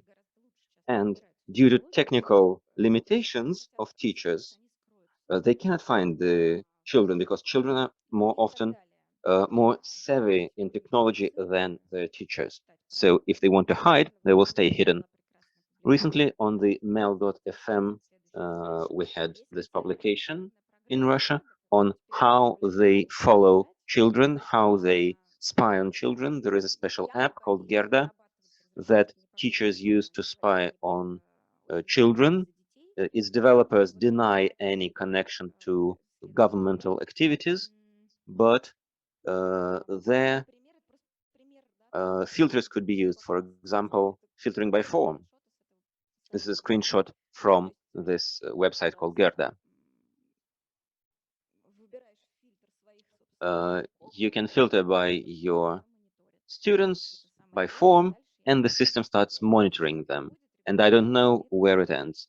This is where regulation, spying, and prohibitions lead to. Why shouldn't we spy on them? Why shouldn't we try to institutionalize these procedures in our country? And that's why I'm against media literacy as a main school subject, because whatever they try to do in Russia, it turns out to be a machine gun.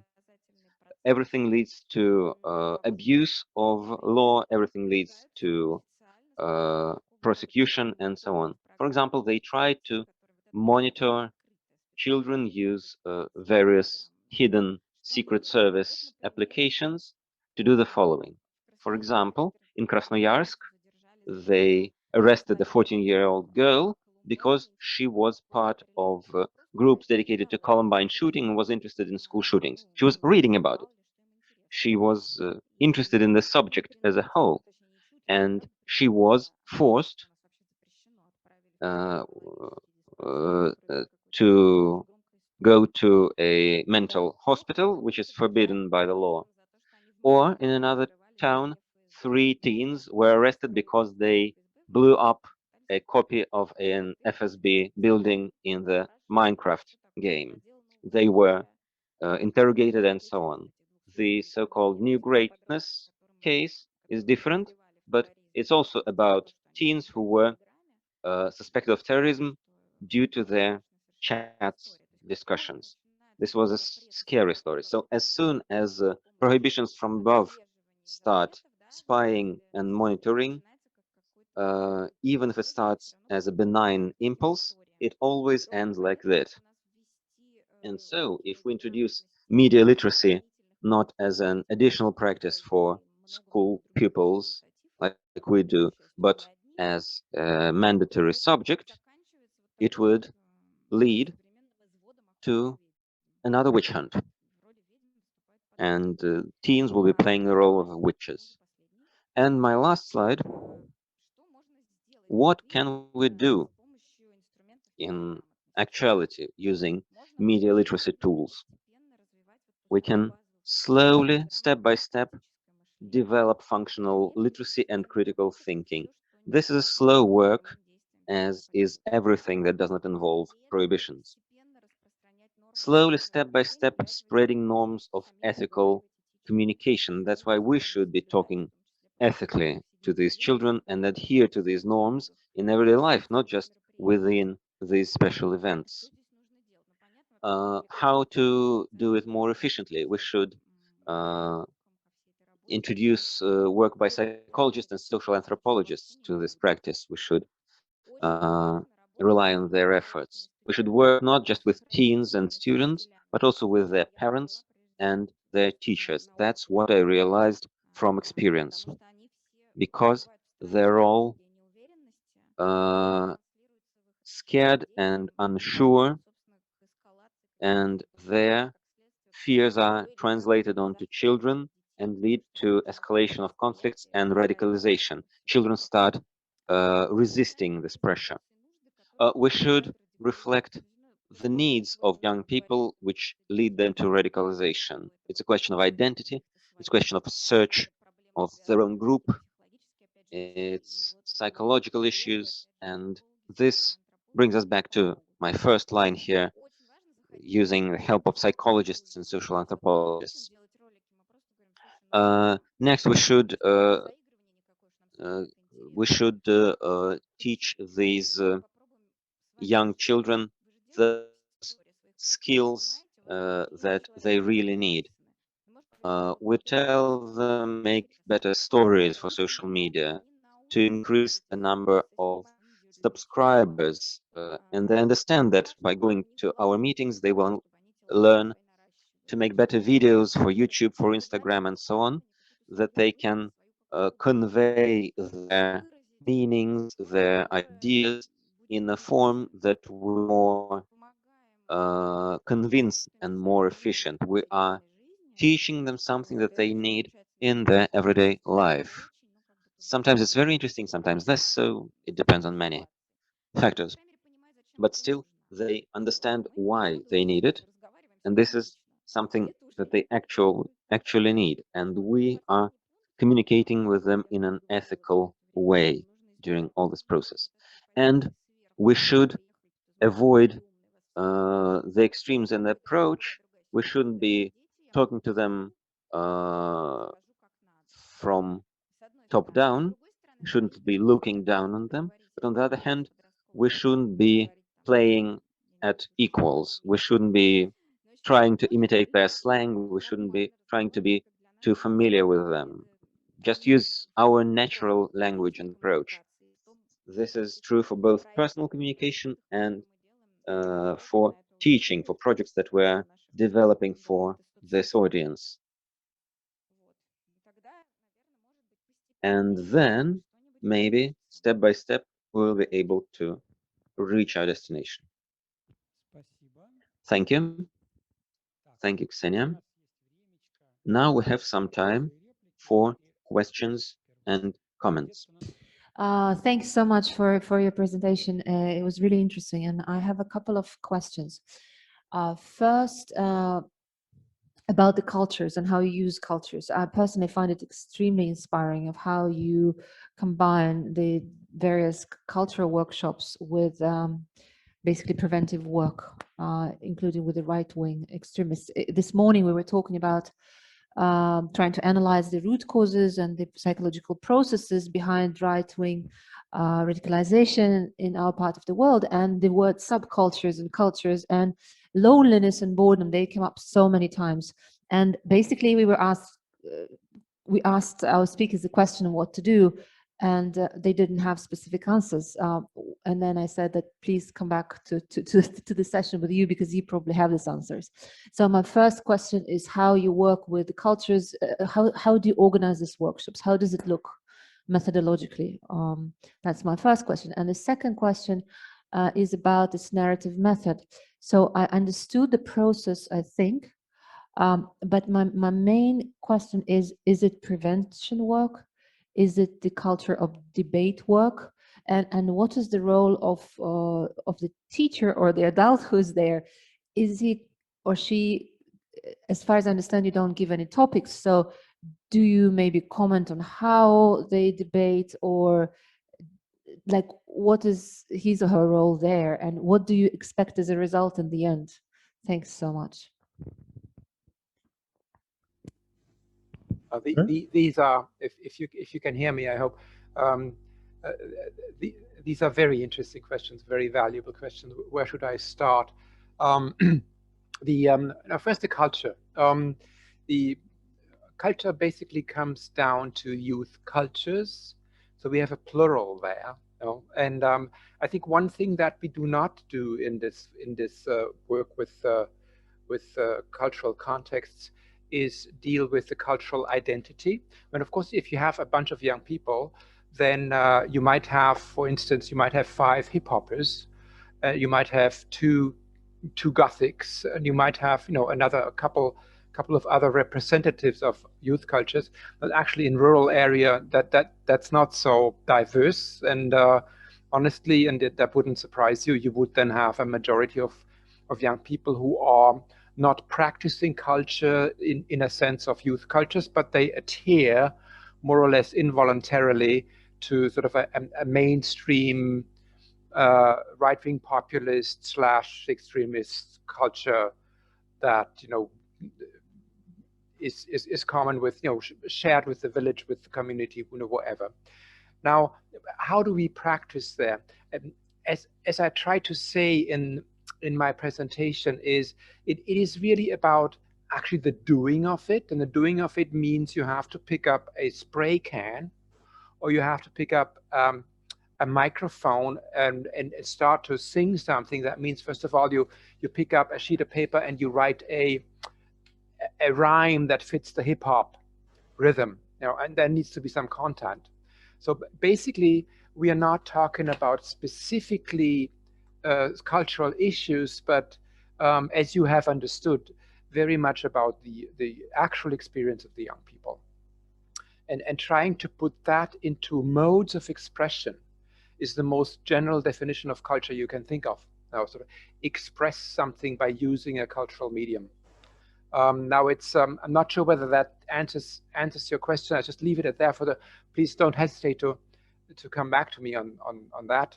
Well, maybe one aspect, since I was quite fascinated how often the need for psychotherapy, psychology, and psychotherapeutic methods was mentioned in the discussion. I fully adhere to that. I fully support that. I personally actually happen to be a psychotherapist as well, but I don't practice. Now, in therapy, you might know there is the term, or there is the practice of art therapy, creative therapy, and that's very basically the same thing.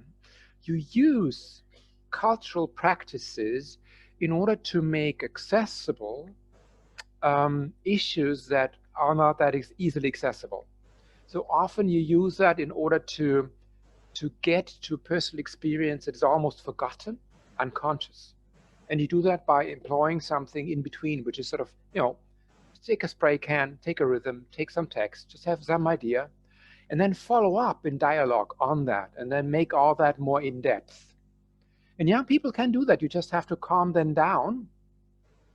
And that brings me to the second question: is, you know, how is that employed on the ground, the narrative, and what do the facilitators there, and what the heck should the teachers do?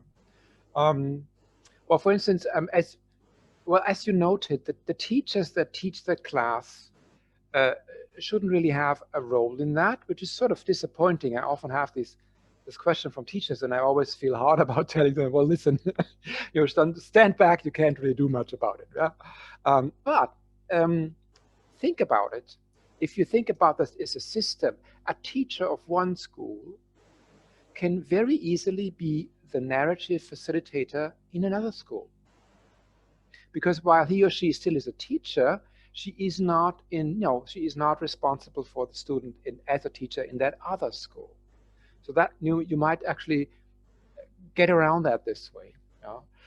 But back to the focus of your question, what do we do as group facilitators there? We really only facilitate the process. That means we take care that things are calm enough, which is sometimes we have to split up the groups because young people are young people are young people. Yeah? We make sure that nobody really, you know, attacks, insults anybody else, and all the rest of it. That's a handful of work actually, if you need to get this done. And actually, let me share one slide that I haven't gotten to, which is sort of the answer. it's the very last actually. I have to get to the next one from here. Yeah, this is how you do it. You know? Look at the title. It's narrative conversation techniques. So that's basically what you try to do as a facilitator. And in a short answer to your questions about debates, I would argue that we do the exact opposite of facilitating a debate. Because a debate is rational, it's argumentative, it's a discussion. This is where we want to go away from. Now, being the facilitators of the whole thing, of course, if it happens, we won't work against it, no? Because we don't restrict at all.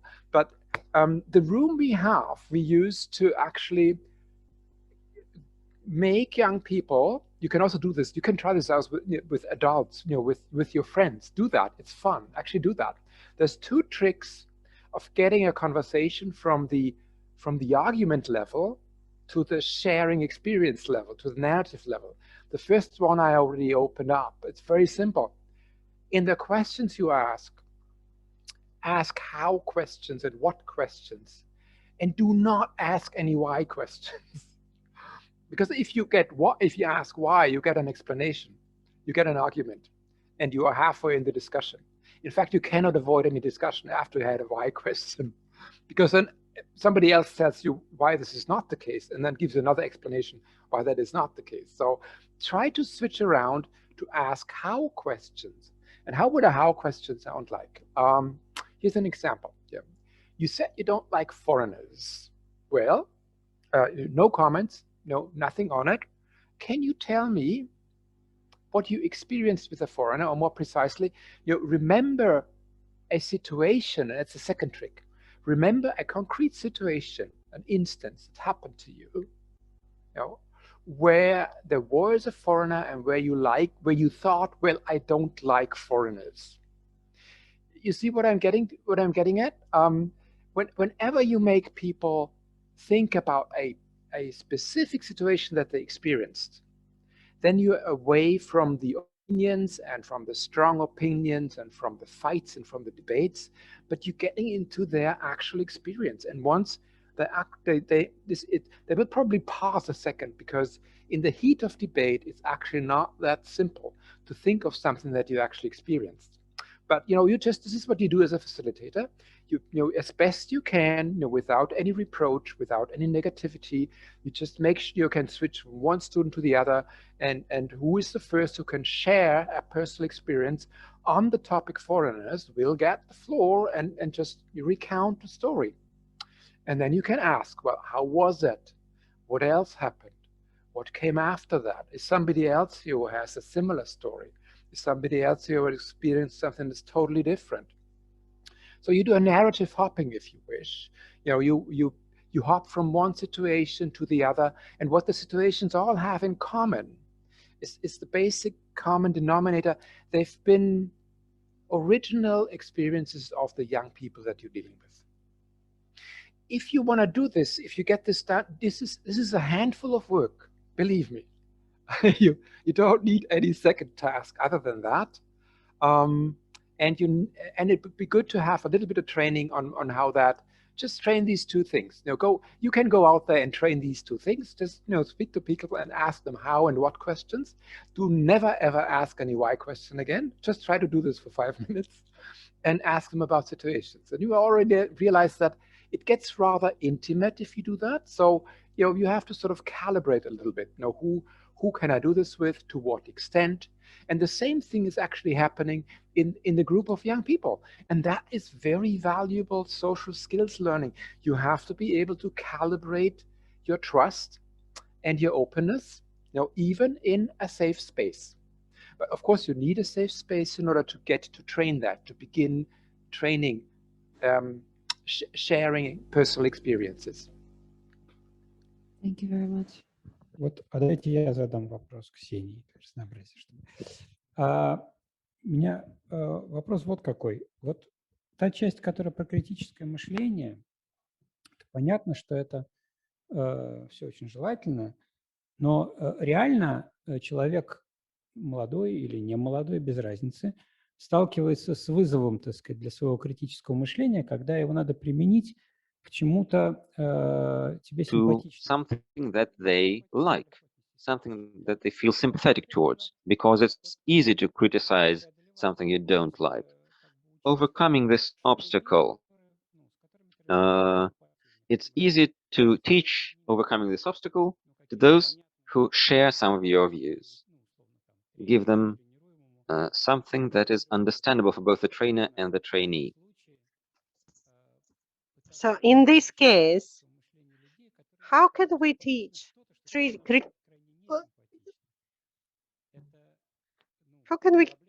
critical thinking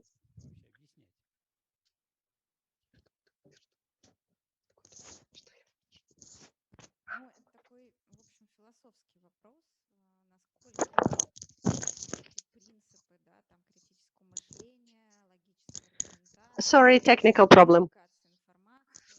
So how are these principles of critical thinking and, let's say, verification of information, do they just basically work on their own, or do you think that they are connected to certain values or to certain perception of the world? Well, I have to tell you that they're not really connected to all of that, and any person can use these tools in any sort of situation, but we do have a certain bias here. And basically, bias is one of the basic principles of verification. When you're trying to verify any information, the check your bias principle is probably number 3 after looking up sources and checking the date of the publication. So check your bias. And if, let's say, news generates emotions, you should interpret it more critically, because you can have positive emotions. You can say, yes, that's what I've always been saying. I always believed that vaccines are evil, and here you go. See, somebody died after being vaccinated. Hooray. Or it can be anger, it can be aggression, any negative reaction. That's one of the basic rules. That's why you always have to check your bias. Well, it's a bit easier for me because I'm a journalist. I've worked in journalism all of my life. So that was one of the basic rules of journalism. The more you sympathize, I don't know, with the source or with somebody you interview, the more careful you should be in checking your story so that you become a devil's advocate. So the more you sympathize, the more you need to prove. So you have to tell the truth, and you have to check whether a person, let's say you're interviewing, manipulates you and so on. And the same works for defense lawyers as well. They might not actually empathize with the defendant, but they still need to defend them. So this situation, or this example, probably answers your question the best. So whether you like it or not, you have to do that, you know.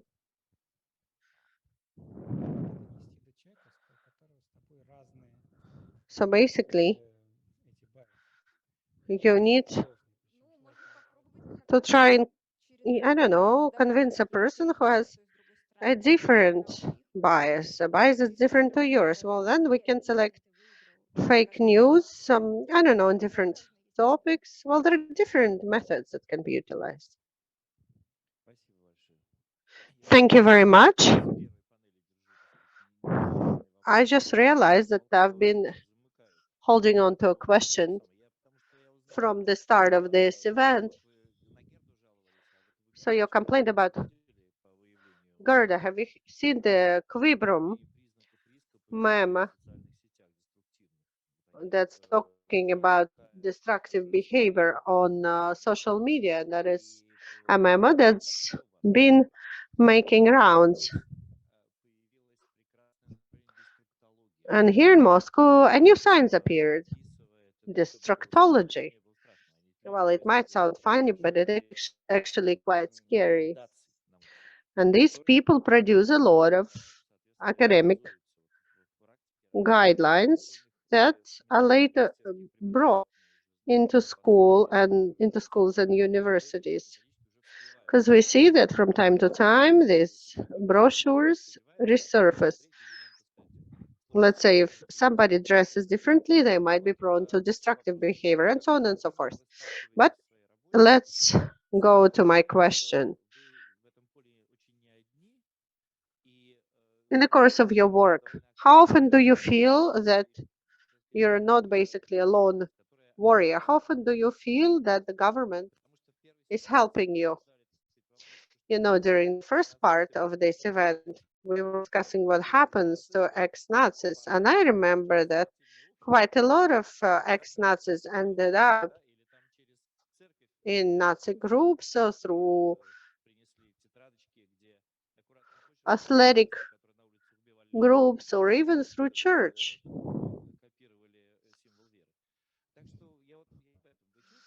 So do you feel,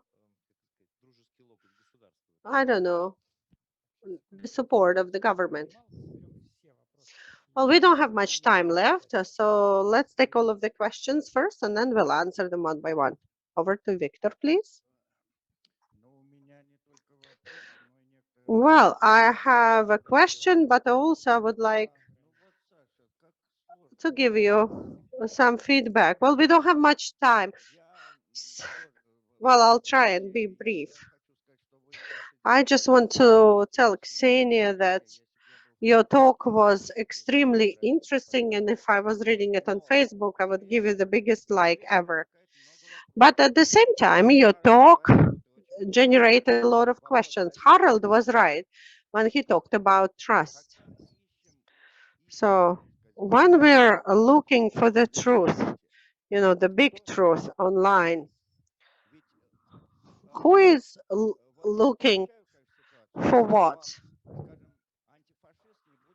Of course, I might simplify the situation, but let's say an Antifa will not look for the truth on Nazi websites, and let's say a Nazi would never look for the truth on Antifa websites because there is no trust. So when people are looking for information online, people are not naive, and we shouldn't think that these people are trying to sieve for the truth, that people are looking for the ultimate truth. As a rule, people usually know what it is that they're looking for. And you've even given an example to the fact people are looking for something that confirms their pre-existing biases. So these biases is something that people have from the outset before they go online to look for information. And another thing that I wanted to say, you were saying something that we all need to work with psychologists. I am doing research into academic racism, and I see that even among academics, there are a lot of people who are xenophobic, and sometimes they don't even know that they're xenophobic. And let me tell you, psychology is probably a national park of academic racism. I don't want to accuse all of the psychologists, but I looked at psychology textbooks that are used by Russian universities, and I found quite a lot of xenophobic statements. One of the psychology professors in one of the major cities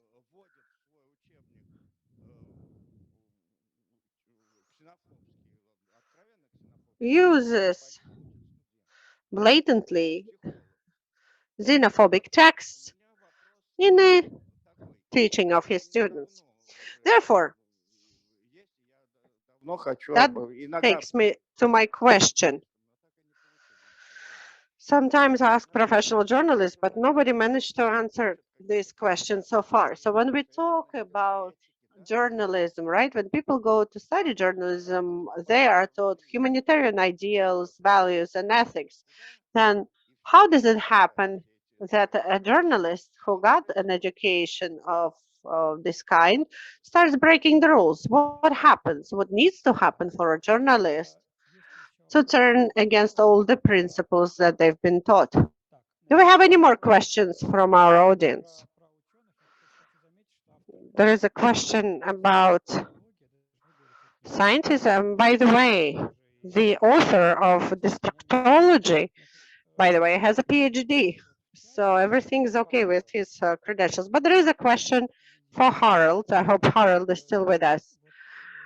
So this is a question from the chat, and it says, I have worked with teenagers. If I approach them with my own experience, they immediately shut down. What kind of personal experience is actually helping? Most of the answers I get, I have my own experience, and you're not interested in what I have to say. You just want to tell me about your experience. So what kind of personal experience can be used as an introduction? Could you please give us an example? What kind of experience can you share with teenagers or young people so that they open up?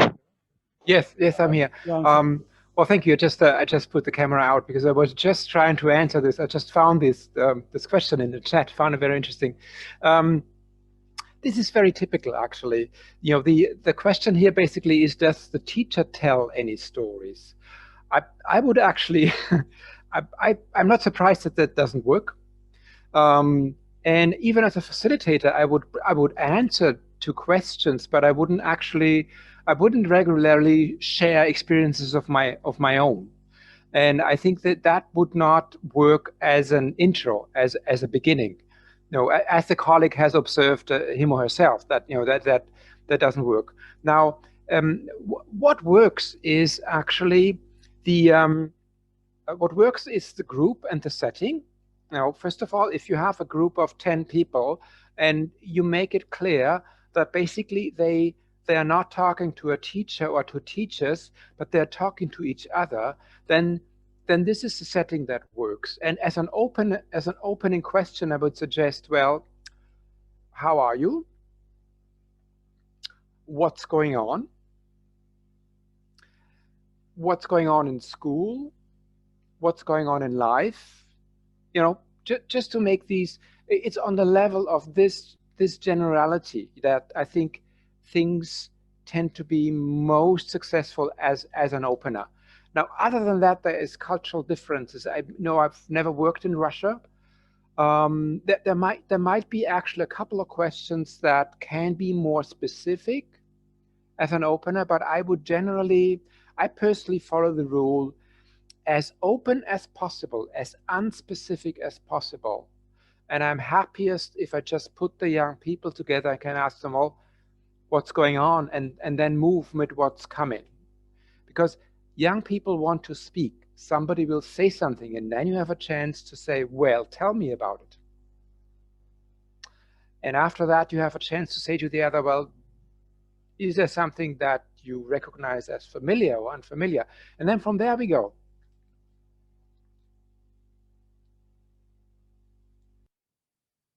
Так, ну, первый вопрос про то, чувствуем ли мы какое-то напряжение по линии государства.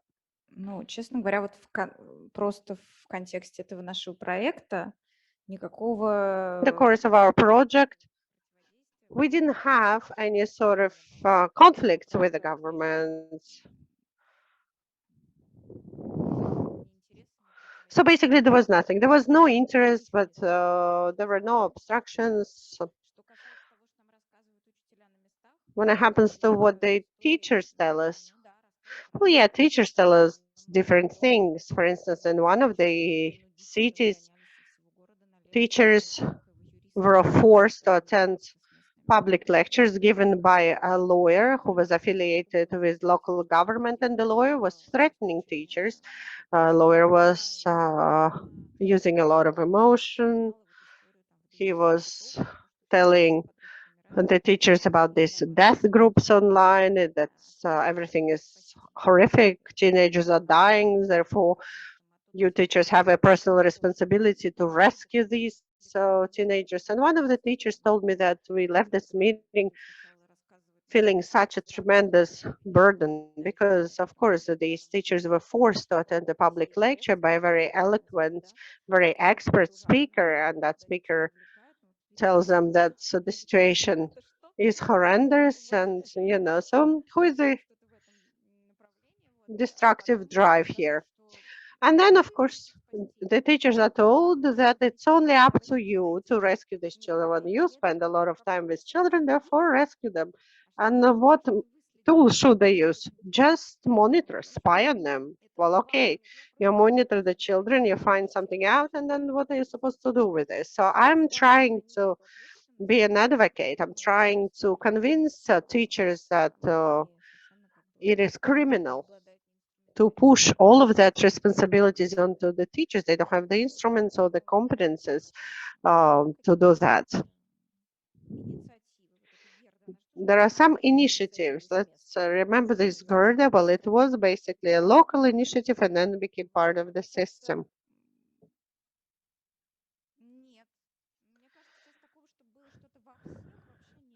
Is it in all of the schools? No, I don't think that now we have something that is in all of the schools.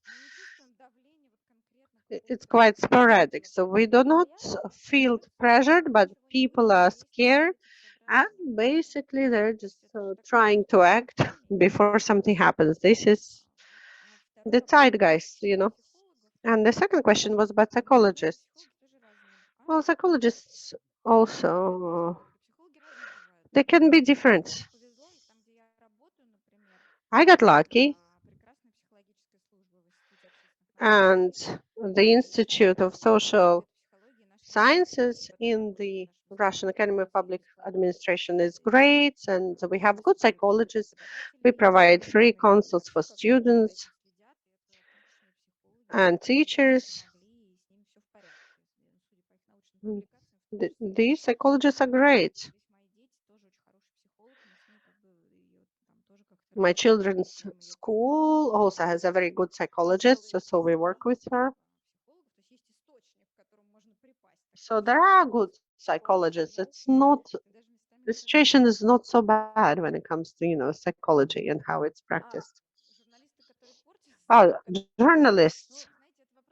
Oh, the question about journalists. Well, it's a bit of a moot point, when we were kids, we learned about what's good and what's bad, but some people, let's say, some people steal, some people murder. And the same is true about journalists, they know the code of ethics, but they still violate it. Well, I think it comes down to the human nature. So we shouldn't really feel this messiah complex. We shouldn't say that we're going to teach everybody, explain things to everybody. Well, but everybody in the end has their own personal responsibility. And there was a question about biases. I think it was the first question, and it is a big problem. See, there are biases, and there is also a saying, filter bubbles. Filter bubbles or echo chambers, and they do exist, and it is a problem. But it is a skill. It comes down to media literacy, to be able to step out of, a personal media bubble or an echo chamber. So we need to teach that skill. Thank you very much. With this, we're finishing this panel, and without a break, we're going to start the next one. Thank you very much, Harold. Right, so we have the most resilient listeners left with us. We'll try to cover our main subjects quickly.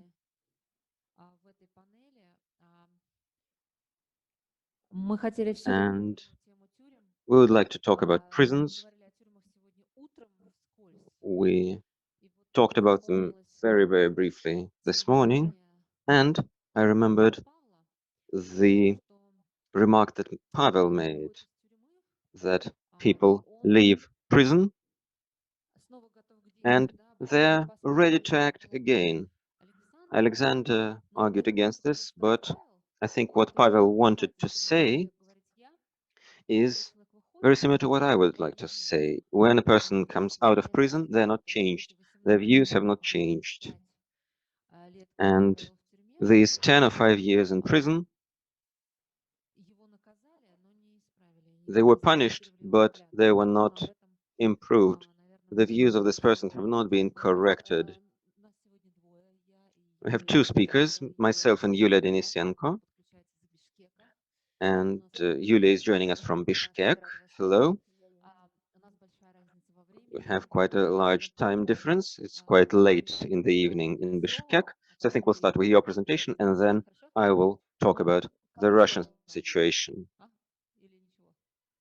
Or is it okay with me starting? Will you go first? Very well. So we'll try to talk. Директор фонда Азия Групп. She is the director of Asia Group that works for preventing violent extremism. She works with religious extremists in Central Asia, in prisons. She has access to people in prisons in various countries. And today, Yulia will be talking to us about subjects that the previous speaker also described, critical thinking, but related to another group of people, not younger people, but prisoners. Thank you for inviting me. Thank you for giving me this opportunity to share our experience and our ideas. I hope that our ideas on critical thinking will become, in a while, I do believe that in the future we'll be able to implement them. And so I'm starting sharing my screen. I think I'd like to start with some figures so that you understand the volume of our work in Kyrgyzstan, the current statistics. Yulia, please talk a bit louder or sit closer to the microphone. Now we can hear you very well. So, talking about rehabilitation work with convicts for extremism and terrorism. So in Kyrgyzstan, currently in prisons, we have 181 individuals convicted for these crimes. Two of them are women. Why do we have so few people? Because we are humanizing our legislation, and due to this fact, we have more people released from prison before their full sentences served, or some of them are rehabilitated because some of the previous articles of the Penal Code are repealed. And so people who were convicted by these articles were released. And this meant that overall prison population decreased significantly. We have 84 people that are convicted for terrorism. The rest of them are convicted for extremist violence. And mainly they are aged 30 to 45.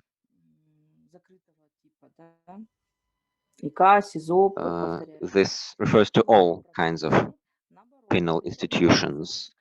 On probation, we have more people now than before.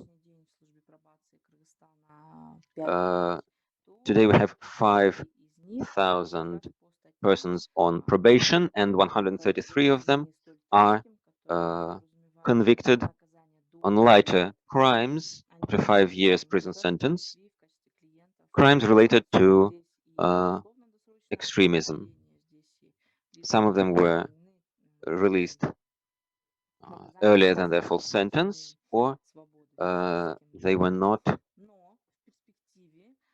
convicted for severe crimes. And in general, people will be sent to probation in the future for all lesser crimes, and all convictions of up to 10 years prison sentence. So all of those individuals that are sentenced to below 10 years will be sent to probation. And when we talk about people committing crimes related to religious extremism, there will be more of these people in the probation services, because, as I've said, the future legislation will be putting them into this category automatically. Probation is not part of the law enforcement system, and both the sentencing committee and probation service are now part of the Ministry of Justice and not structures under the police system. This works towards further humanization of our prison system. And so we started our monitoring quite long ago. Our first study was run by the UN Program Office, and this study was aimed at revealing trends in social and psychological features of this group of convicts, these high-risk convicts convicted for extremism and terrorism. I'm not going to consider all data, just show you the main highlight. Their analytical thinking and overall cognition development are not well developed. These are the so-called existential tests, and at the mid-level, only 13% were ranking. Most of them were ranking way below. 30% showed a lower level of cognitive development, and 86.7% were below the minimal threshold or lower level. What's more, 2/3 of the respondents demonstrated signs of the dependency personality disorder according to ICD-10, listed under F60.7. This is the ICD-10 that we're still using because ICD-11 has not been approved for use in our country yet. What does it mean? It doesn't mean that these individuals were mentally deficient or mentally ill. It means that they were manipulated in order to stop their mental abilities from developing, stop their critical thinking, keep them in the cult, keep them in the terrorist group. The terrorist groups work mainly like destructive cults from the point of view of psychology. And even if we take those two main components describing the individual's personality, we will see how we can build their rehabilitation.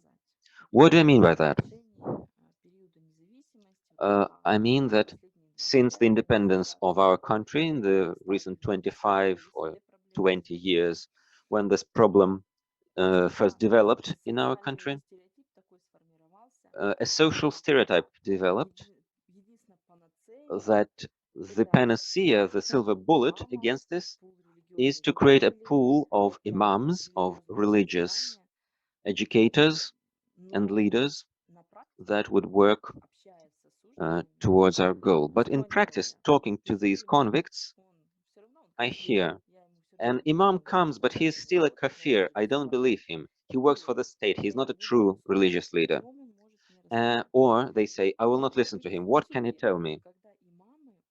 In some cases, imams had to flee from even female inmates because imams by default do not have lots of apologetic training. They can preach, but they cannot discuss with such a skill. And these inmates are very well taught to preach. They are good speakers. They are good at argumentation, at apologetics. They're good at defending their position, while a traditional imam might not be ready to such a discussion. It's not their fault, obviously, because traditionally an imam should not have these competences. Nobody teaches imams argumentation. Nobody teaches them something else beyond religious rites, beyond administering the mosque. And we shouldn't really demand more from our imams. When it comes to education, to lay education, secular education, or critical thinking, scientific thinking, this might be lagging in our imams. And sometimes it seems as if people are willingly moving this discourse into a fully religious area to cover gaps in their knowledge, and we cannot see the true extent of the problem because we don't look at all cognitive capacities of the inmates. So, if we are not discussing religion with them, and in our 15 years of working in prisons, we understand that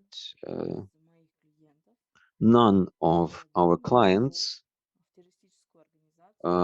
joined a terrorist group in order to kill people because they had a different religious views. That's not right. People join these groups for something else. They come there to solve their secular problems. They have nothing to do with pure religion. Yes, later on, they develop a dependent personality disorder and they get indoctrinated with this religious identity. And in many cases, these people have an underdeveloped idea of themselves, and the group identity becomes their personal identity. They are indoctrinated in such a way. And so we made this easy conclusion. Individuals who are convicted for extremist and terrorist crimes should be studied not just through sociology and theology, but through psychology and psychiatry. Why am I talking about psychiatry? Because individuals with psychiatrical differences that are easily excitable, or that those that have psychopathic disorders, according to older classification, they cannot be fully rehabilitated until they undergo mental treatment, psychiatrical treatment. And this brings to mind one case. In one prison, we were profiling an inmate together with a psychologist, and while looking through this profile, I saw discrepancies. And I started asking the psychologist. I started asking the personnel of this prison. And the psychologist was saying, I did everything thoroughly. I did everything according to the instruction. But one of the staff told me, this is a kind of an anecdote for us to be distracted a little bit. So he said, we're afraid to tell you. Maybe you will not understand us. And I said, do tell it. I'm ready for everything. I've seen things. And the guard said in a whisper, you know, he's got jinns. He's got jinns. He's possessed by an unholy spirit, a jinn. And I said, and do these demons manifest when you are present? No, when we're here, they don't appear. When he's alone, or where he's in his cell with other inmates, he has these fits, he speaks languages, and so on. And so I had to tell off all the guards, because it's possible that very soon, when they observe something like this, when they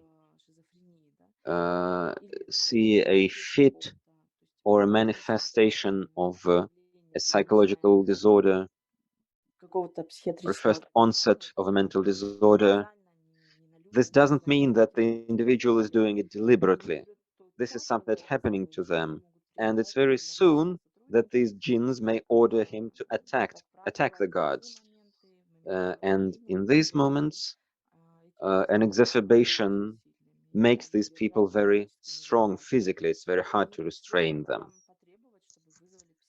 So basically, we had to demand a psychiatrist to be called urgently, but there is a problem with psychiatrists. Number one is there are not enough psychiatrists overall, not just in Kyrgyzstan. There are not enough psychiatrists in Central Asia or in the CIS countries. The profession fell out of favor. We don't have many good psychiatrists left. And even those who still practice, they don't usually visit prisons. They're too busy doing regular work. And of course, the penitentiary cannot pay for psychiatrists' consults. It might be easy to address, during an investigation. Might be easy to send somebody for a psychiatric evaluation. But if, let's say, a person behaves more or less okay, if they're able to talk more or less coherently, then they are not evaluated by a psychiatrist. Therefore, there is a problem when it comes to diagnosing such clients. In my practice, I had several cases when I encountered inmates like that. And of course, here we're not talking about rehabilitation, we're talking about safety and sometimes even a threat to the life of the expert or a prison psychologist. Because of course, prison psychologists, they do not have guards or any sort of panic buttons. So here we need to revisit their working conditions. We had cases when an inmate would talk to an expert and say, I was looking at her face when she was talking to me and I was thinking whether I should cut her up or not. So you see, they have thoughts like this.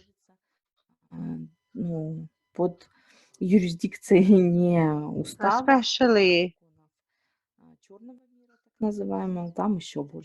if a penitentiary is run more illegally. So, consulting on call, that's not just one expert or a psychologist. Oh, by the way, one psychologist, a ratio of psychologists to the general population in Kyrgyzstan is one psychologist to 1,000 people, but according to international standards, it should be 1 to 50. So basically, it just becomes entirely impossible.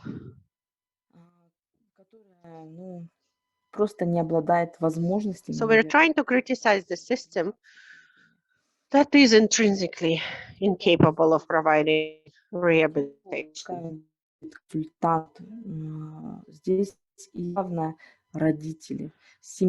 So what role here, of course, is a psychologist, but what's also important is family. Because what happens to an inmate once they're released? Of course, they can go back to prison because a lot of them commit crimes straight away, or a lot of them just go back home if they have a supportive family.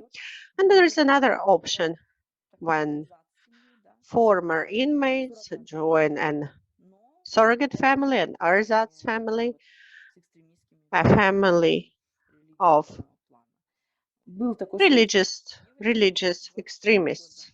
We had a case. A woman was 24 years old. You know, I always like to ask my clients, when did your mom tell you last that she loves you? What sort of relationships did you have with your parents? I don't like asking people about their religion because you cannot win an argument like this. Even if you win a battle, you are going to ultimately lose the war. So you win the battle, you win an argument, and then mate will go back to his or herself, and they will re-indoctrinate them straight away. So this 24-year-old woman told me a story that her mother never told her that she loved her, and she's never going to tell her that she loves her. I asked her, why not? Because instead of playing with her friends, this woman was helping her mother to sell vegetables at the market. And she was doing it when she was only 5 years old. Once she wanted to play with a friend, so she lied to her mom. She told her that she was late to school. She was staying late at school, and her mom really punished her for that lie. But her mom still remembers this episode. She says, remember how you lied to me back then when you didn't help me move the boxes and you went to play dollies? Well, you've stayed the same. You haven't changed.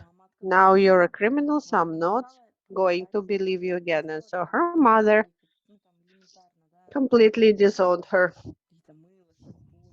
She wouldn't visit her in prison. She wouldn't help her out at all. But, of course, who do you think took that vacant place? Of course, a local extremist group. And they were more than happy to help this girl, especially because her husband was a militant who was killed in Syria. Well, and because her ex-husband died as a martyr, it is believed that she would make a good wife again. So what happened to her?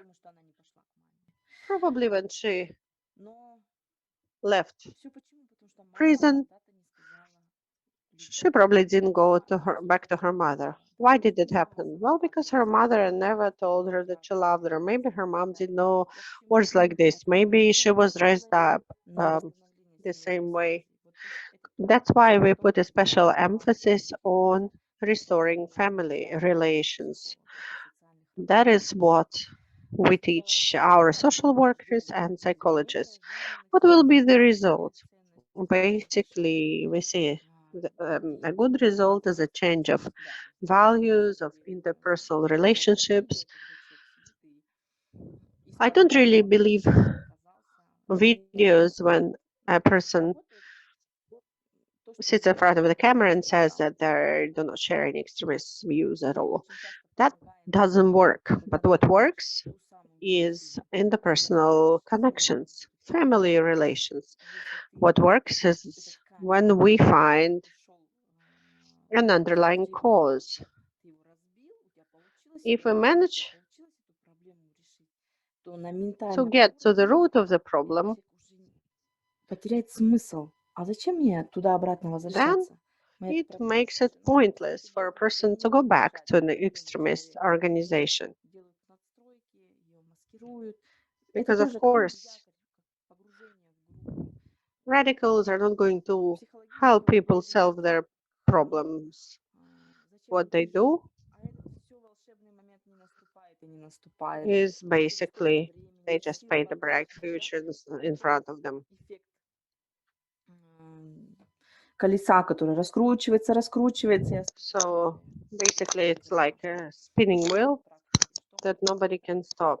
Okay, let's talk about moving from theory to practice. We had a special program to increase the potential of the penitentiary system. So we talked about dynamic safety, physical safety, and we tried to improve the conditions in penitentiaries. So we set up telephone rooms, libraries, we bought sports equipment, and so on and so forth.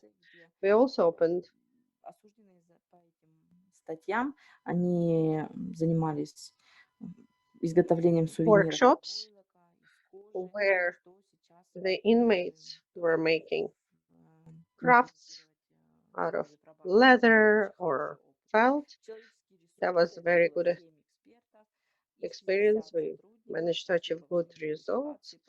We educated, we involved 7 experts, and we educated 60 employees. We organized seminars and workshops. We educated 10 national trainees and 20 rehabilitation specialists. So I think it is a great result. So we conducted this training of trainers. So I think the result was great. And I'm still in touch with these social workers and psychologists. So we have like a chat room, and I supervise these discussions. So we had the training of trainers, and we created an educational program on how to work with people convicted of extremism or terrorism. So you see our employees attending a training session. Рекомендации, да, первичную диагностику, естественно. What can we recommend? Well, of course, primary diagnostics should be done involving a psychiatrist. Методическую базу, система рисков, система... We need to improve the methodology. We need мониторинга. to study the risks. We need to introduce a monitoring system. Тестовые методики, они ни одна не переведена. Testing methods. What's important is that not a single one of these methods has been translated into national languages, and it makes the work of any psychologist very hard. But unfortunately, there are no resources to translate and adapt these methodologies. So we need also to educate employees who work in the area of rehabilitation, rational theology, sociology, and this sort of training should be given on a regular basis.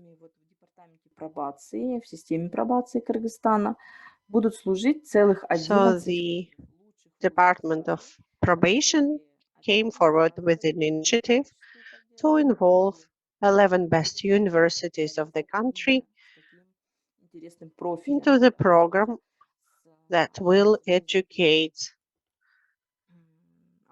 people working in the area of rehabilitation. So we are now discussing it with one of the universities. We're trying to discuss an educational program.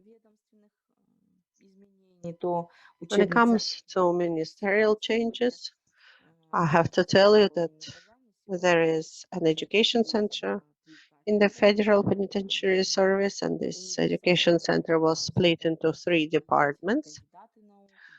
They have very prominent staff, including professors, people holding PhDs, prominent researchers. And you know, these people work for measly salaries. They're ужин. purely driven by ideas, and I'm sure a lot of us spend a lot on a dinner in a restaurant. These people are true patriots. They really want to do something. They set up a printing shop, a library, so they're collecting all the knowledge, and we're trying to help them as much as we can. We're going to open an educational center when it comes to probation. Right now, working with probation, we are concentrated mostly on profiling. You probably know that the probation service was set up to give people a chance. Нужно подготовить пробационный доклад, который готовит So to несколько do that, a probationary report needs to be prepared by professionals working in the probation department, including psychologists and social workers. We have already organized a number of seminars so that we are developing a methodology этническую составляющую и языковую that составляющую. will be adapted, taking into account Участвуют в процессе. cultural and Что я linguistic characteristics. So what do I think? Sorry, Yulia, it's time to wrap up. Yeah, well, I'm almost done. But the most important thing to remember is to never give up. When it comes to my practice, I think the most important thing is to develop critical thinking. In order to offer a new idea or a good alternative to somebody, we need this person to be able to hear it. Quite often, people who we are working with cannot change their hard set values because I think that their critical thinking capacity is vastly underdeveloped. Хотелось бы высказать пожелание, чтобы мы... So, to conclude, давайте обсуждать не только положительные практики. I would like to say, let's talk not just about the positive things, but let's talk about negative things. Let's talk about mistakes that were made because, of course, negative examples can translate into a lot of insights. Thank you very much, Yulia.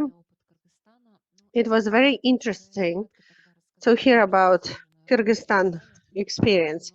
Well, now it's my turn to talk. I'll try to be brief because I can imagine that everybody is busy. Let me tell you about what's happening in Russia when it comes to radicalization or de-radicalization in prisons after the rise of ISIS or Daesh, which mobilized or recruited tens of thousands of people from more than 80 countries of the world. Well, after that, the problem of militant extremism became truly global. So the increasing popularity of radical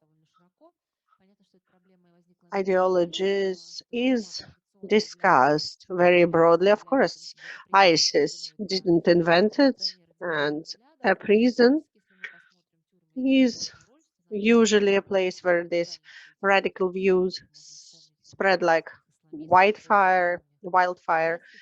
You can probably think about Egyptian Islamists or German neo-Nazis. It is criminal subculture, enclosed space, prison violence, dissatisfaction, disillusionment of convicts. All of this opens them up to many radical ideologies. Well, in Russia, this problem existed even before ISIS. It was related to the prevalence of the far right. There was also a jihadist organization in Kafkas. This organization existed from 2007 to 2015, and They were trying to build a Sharia state in the North Caucasus through terrorist attacks. Of course, with the emergence of ISIS, we had a spread of Islamists, and so the Commerçant newspaper said that the prisons are becoming more radicalized. Due to the emergence of ISIS, a lot of militants were coming back from Syria and Iraq. So there was no en masse return of militants to Russia.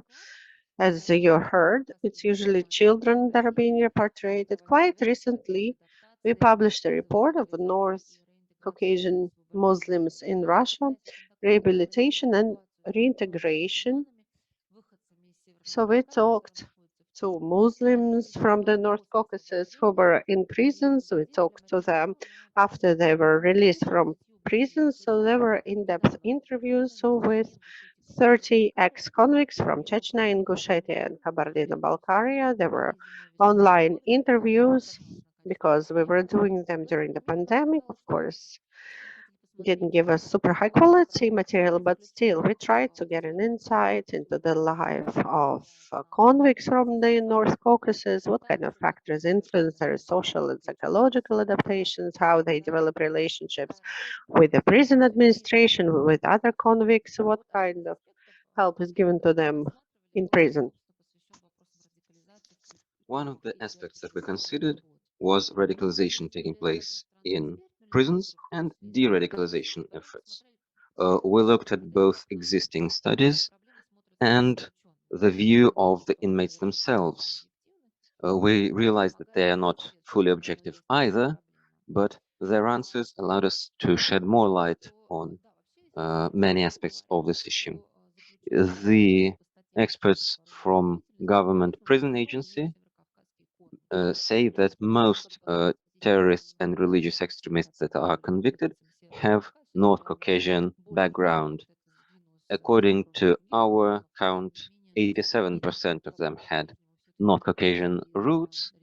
Currently, the statistic might be different, but still, people coming from this region that has also witnessed armed conflict are in the majority. Since the beginning of the Chechen war, most Chechen militants were convicted by the articles of possession of weapons, terrorism, and participation in illegal military units. But human rights activists have long stressed that many of these terrorism cases were fabricated by serious breaches of human rights, torture, and so on. Many of these cases were fully or partially fabricated. An individual who used to bring food to militants can be convicted as an active militant themselves.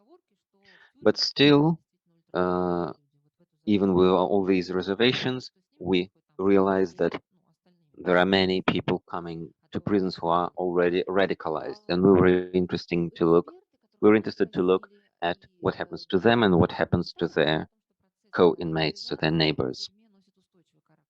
Radicalization in prisons has been seen as persistent in Russia, and inmates that responded to our questions say that the problem exists, but its scale is overblown.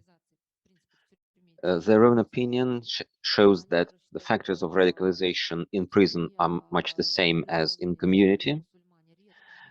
Muslim inmates very rarely change their views in prison. If they are sentenced as a radical, they will remain radical. If they were not, they will not radicalize. Many people say that violence, abuse, and injustice are factors leading them to radicalization. The unresolved military conflict in Chechnya and other Caucasian regions and other anti-colonial considerations are also listed as a factor. Many people also list despair and lack of education. Some of governmental studies also recognize breaches of human rights as a factor of radicalization, and the breach of right for freedom of conscience and freedom of religion is one of those main problems. Inmates believe that those who are most easily radicalized are people who were convicted unjustly, young girls who have no relatives and know little about religion, as well as people who have nothing to lose and have no roots. Most inmates say that people are radicalized by other inmates, very rarely through the internet, because internet access is restricted or non-existent in prisons, and it's mainly used for contact and interpersonal contact and not reading, and all books are controlled and tightly censored. Another important factor, as studies put it, is the presence of prison jamaats, and most inmates who answered said that they exist. They don't exist in the strictest prisons, but all inmates say that jamaats are Muslim unions in prison. Their members follow the norms of Islam, but they are not radical Islamist cells, unlike what governmental agencies believe. Inmates explain the rules of a jamaat. One must attend prayers, should not swear, and use drugs or drink alcohol. They must study Quran and Arabic language. And the desire to create jamaats, according to the inmates, is a desire to exit the traditional prison hierarchy. We know that in Russia and other post-Soviet countries, there is a strict prison hierarchy, and more than a third of inmates have told us about abuse on part of other inmates, and Jamaat is an attempt for them to escape the strict caste system, to evade the orders of criminally authoritative bosses, and maybe to pay them in exchange for relative freedom. That's why some newly convicted individuals become Muslims within prisons in order to enter a Jamaat. One of the respondents says that that many new inmates become Muslim in order to get protection from sexual abuse. And of course, we know that in some cases these Jamaats are radicalized, in fact. Very often it's due to the presence of a charismatic radical leader. The most famous case is the case from 2009 about a Jamaat in Kalmykia. They have 43 suspects. One of them got released and was later killed in Dagestan. How is prevention organized in prisons? In Chechnya, being in prison is the best. What's worst is the preliminary investigation, because it's always accompanied by tortures and humiliation, while in prison itself there are no abuses, there are no humiliations, guards mainly follow the law, the food is halal for Muslims, and religion can be practiced without discrimination. Researchers believe that these guards are locals, and that's why they follow the rules, because they are under social control. They can be visited at home by family members of the convicts. And so in Chechnya, imams visit prisons, but there are no militants within Chechnya. In prisons, people convicted for serious crimes are usually not sent to prisons within Chechnya. They're sent outside. In other regions, it's different. As part of our study, we asked several inmates that were convicted for violent extremist crimes that are located in other regions. Two of them said that they were tortured and wrongly accused, but the prison system saw them as militants, and we asked them, how did they work with you? What did you experience as somebody labeled a militant? none of them was able to mention any de-radicalization or prevention work, not even one talk. They had some psychological tests, or they helped other inmates to fill in the test forms, but nobody talked to them. There was one case, rather comical, that I can highlight here, but it's true. The inmates told me that they were under a special control by the secret services. They were monitored. Their views were monitored. I'm quoting Denis, who used to be a militant in Johar Dudayev's army. He admits it, and he says that his views have not changed. He mentions that there are secret service officers within the prison. They monitor people like me. They were monitoring the development of my views. They were gathering information from the locals. They're controlling everything you read and everybody you talk to. Another militant who was convicted at the age of 18, very young, said that he was kept in a preliminary isolation for more than a year. He got ill, started to cough. He was asking for an X-ray, and finally they found tuberculosis. And then the staff arranged a de-radicalization intervention for him. They said that he would be sent into a common prison from the isolator, but he has to record a video saying that he doesn't support terrorism, that he doesn't believe in it anymore, and so on. He said that he wouldn't do it. He wasn't admitting his guilt, and he was always pleading not guilty. He refused from it, and then they suggested him to just accuse terrorism and denounce terrorism. He did this denunciation because he said he was not guilty, and that's all. That's the only talk that they had with him. He was convicted at the age of 18. His father was missing by that time. He had been arrested and then went missing. This young man was tortured, as human rights activists have noted, and he had a very short prison sentence, but nobody worked with him. Yes, he had a short sentence according to the nature of his conviction.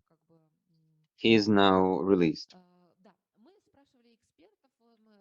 We asked some experts, for example, Denis Timokhin, member of the Rus Сидящая organization, a former Secret Service agent. He knows the system inside out, and he said that there is no de-radicalization work, it's only what they call preventative isolation. The individual is isolated, he rarely joins prisoner groups. It's easier to just lock him up than to have monitoring and follow-up. If an individual is seen as an extremist, they can be abused within prison. Denis told us about this. He was not physically abused. He was very quiet. He wanted to survive the prison.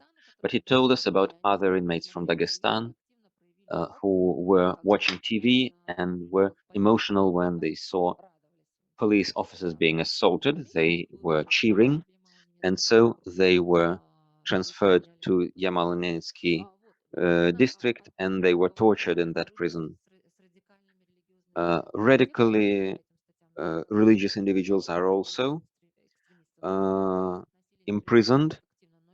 People who are not convicted as terrorists but are classified as extremists. They're also isolated in prisons. I think that's it that I can say about de-radicalization in prisons. Some inmates and experts also mentioned that sometimes religious extremists, people are labeled as religious extremists in prison if they are overtly religious, if they become religious in prison. In a closed system in a prison where an individual feels bad, they often turn to religion. And as many guards and other staff don't know how to tell a radical from just a fervent believer, and they want to control all the risks, they exercise extra control also for anybody who is openly religious. Thusly, in the recent decades, many countries have been trying to develop prevention and de-radicalizing programs for inmates, but Russia has not done anything in this area. All analysts say that this work amounts only to isolation and preventative violence against the most radical inmates. But criminologists and experts agree that you cannot de-radicalize somebody by doing this. 10 years later, 18 years later, the individual is released and their views are the same. And in the world, in the recent years, we have 40 or 50 programs that are aimed at breaking dependency towards terrorist groups. Now we have more than 50, I'm sure. And mainly they involve three categories: psychological interference, religions interference, and psychological assistance.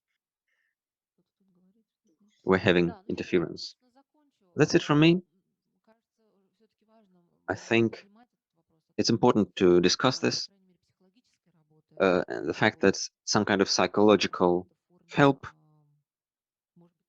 in any shape or form, maybe narrative support, as Harold mentioned, could be useful for inmates. That's it from me. Thank you. We're ready to answer your questions. Thank you. Юлия еще с нами? Можно я вопрос? Да, конечно. Я очень простые два. I Во-первых, have two brief questions. My first question is,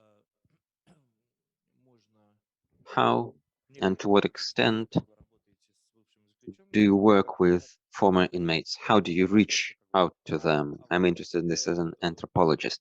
And I have a question to Yulia. What do you mean by rational theology? I'm really interested in this. Thank you.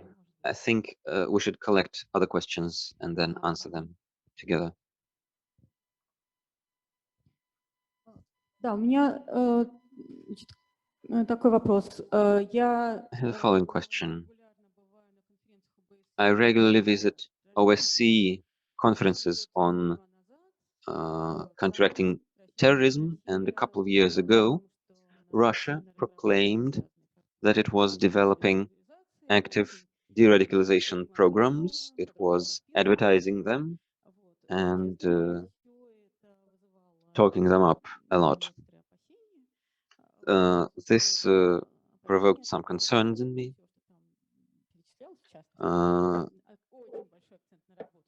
because they were mainly talking about working with families, and all of it looked like a new repressive system and state blackmail of inmates that were convicted with ideological convictions. As an illustration, besides bad things that could happen to relatives, administrative monitoring could be introduced, and this is a hellish thing because it is a very strict restriction of freedom for years and years ahead. If the conviction is of a very serious crime, this could take years and years. Вопрос или замечание, да, насчет того, что как бы, ну. What I meant to say is, should we bemoan that there are no governmental programs? Maybe it's better if the government were more active. It would be deleterious and tragic. Any more questions? Well then, Yulia, would you like to answer the first question directed to you? Rational theology, right? Yes. Yes. It's my favorite subject. There is a science even of that, a research field as part of Islamic theology. It's kalam, or rational theology. The point of it is that before one believes, one should think, and thinking is not discouraged in this form of belief. In many forms of religion, we find this treatment that if something is not understandable, it should just be accepted at face value and believed. Just believe, do not think, they say sometimes. But in Kalam, in rational theology, they don't do it like that. One should think. And I must say that in Central Asia, the Aqidah or Credo is accepted from the tradition of Abu Hanifa, who was the founder of the Hanafi Mazhab, and Hanifa and his followers were the champions of rational theology. And in their books, they looked at jihad as a struggle against oneself in spreading monotheism. If it's interesting for you, I want to tell you that we came up with a collection of such issues for prison imams or imams who work in prison. So if you're interested, I can share this publication with you. Yulia, there is one more question for you from the chat from Miroslav Greenberg. What about convicts who were convicted for terrorism? Are they different in terms of their thinking from other conflicts? Yes, they are. If we're talking about social dependence, and then, you know, other convicts are not so dependent on a social group. Here, sometimes we have a feeling that these people cannot make independent decisions at all. They cannot really answer. They don't want to talk to you one-on-one. They always have the need to check every decision that they make against what the group thinks. Well, this information is available. There are a lot of criteria, and all of these criteria are applicable to convicts like that. Thank you very much. Well, basically, straight away, you can see that these people have been manipulated. Thank you very much. Если у кого-то есть желание. Well, our listeners on Zoom, I would like to give our listeners an opportunity to speak up. So if you're still with us and if you want to speak, you can do so. And I will ask Dmitri's question. He asked me how we work with the convicts. Well, it's quite difficult. Right now, we have to use Zoom, which makes it even more complicated. So at first, we even wanted not to organize the interviews because we knew we wouldn't get the trust. But then we decided to give it a try. По рекомендациям, то есть это были либо люди через неправительственные организации, либо через... So basically, we found these people after recommendations. The people would point us to convicts, then the convicts would give us contacts of other convicts. There were only 5 women, and these women were interviewed through a local Chechen NGO that works with convicted women, and still 2 women refused an interview in the end, despite us ensuring them of confidentiality and changing all of their names.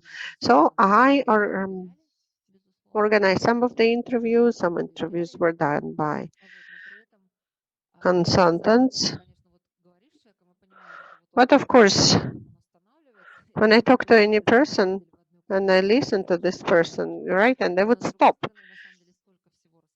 I understand that if we weren't on Zoom, and they would continue talking. But they still told us a lot. But of course, not everything that we heard could be published. But we went ahead. But let me tell you, this was just the first research into the matter. And about the radicalization programs that are being announced. Were they announced as something under development? Because right now we see that a lot of these programs are being developed, but I don't think that any of them have been initiated. I know that they're doing something in Tatarstan.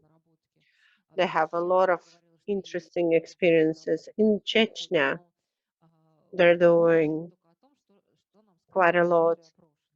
But we can only say what the interviewees stated. And they said that nobody talked to me at all. We have a separate chapter dealing with what happens after release from prison. It's a very difficult period because first convicts feel euphoric at first, and then they sink into depression because, you know, the economy is in the gutter and it's nearly impossible for law-abiding citizens to find work, and it's completely impossible for convicts. So people are placed under administrative supervision. That means they cannot leave their region. So basically, if there is no work in the village and people need to feed themselves, their family, and they're dealing with a lot of psychological issues that they bring back from the prisons, these people suffered a lot of violence. A lot of people have fear, especially if they've been convicted of terrorism. They fear the authorities. They get arrested and incarcerated for some time. And at first, they told us that they were always expecting somebody to knock on their door and put them into prison. Then we asked the convicts whether they need psychological help. But you need to understand that these were the people from the North Caucasus. Even in Russia, not a lot of men would admit that they need psychological support. And in the North Caucasus, people told us, no, I don't need it, but yeah, but the guys, they do. Yeah, we have a lot of guys who do need help. All of the women and some men told us that if we had a professional psychologist working with us in prison, I would go and visit them.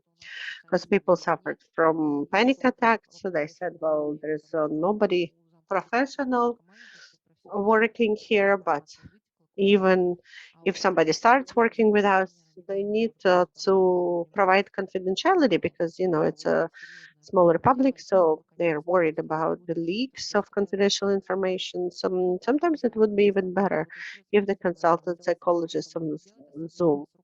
Well, I've already talked about the issue of employment. If family or relatives don't help,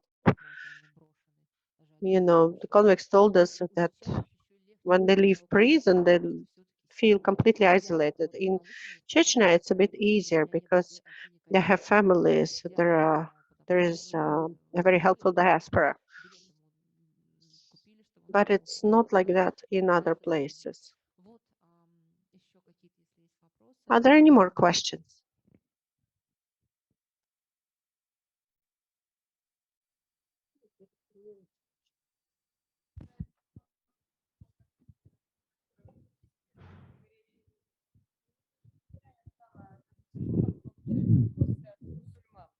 Потому что очно, вот ко мне лично, как психологу, мусульмане не приходят ни с You какими know, as a psychologist, I don't see any Muslims in my practice. They don't come with me with any issues. I only see Muslims as part of an investigation or when I work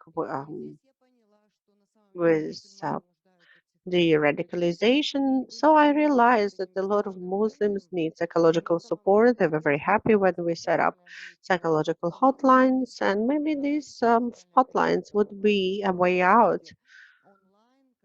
Maybe online consults would be very helpful, especially in prisons.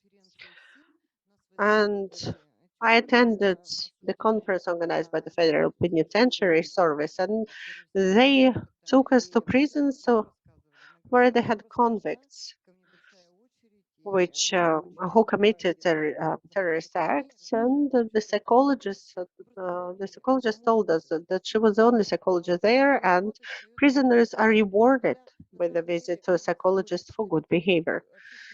But who's going to work in prisons? You know, if you look at current society, then you see that, you know, people who are real stars are always working alone. But you see, the volunteer movement is on the rise in Russia, so maybe we can develop this volunteer movement. Well, that resonates with what Ali Khan talked about today. Children, are they criminals or are they victims? They're still stigmatized. Some people are afraid to help them. So the same is about these convicts. So volunteers would be happy to help, but they're afraid of, you know,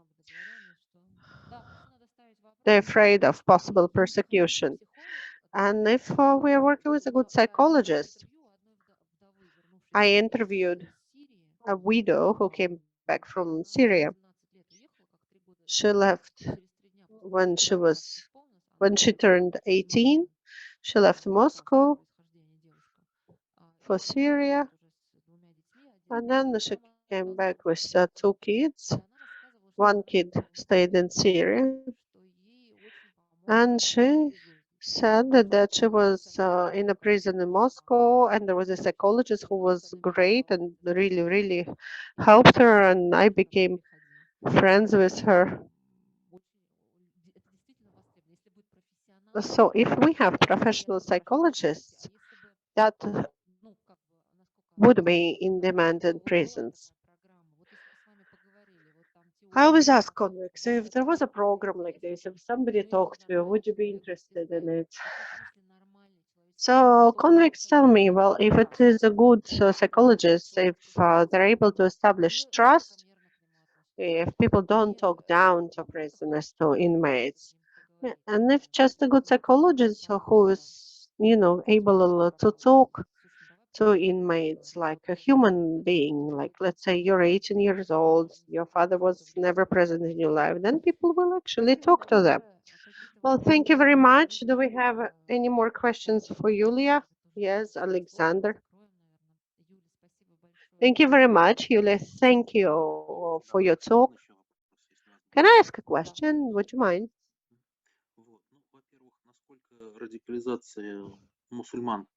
I wanted to ask about radicalizations of Muslims in prison. Do you think that it is something that stems from intrinsic prison violence? And how many people are we talking about? Is it like 1,000 people, 10,000 people, or maybe a few hundreds?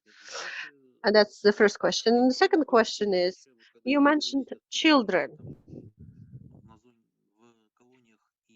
When we're talking about inmates, do they radicalize members of their family when they come to visit them or after they're released from prison? Well, thank you very much. You reminded me. I did want to say a few words about working with families, but let me answer your first question. So the first question was how many people are radicalized? Well, I don't know. I don't know how many people are radicalized. We don't even know how many inmates convicted for terrorism.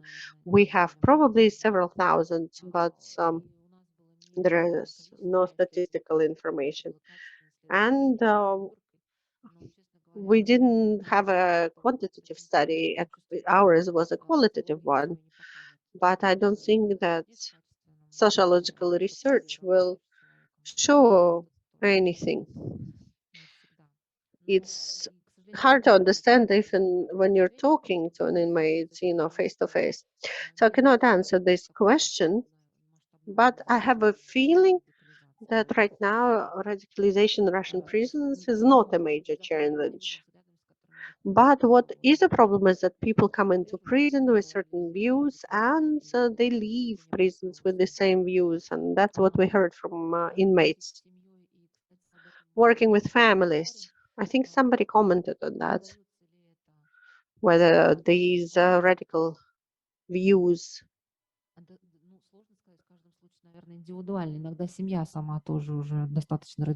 are imposed on family members. It's hard to say, you know, sometimes it is the whole family that shares quite radical views. Sometimes it's the opposite.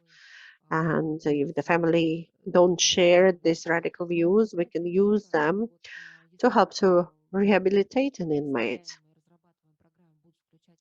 But I believe if our programs involve families, it would be great.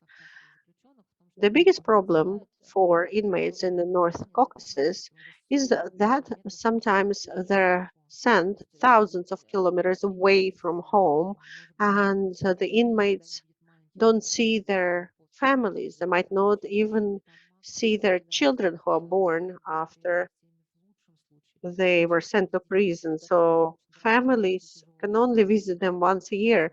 And usually they don't take children because, you know, it takes a long time to travel by train, or it is very expensive.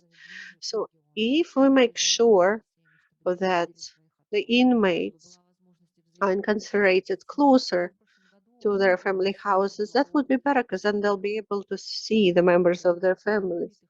Last year we did a research on the families of ex-militants.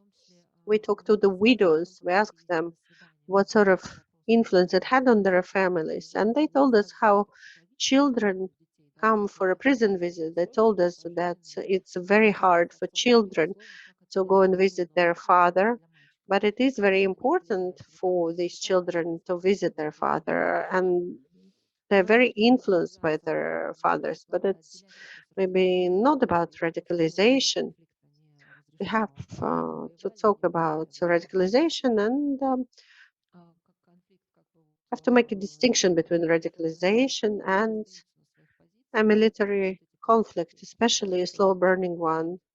But you know, the inmates, they tell their children that you can be proud because I fought for the freedom of my republic. So of course, fathers, inmate fathers tell it to sons, but that's a different thing. When I talked about radicalization, I was talking about Samarot Kafkaz, but that's a different topic.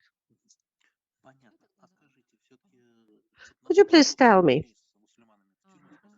are Muslims mistreated in prisons? Is there a lot of violence towards Muslims? Well, in our report, we have a separate chapter on this. Well, you know, when it comes to Russia, the inmates are mistreated. The violence is systemic. Human rights are violated. Medical help is not provided. And when it comes to inmates from the North Caucasus, they're very vulnerable. It happens very often to people from the North Caucasus. So to answer your question, yes, it happens very frequently. And that, of course, I think, in my opinion, contributes to radicalization. I think that wraps up all of the questions. It is 7 p.m. in Moscow. So I would like to thank everybody who attended this event. I would like to thank people who stayed to the end, and I would like to give the floor to Alexander Verkhovsky. Well, this truly concludes our conference. And I'm under the impression now that each one of our panels had a potential to become a full blown out conference. Maybe that will happen one day. Because of course, this topic wasn't accidental for us. We didn't stumble onto it. The Sova Center is more about political science or legal issues, but you see, we broached this topic as well. All of this is part of a long-term project financed by the European Union, and just like all good things, it will also come to an end. But we do hope that we will have resources to continue this work in the future. I hope that we'll be able to readdress this topic together with Ekaterina. Thank you very much. And this concludes our conference. And I would like to thank our listeners on Zoom. I would like to thank Ilya, who provided technical support. I would like to thank Yulia Orlova, who helped us organize this seminar. Thank you very much, everybody.